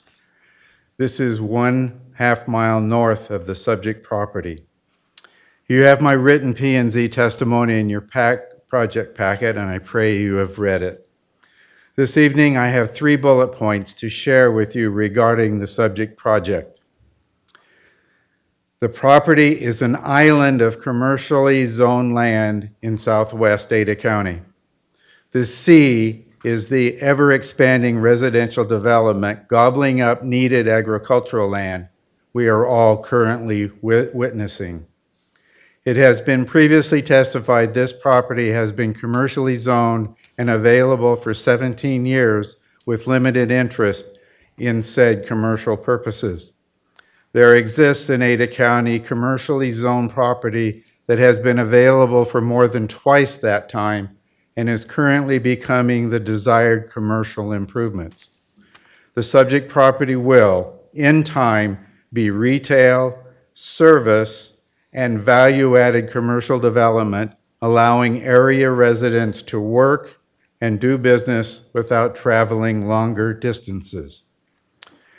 Do you know how many living units are currently being built south of the interstate between Pleasant Valley Road and Meridian Road? Do you know how many living units are approved and have not started to be built in that same area? Do you know how many living units are in the planning stage for this same territory?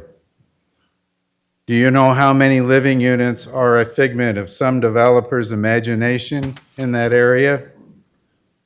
If you do not know, you best gain that intelligence to properly manage Ada County.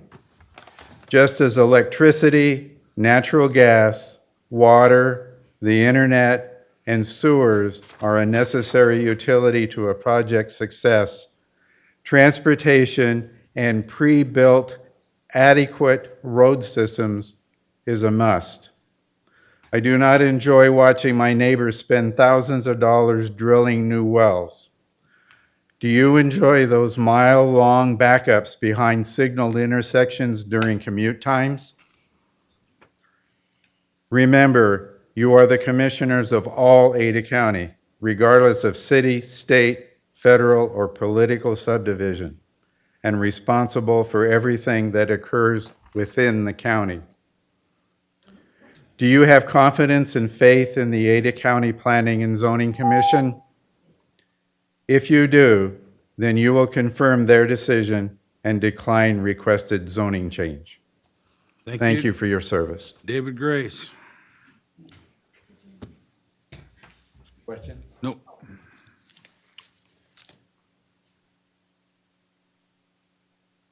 If you could please wait to start the clock, because I'm waiting for a PowerPoint. Do you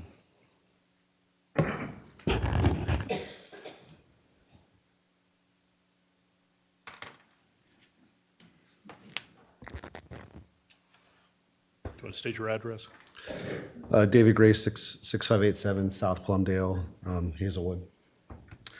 Next slide, please. During the Planning and Zoning Committee hearing, I admitted an audio recording into evidence between Mr. Bourne and myself, where I asked Mr. Bourne directly, if an official offer for the lot was made by a commercial investor, who would be authorized to approve or deny the offer? Mr. Bourne confirmed that he alone had the authority to approve or deny. Since it's virtually impossible for anyone in this room to verify whether a serious offer has been made, I urge this board to reject this ongoing narrative by PEG companies, which we've heard a lot. This lot's been sitting here vacant for years. If commercial was such a demand, why aren't investors lining up at the door? The next slide, please. PEG companies has had this possession of this lot for years now. We have no idea how to verify how many serious commercial offers have actually been made. It could be 0, it could be 5, it could be 50. Again, I urge this board to please consider this to please not consider this unverifiable narrative in your final decision. Next slide, please. Pet companies recently submitted, or it was submitted to the board, at least 5 different letters from different businesses, this was discussed earlier, who allegedly investigated the lot for commercial suitability. And you'll never guess, all 5, for the most part, conveniently concluded that the site wasn't suitable for commercial. To list a few examples, Houston Office Company, they interestingly stated in their findings, Carlos touched on this a little bit earlier, with only 45,000 available square feet for lease in the area and fairly low 5% vacancy rate compared to other major cities of 17 to 25% vacant rate, this area would be prime for additional office space. Once the population and income increases in the future, this area may be optimal for future small office developments. It's amazing that the vacancy rate here is only 5% as compared to 17 to 25% elsewhere in other major cities. Yet Pet Companies still claims with a straight face that there's just not enough rooftops in the area. There are over 7,000 homes approved within a 3-mile radius. Next slide, please. Savory Fund, even though they ultimately recommended against well more established retail centers for this lot, they interestingly stated in their findings that this place would be suitable for small shops and restaurants. So we agree with Savory Fund. That's what we want. We want small mom and pop shops and restaurants. Center Cal Properties used extremely vague language in their letter. For example, quote, "This site feels like it would be residential," whatever that means. Quote, "I'd start with residential and then maybe pencil in a little bit of retail," which conveniently sounds exactly like what Pet Companies is proposing tonight. Rhapsody Ventures found that medical and office building a restaurant could succeed at Lockwood. They prefer a location with higher traffic. I mean, obviously everyone would want, the Holy Grail, Fairview, and Eagle location. In conclusion, this letter appears to be more of just personal favors from Mr. Bourne's business associates, golfing buddies, than a serious assessment of Lockwood's true commercial viability. Thank you for your time. Thank you. Adam Johnston.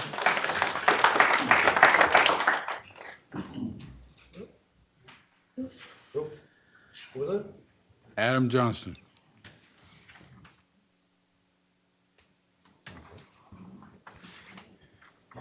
Evening, Commissioners. My name is Adam Johnston. I lived at 2823 West Regan Avenue, Boise, Idaho.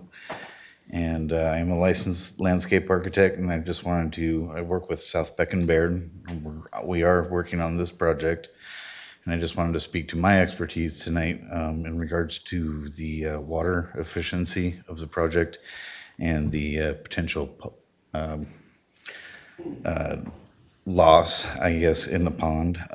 I have over 16 years of experience designing water-wise landscapes and high-efficiency irrigation systems.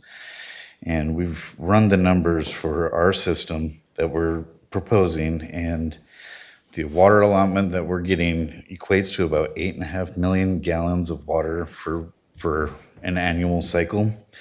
And that's just kind of on average. That's on top of the water that they're already getting. This is additional to it. Our landscape design uses only about 1.25 million gallons. So that's about 15% of our water allotment. The additional 7.25 million gallons would be going to whoever needs it at whatever point. And I understand, there's an issue with only watering at night. The design that we're using is, a lot of it's xeric. We're using native shrubs, drought tolerant stuff, turf, etc. Most of it, 2/3 of it, is going to be on drip irrigation, and that'll be run during the day. So it eliminates that nightly crossover. It's really like based on not just the plants, but the smart controllers, the advanced irrigation techniques. It takes into account all sorts of stuff, solar radiation, evaporation, what the plants need, calculates that all, and really pinpoints exactly what they need. So I guess with that, I'll open myself up to any other questions you may have. Okay, thank you. Terry Doty.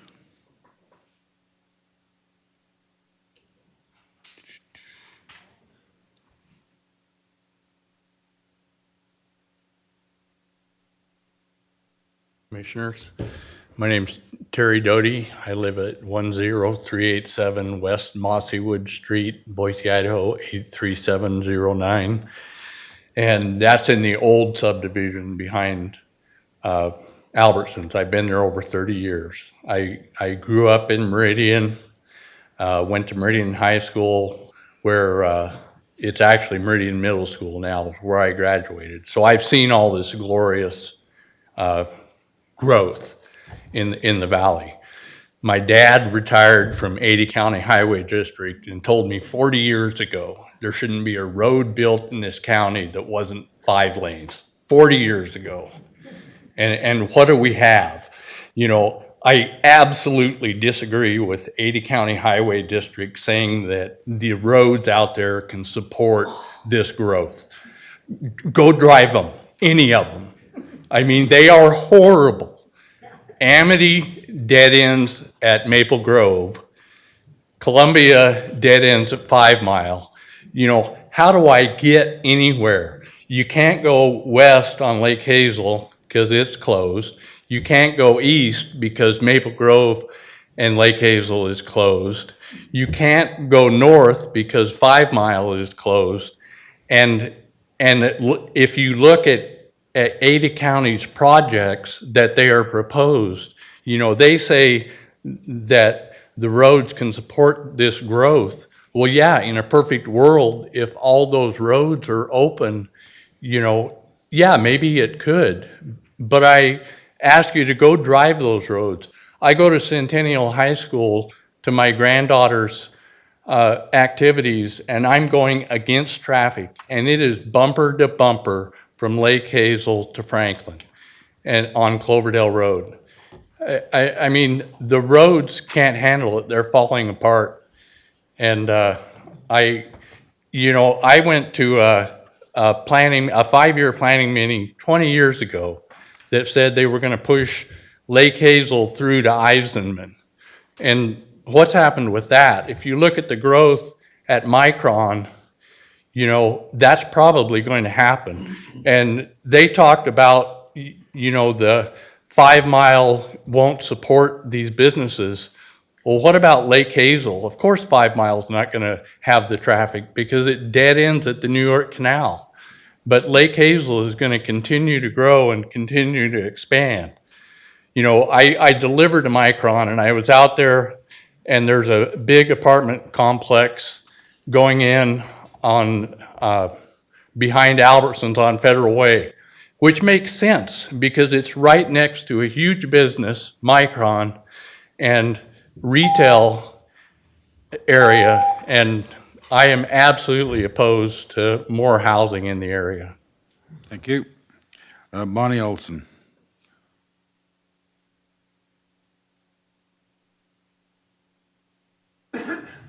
I'll just reiterate what the chair said at the beginning, but if you feel that somebody's already covered what you want to say, you can just stand up, state your name, say support or oppose, and sit down, and that'll be recorded in the record.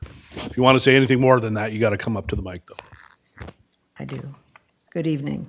My name is Bonnie Olson. I've lived in Hazelwood Village for almost 10 years, 10967 West Oleana Drive, Boise 83709. My concern is the number of cars coming from 118 apartments. That would be 118 cars, but we all know that most families have more than one car. The exit comes out from the buildings, comes out to Lockwood and then to 5 Mile. And that during the rush hour, during the working times, mornings and evenings, is just backed up a great deal. So we're going to have much more traffic in Hazelwood Village and throughout, looking for other exits. And I just think that, well, I'm completely opposed to the buildings, as others are, I'm sorry. It's been a long night. So thank you very much. Thank you.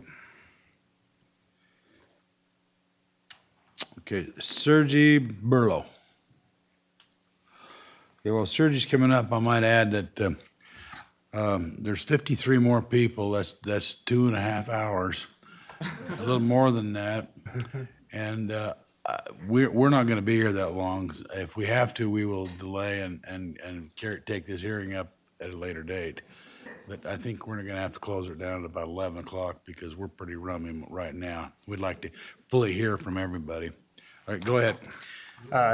Sergey Burlow. I live in Hazelwood Village, 11182 West Morella Drive. Thank you for your time and patience being here late. Do appreciate it.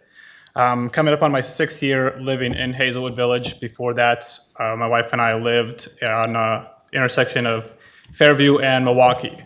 From there, we walked everywhere. Albertsons was on the corner of Fairview and Cole, Winco on the corner of Fairview and Milwaukee, McDonald's was around the corner, Taco Time. Point being, there was lots of options for us to walk to. I don't expect retail to come up tomorrow or in the next year, but eventually I would like it to show up. And if we rezone it, we're not going to have that opportunity. So I oppose the rezone. Thank you. Thank you. Thomas Mormon.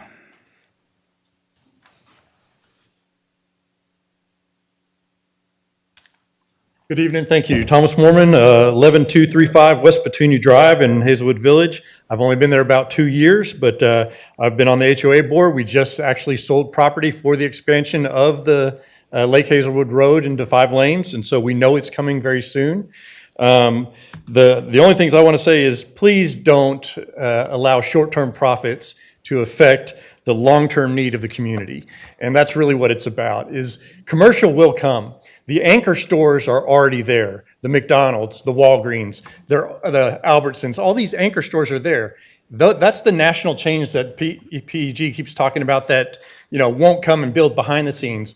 But that's because the rents are higher there, and the mom and pop shops are the ones that fill in behind the anchor stores. That's how it works in commercial property when you do it right. And that's what we need. We need more of those kind of things. We need the daycare. We need the dry cleaner. We need those things that are going to support that community. You talked about people don't want to drive 3 miles. The reality is that 3 miles, like everybody says, takes 20 to 30 minutes. It's not reasonable as it is now. So again, I oppose it, and I'll leave it at that because most everything else has already been said. So thank you. Thank you. Let me just ask you real quick before you sit down. Did the HOA vote on supporting or opposing this proposal? The HOA is going to allow the residents to speak for the neighborhood. So, yeah. If this was built exactly how you would want it to be, how much money per year would you anticipate spending? Well, I bring in $300,000 a year in income, and so I spend a lot of money in the community. If there were restaurants there that were easy to get to, I don't go to McDonald's. I'll never go to McDonald's. I'm sorry, that's not the food I eat. I want to see some other restaurants. I go to the pizza place all the time, but the reality is it's very difficult to get into there because it's full all the time. And so you've got to drive 20, 30, 40 minutes to get to some of the nicer places to go and eat. These things have to come and develop. Hazelwood is an affluent area. There's a lot of resources, and businesses will come because those resources are there. Have you ever had any out-of-the-box ideas, like let's get everyone in the neighborhood to pool their money and we'll buy the property and then we'll develop it how we want? Well, we could do that if someone would release it, but they're not releasing it, and they're not going to give us the opportunity to do that because they're going to keep coming back with these proposals. So we're going to keep putting in the effort we can to make sure that it is denied. As you can see, the people that are here don't want this to happen. The neighborhood's speaking for it. The area is speaking for it because it's not in the long-term best interest of the residents of this county and this community. Thank you. Sandy Chastain.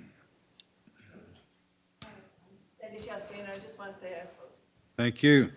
Rusty Boycourt. Boycourt.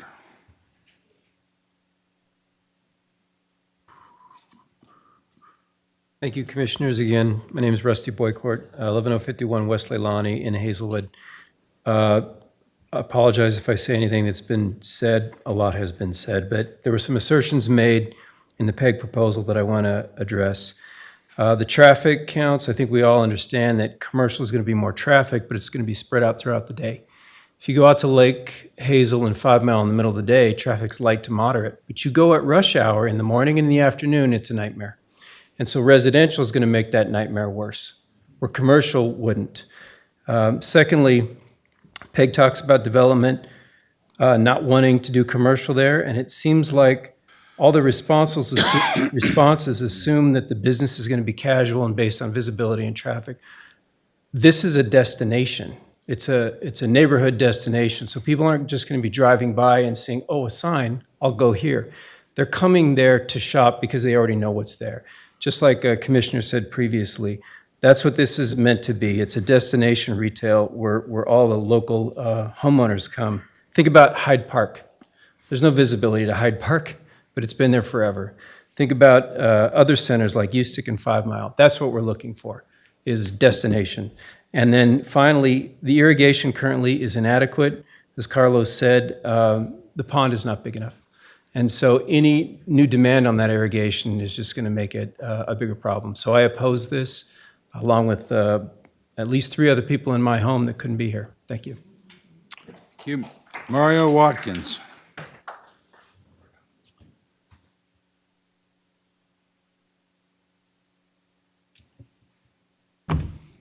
Good evening. My name is Mario Watkins. I live at 6562 South Jasenia Avenue, directly across the street from this proposed residential commercial development that is 90% high-density residential. This is my 3rd appearance in opposition to this development. There's a large proportion of retirees in this area, myself included, that chose to buy homes here with the promise and assurance that the businesses that moved here would reduce the need to drive for basic needs and services. Somehow, your predecessors envisioned the future residential growth that would take place in Ada County and had the wisdom to establish commercial zones throughout the county that would draw businesses to serve the surrounding communities as they grew. This 11-acre parcel is one of those wise decisions. As commissioners, you have all been entrusted to act in the best interest of the people of Ada County. PEG Industries is here to act in the best financial interest of its out-of-state investors, regardless of how it affects our community. As a member of this community, I ask you to deny PEG Industries' rezoning request and preserve this 11-acre parcel for the future businesses that will inevitably establish themselves as this area continues its rapid residential growth. Such a decision is in the best interest of the people of Ada County and not some out-of-state corporate investors. Thank you for your time. Thank you. Patricia Watkins. Yes. Patricia Watkins.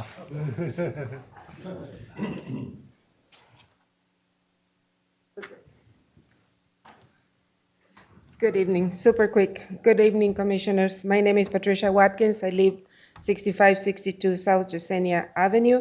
And yes, we see that lot from our house. This is also my 3rd time coming here. And all I'm asking is please to keep this commercial as the zoning and the planning and zoning committee already have advised. Thank you very much. Thank you. Thomas Coops.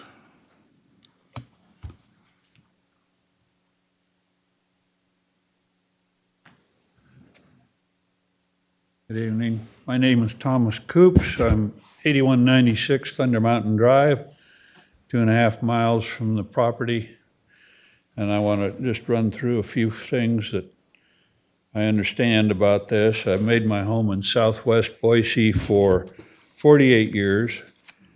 Originally, the planners did their job. I heard about how things were going to be along Lake Hazel, how it would join Eiselman, how all the development would happen. Guess the developers don't respect that. I'm not sure what the county commissioners respect. Current residents of Southwest Boise have been waiting for decades for commercial services. This can be alleviate a lot of vehicle miles if we have services. The fact that we didn't have a lot of people out there doesn't mean that we don't need the commercial services. There are not enough of us. Now there's going to be. How many thousands of people are going to live out there in the next 10 years? Well, we better ignore that and put some more people out there.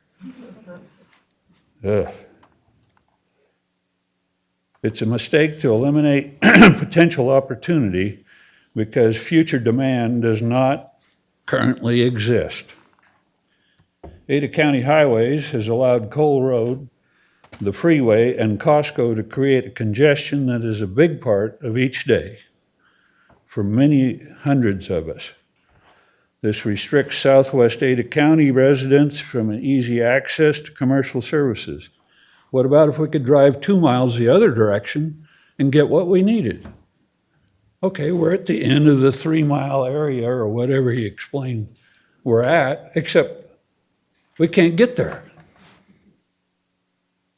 Introducing more residents in the area that is available for development will not relieve traffic congestion without more commercial services. That's not a solution. When you allow more people to live in the area with no room for additional services, then you are considering all the homes already approved in Muriel Farms, the locale, and how many other county areas that have permits for more building. I expect Lake Hazel to be 4 lanes connecting southwest Ada County to the Eiselman off-ramp within just a few years. And I encourage you to deny high-density residential development along the Lake Hazel corridor. Thank you. Barbara Grant. Thank you. I oppose. That is why I came this evening. And please deny this application and rezoning. Thank you. Jared Townsend. Jared Townsend. Okay. Lindy Townsend.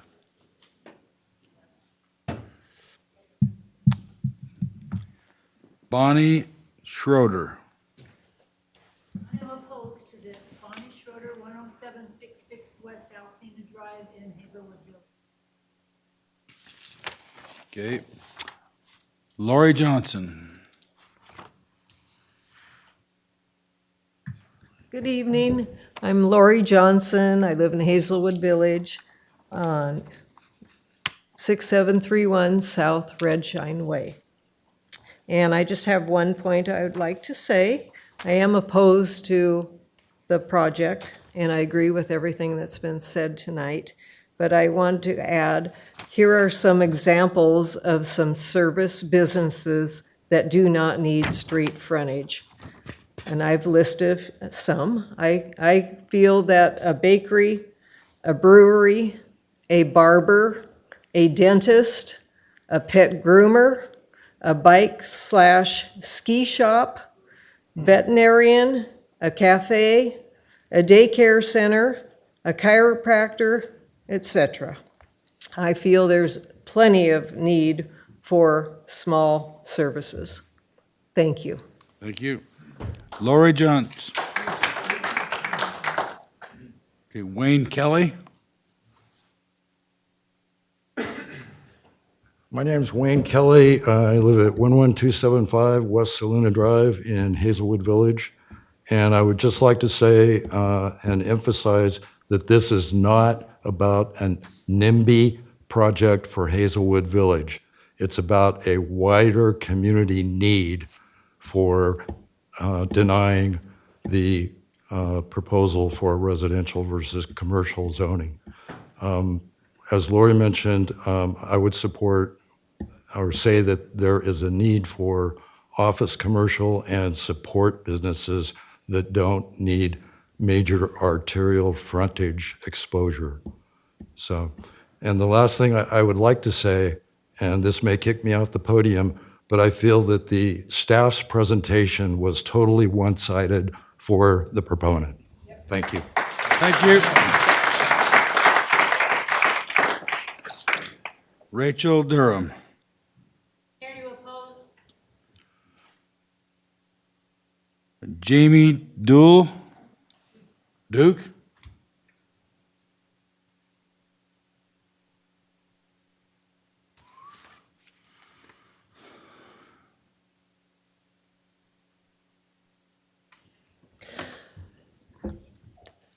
Jamie Duke, 10399 West Trustwood.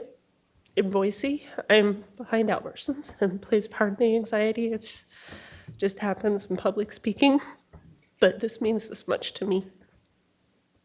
But I wanted to add, the presentation that Peg gave us mentioned that there would be very few businesses interested in the hidden area.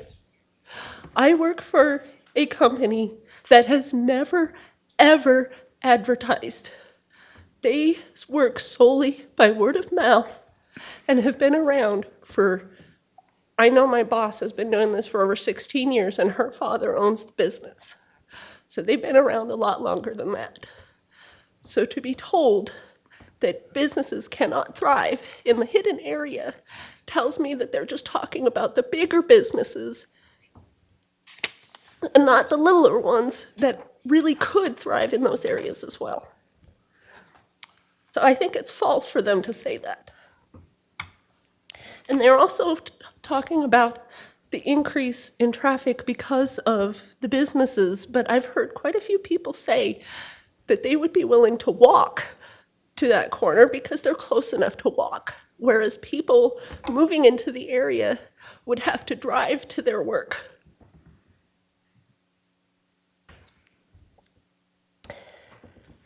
I think that's everything I had. Thank you. Berta Greenlee. Berta Greenlee, 6617 South Red Shine Way in Hazelwood Village. I will be brief.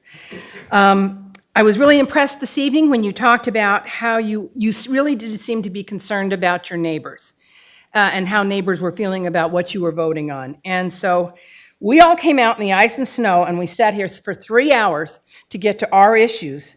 This is our 4th time coming in front of you. If you table this and we keep going, we're going to need a bus to get here because every time there's more of us. I did actually, with a friend, speak to someone who wants to remain nameless.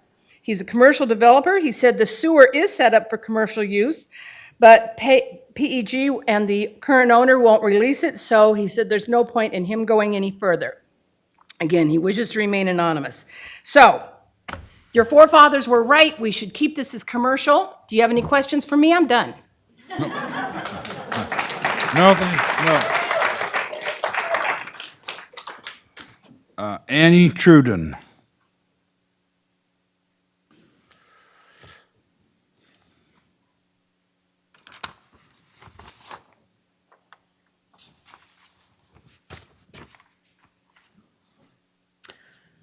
My name's Annie Truden, and I live at 7750 South Hidden Valley. I'm probably one of very few that do not live in the Hazelwood subdivision, and I only know of this project because of Carlos and his next door attempts.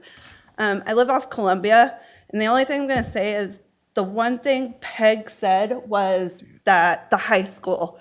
My kids attend Mountain View, and during my freshman's orientation, they are the largest high school in the valley. They sit at 2,600 students. You add 118 residences, God only knows how many more kids are gonna flush to Mountain View. It's not fair to West Data. Their bonds keep getting denied. Nobody wants to pay the taxes. I'm one of them. So it's just, out of all the things said, nobody's really addressed the impacts to the schools, especially Mountain View. That's it. Okay, thank you. Sean Mannion. Oh, I'm opposed.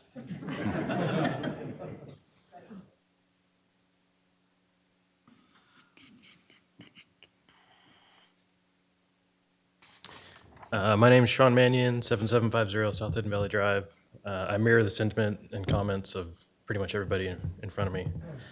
Listen to the people who actually live here and know the area, and I strongly oppose. Thank you. Thank you. Okay.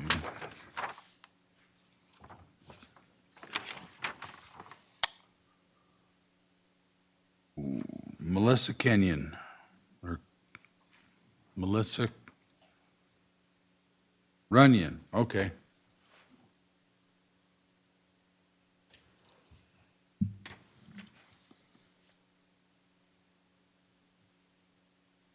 Alyssa Runyon, 11345 West Saluna. I strongly oppose it. I do have one kind of comment and question about the Compass traffic study that Brent talked about. I'd be really curious when that was conducted, because if it was between 2020 and 2022, most people I know that worked in the Treasure Valley were remote or were on a hybrid schedule because of COVID. So I feel like those numbers could be super skewed. So anyways, I would just be curious what year that was done. Thank you. Oh, thank you. Milagros Izaguirre?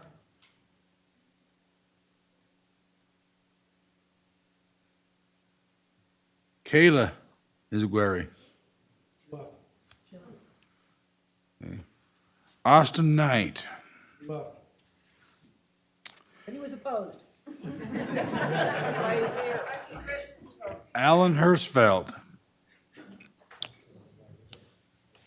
Mr. Chairman, Commissioners, my name is Alan Hirschfeld. My address is 9409 West Burnett Drive, Boise, Idaho 83709. I'm also on the Board of Directors of the Southwest Ada County Alliance, and Marissa Keith, who could not be here today, has authorized me to speak on their behalf. One of the residents within SWACA boundaries and a member of SWACA wrote a written testimony for a presentation to you. Unfortunately, it did not make it into the record, but we, the board, believe that it speaks on behalf of a lot of residents of the Alliance, and we believe it should be in the record. In the interest of time, if the commissioners are willing to have me present this for the record here tonight, then we would not have to go further. Otherwise, I was prepared to start reading it, and there is another board member who could follow me to do it, and then the person who wrote it, whose name is Suzanne Knorr, and is also on the witness list, would continue. You can submit it to the record. It is not in the record. No, you can submit it now and it'll be in the record. Oh, it is. Okay. No, just submit it. Give it to him. Give it to him. Give it to Brent. He'll put it in the record. Thank you.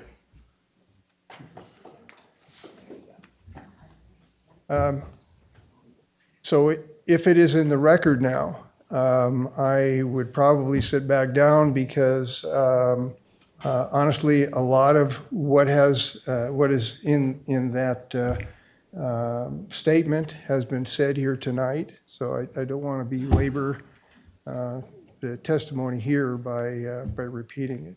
So as long as it's in the record, I'm done. Okay, thank you. Thank you. Ted Dedden. Already spoken. Thank you. Oh, he did? Oh, yeah, that's right, excuse me. You're one of the earlier ones. You signed up twice. Okay, Tammy Newhouse. Oh, yeah. Okay. Sorry, Suzanne. Yep. Michelle Trance. She already spoke. You're back to the beginning. Oh, yeah. Oh, no. Jeff Trans. Okay. Jamie Stockton. Okay. Carol Vidalis.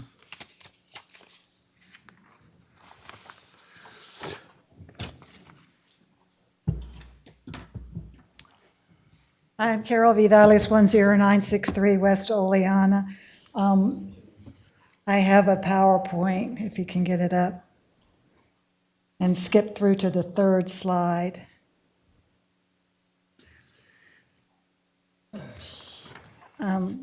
Commissioner Scott on the Planning and Zoning, when he made the motion to deny, one of the things he talked about is you have to consider the impact of the people. Some of the stuff has already been talked about. But I wanted to focus on the impact on the existing homeowners of Hazelwood Village Owners Association. The map that was up there earlier, to the north of Hazelwood, but still in the Hazelwood plan thing, is Parkside, which is high-density townhomes. And then you have this Alante. Going to the next slide. This is Parkside. If the Parkside is when you're starting from the right, those first 4 rows and around it is Parkside. The very top left is the main park in Hazelwood Village. Next slide, please. This is the main park in Hazelwood Village. It's 1 acre, and then it has an adjoining playground, clubhouse, and pool. Next slide. When Parkside was before the commissioners for approval, we were told at that time, that was in 2019 and 2020, that a lot of people had been priced out of housing and that they wanted to own a home and not rent. Next slide. So what we got, they have 106 units. Again, they were told that people wanted to buy. Of the 106, 58 are rentals, 3 of those being short-term Airbnbs. Next slide, please. There also is a significant difference in open space between the Hazelwood Village Owners Association and the Parkside HOA, and a blurring of where the HOA boundaries are. PEG would bring more people to places where there's no significant green space, and they'll naturally gravitate into Hazelwood Village private property. The only public park is the Pearl Jensen. It's undeveloped. Everything else, a public park, is at least 3 miles away. Next, skip the next slide and go on to the next one. So what we've been dealing with, this is a townhome in Parkside. You'll notice the underlying part. They were saying if the area in their backyard's not big enough, take a 3-minute walk down to the community park.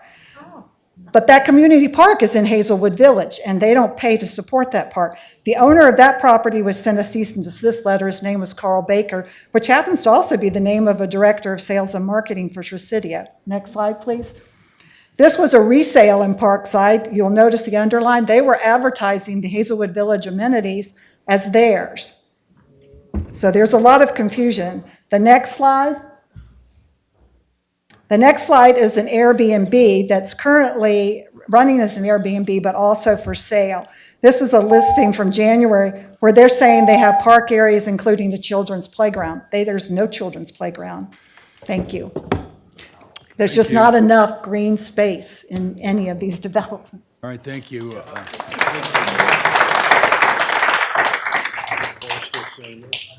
There's enough for an hour and a half. We're good.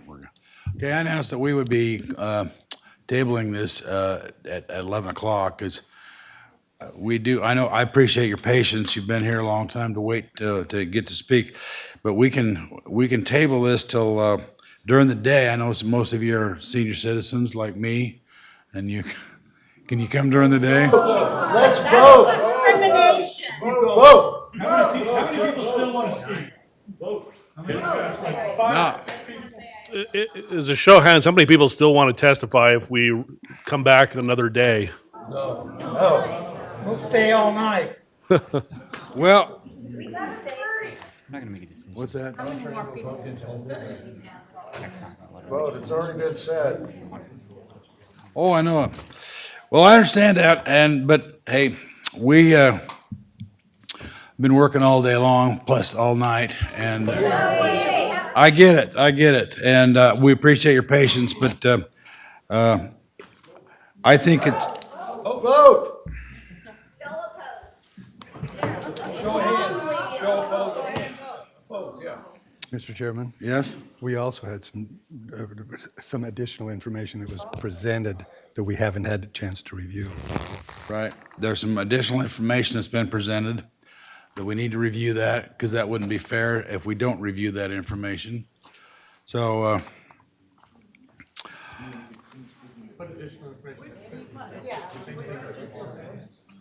well, we could do that. What if we limited everybody to 1 minute? All right. If we keep it up this way, we'll be here till 12:30. Is that what you want to do? Be here? Well, we have other business we have to attend to in the morning, but we can't delay it any. But we can't. Well, oh, you just want us to vote right now? You don't want us to? You don't want to give? Well, does Peg have to go back up and do their thing again? Rebuttal. They get some rebuttal time. Then we But- really okay. have to table it. We'll just get a bus. No, vote. It's gonna snow tomorrow. How many are left on the list? There's an hour and a half left if we go at this same pace. What if we limit it to 1 minute per remaining person? And could you call the next person so they can walk up there while? Stand up, just stand up and oppose. Why not ask the people that just opposed to stand now and oppose that haven't? Yeah. Well, if you want- People that are in favor of having an opportunity. Well, if you want to, if you want to do that, because there's about page and a half left. It's about an hour and a half of testimony, and we can't do that. But if you just want to stand up and say I oppose it, then you can say you all spoke. Is that what you want to do? If you haven't had, We also have to read people online. how many? We have, six. Okay. Well, if you haven't testified yet and you're opposed, stand up. It's like an hour. That's it. We'll be here. We'll be here another hour and a half. No, we just want to say opposed. Just say Or opposed. they just each say their name? All right. And then No. You have the. All right. And they just call What? off their name and sit down I know. and say opposed. Well, Okay. if we could burn through all these people and then table to do a decision. No, well, we're not, well, Should have scheduled it better. okay. Now, are you the ones that haven't testified then? Standing up. And you're opposed and you're okay to have that be your word, be your testimony? Yeah. All right, then we can do that. Go ahead then. So you've all testified. I'll mark on here that you've all said you opposed. Yeah. Okay? He needs to testify. All right, well, they want to do it. Okay. Okay. So then we have 6 online. We'll give them a minute apiece. There you go. All right, we have, let's see, Clay Anderson.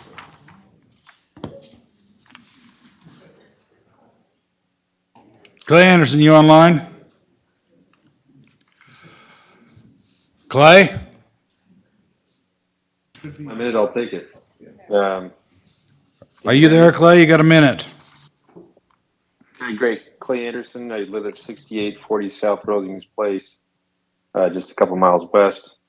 By background, I'm a commercial real estate agent. I deal with a lot of investment sales of retail, office, apartments, and I'm in favor of the project. I think it's a great fit. I think Peg's done a nice job responding to the needs of the area.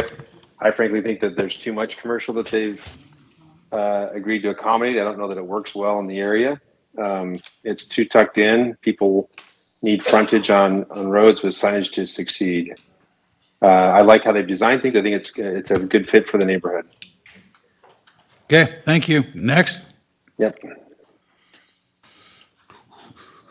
We have Meredith Grace, but she said that she just wants her vote to be counted in opposition. Okay, next. Elizabeth Ingersoll. Are you there, Elizabeth? See Idaho. I'm in favor. My name is Elizabeth. I've lived in Idaho my whole life. I'm currently a student at BYU with my husband, who is also a lifelong Idaho resident. We will both be graduating shortly, and I'm expecting a baby in this next year, and we really want to return to Idaho. Although we both have good jobs, we realize it'll be very challenging to own a home, and will most likely be renting. This is exactly the community we would like to live in, and we encourage the county to support it. Okay, next one. Estee LaFrenz. Christie? Estee LaFrenz. Esty. You there, Esty? And a concerned resident of Southwest Boise. The balance between residential and commercial zoning is fundamental in creating a thriving and sustainable community. True communities are not merely an assortment of suburban homes. They are spaces where residents can live, work, and interact. Commercial areas provide essential services and amenities such as shopping centers, restaurants, office buildings, and more, which foster a sense of belonging and convenience. They also generate employment opportunities, support local businesses, and contribute to the economic vitality of our area. By converting this commercial property to high-density residential, we risk further diminishing access to these vital services and facilities that make our community vibrant and complete. We understand the need for residential development, but it should not come at the expense of the few commercial zones that provide the infrastructure for a well-rounded and prosperous neighborhood. In conclusion, I implore you to reconsider the rezoning proposal and give due consideration to the concerns expressed by our community. Thank you for your time and attention. Your decisions today will significantly impact the future of our community. Okay, We hope that you will. Thank you. thank you. Next one, We have Taylor Woods. Taylor Woods, go ahead.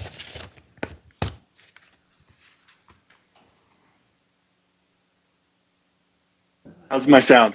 Is my audio coming? Yeah, go ahead, we can hear you fine. Okay, terrific. My name is Taylor Woods. I'm a 52-year-old father of 6. We have, we're 4th generation in Treasure Valley, Boise, greater Boise area. I live in Meridian. I have family, cousins, aunts, uncles all throughout the valley. Everything that I heard from the local residents is what I hear from all of my family throughout the greater Boise area. This is a community that has grown very rapidly, very quickly. Unfortunately, my 3 oldest children cannot afford to live in the area. I would love for them to live nearby if they could afford housing. Housing has to catch up. I understand the need for commercial also. I deeply support this housing project so that children and families can stay close together. I'd love to have my children come back. I have worked for large developers. I have worked in communities that have had similar concerns, and I have never seen a commercial project succeed that doesn't have the proper access, and this property does not have access. I would never venture into this space as a commercial tenant.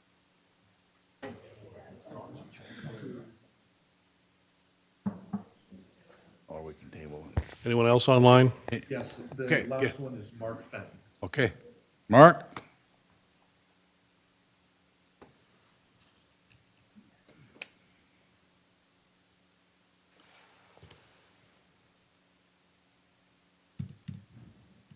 Are you there, Mark? Not yet. Not getting a response from him. Okay, so Mark's gone. So is that it then? I think we need to ask if there's, That's everybody. well, for online, if there's anyone else still in the audience who wants to testify in favor. So I did see one, at least.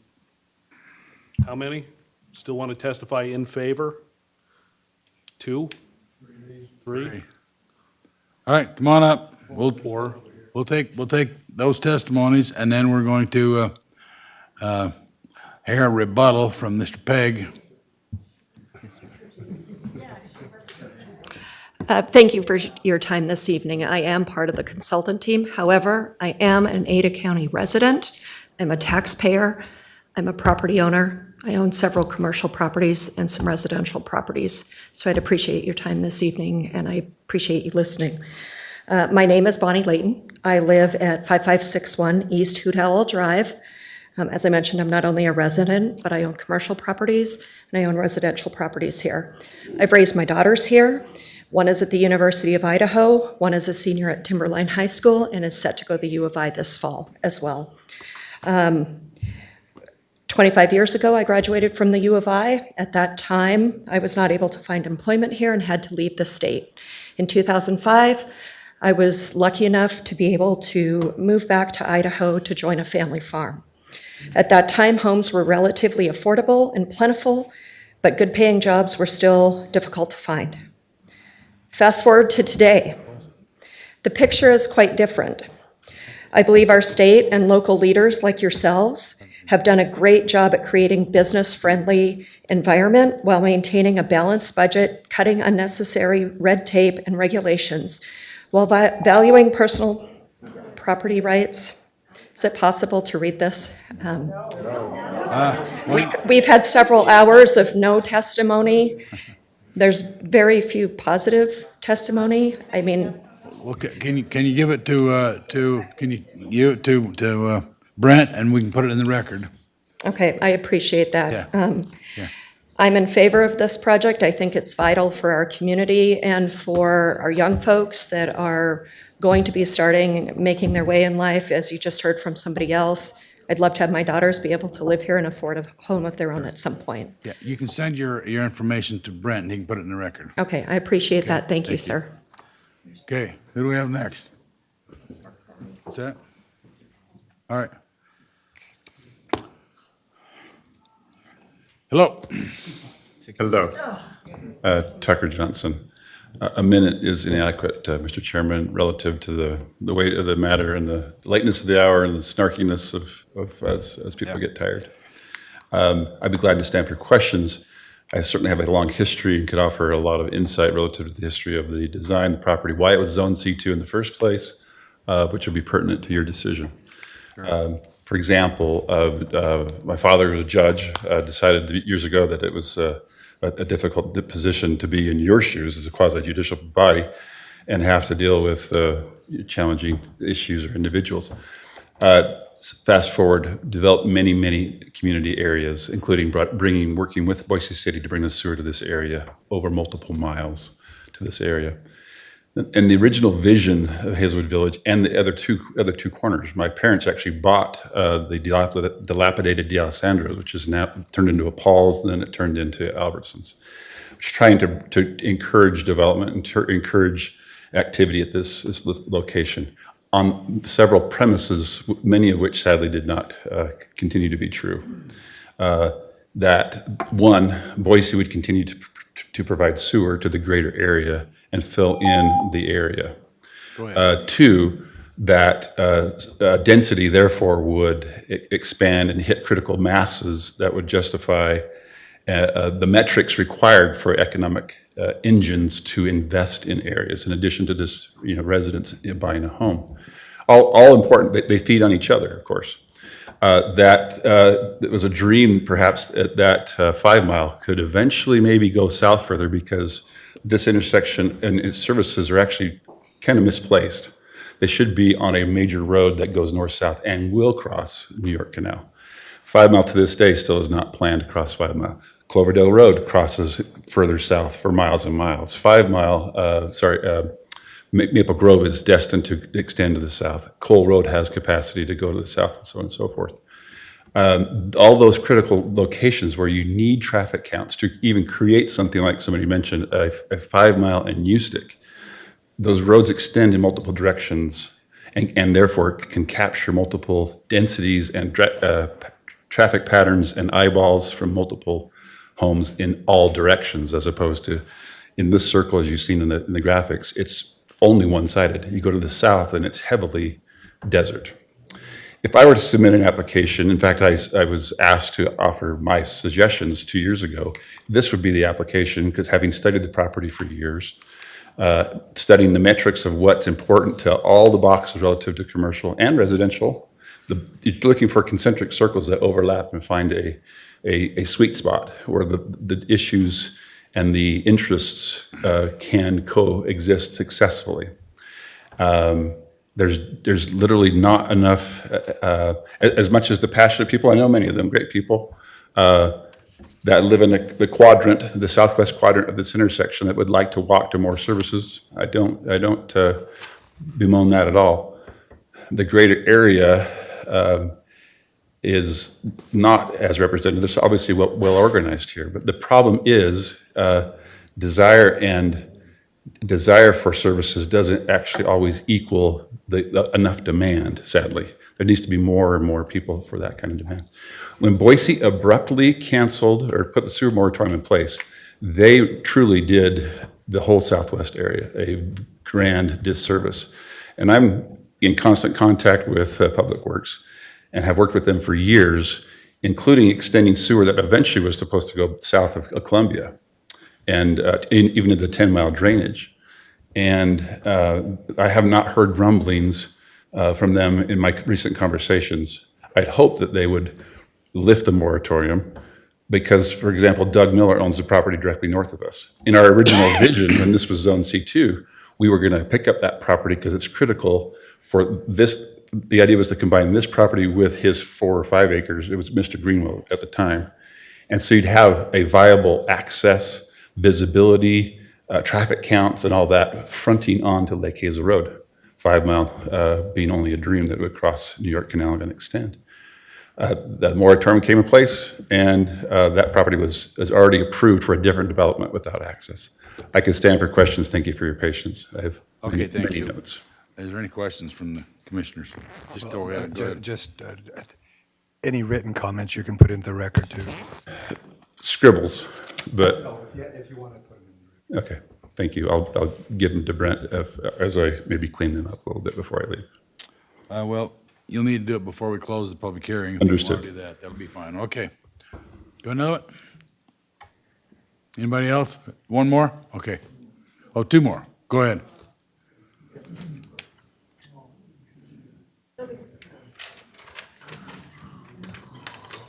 Hello.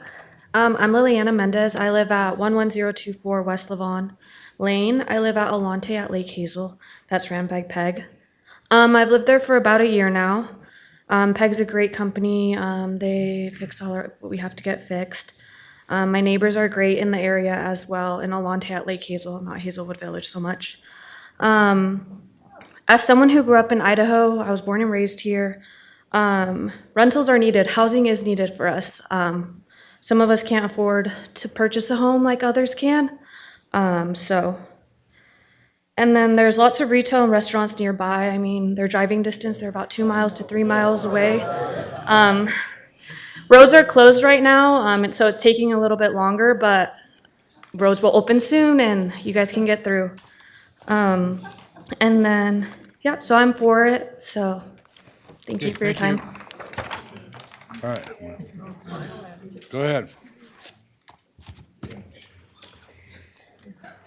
Commissioners, my name is Stephen Gibson.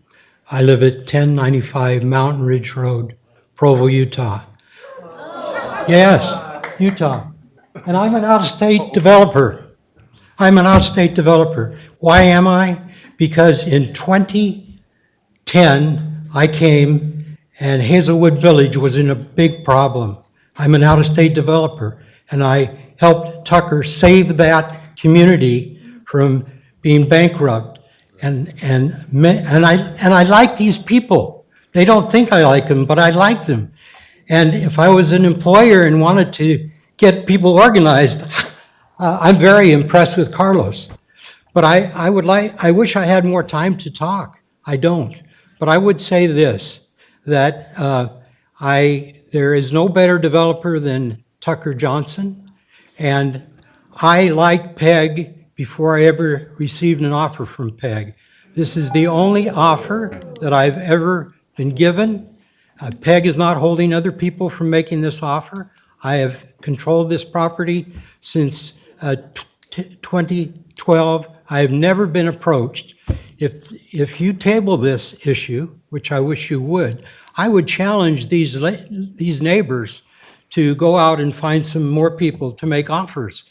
Bring retail people and prove the research, the professionals wrong.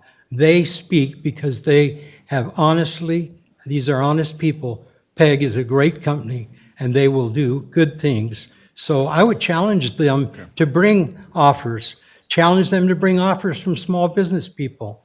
It's one thing, and I will conclude with this if you want me to. Sure, yeah, go ahead. And that is, I am sorry about traffic.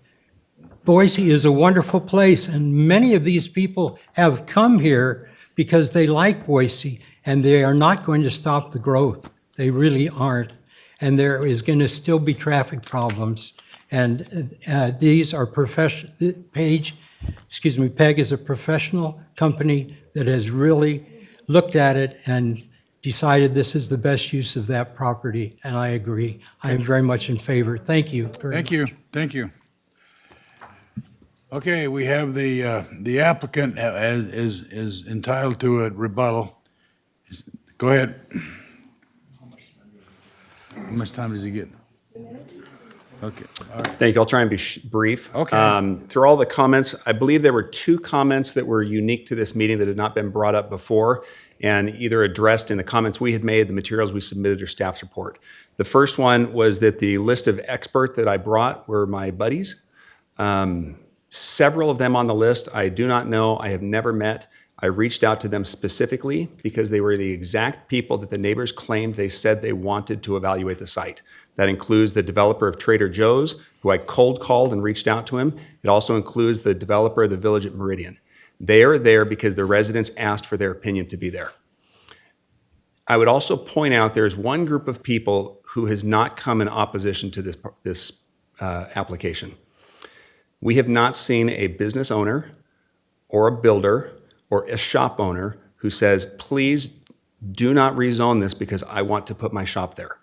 The person who accused me of using my buddies, he said he could bring any of his buddies in to say the same thing, but none of them came.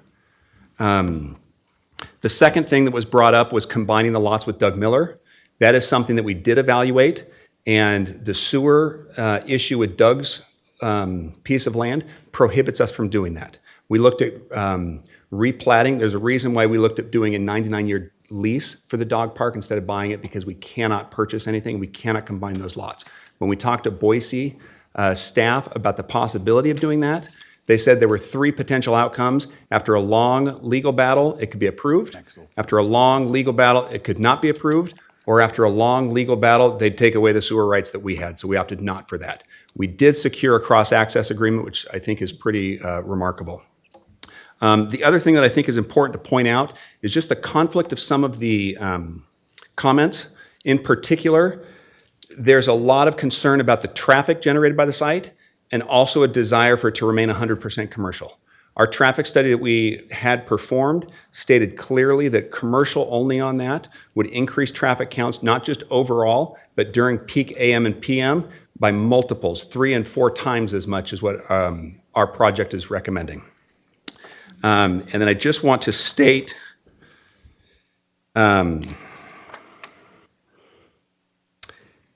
I were a neighbor and my most sincere desire was to have closer access to shops and cafes and coffee shops in my neighborhood, and I was able to force a developer of the caliber and quality of PEG to change their residential community to include space for the very shops that I wanted, I'd be doing a victory lap. If, however, what I actually wanted was a large empty field to remain empty for my enjoyment, I would demand that the only thing that I would allow to be built is something that no one would ever build. And while I can appreciate that method, that is not an appropriate demand to place on somebody else's property. I feel we created an application that addresses the concerns of all interested parties. We have very clearly designed a balanced approach with the input and compromise of many people. I respectfully request that you approve this application. However, if you feel there are changes that can be made to obtain a balance that you see as more appropriate, I would ask that rather than denying the application, you send it back to staff with specific guidance on what changes you would like to see.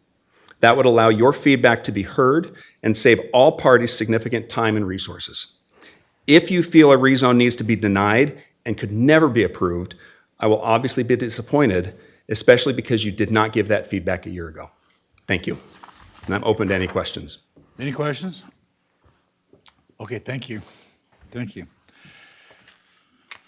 Okay, Brent, is there, you have some documents that we have been presented? Yes. Some additional documents, some additional evidence?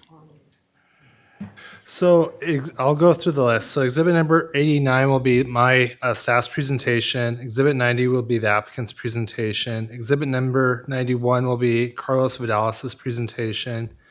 Exhibit number 92 will be David Palumbo's written testimony. Exhibit number 93 will be David Grace's presentation. Exhibit number 94 will be Carol Vidalis's presentation. Exhibit number five would be the Suzanne Norris letter submitted by Alan Hirschfeld. Exhibit number 96 will be Bonnie Lane's testimony. And exhibit number 97 will be a letter that's just got submitted by Betty Berman-Sola. Did you get one from Mr. Johnson? No. Oh, okay. All right. So that's all the record that's been submitted then. All right. Then I will close the public hearing on application 2023-01909 ZCDAS MSP and 2006-00071 DM PEG Companies. The application being closed, or the public hearing being closed, the application is in front of the board. And go ahead. Mr. Chairman, based on the record that we've created tonight, it's additional information that I think the board needs to have time to review. So I would move to table do I need the project numbers again? Project 2023-01-909 ZCS MSP and project 2006-00071 DM until January 16th, which is next Tuesday, which is our next business meeting. It's our next open business meeting, yes. So that we have time to review. To review the documents. All right. Is there a second to the motion? I'll second that. Just to clarify, now that the record is closed, that means no more people can testify. We don't accept any more submissions. Our record is everything that we've heard so far. And so I think we did a good job of getting through everybody, so that we don't have to bring you back for a second day. So your presence has all been noted. But it's a lot of information to go over, and so I don't think we should be making a decision tonight. Yes, but we appreciate your patience. You've been here a long time, and so have we. Appreciate it. And I would echo that. Thank you very much. Your example of the government we want to have, people wait a minute. participating. We have a motion, and all in favor of the motion, say aye. Aye? Aye. Motion carries. So it'll be tabled until the 16th of January. And with that, we appreciate everyone's presence, and we're adjourned.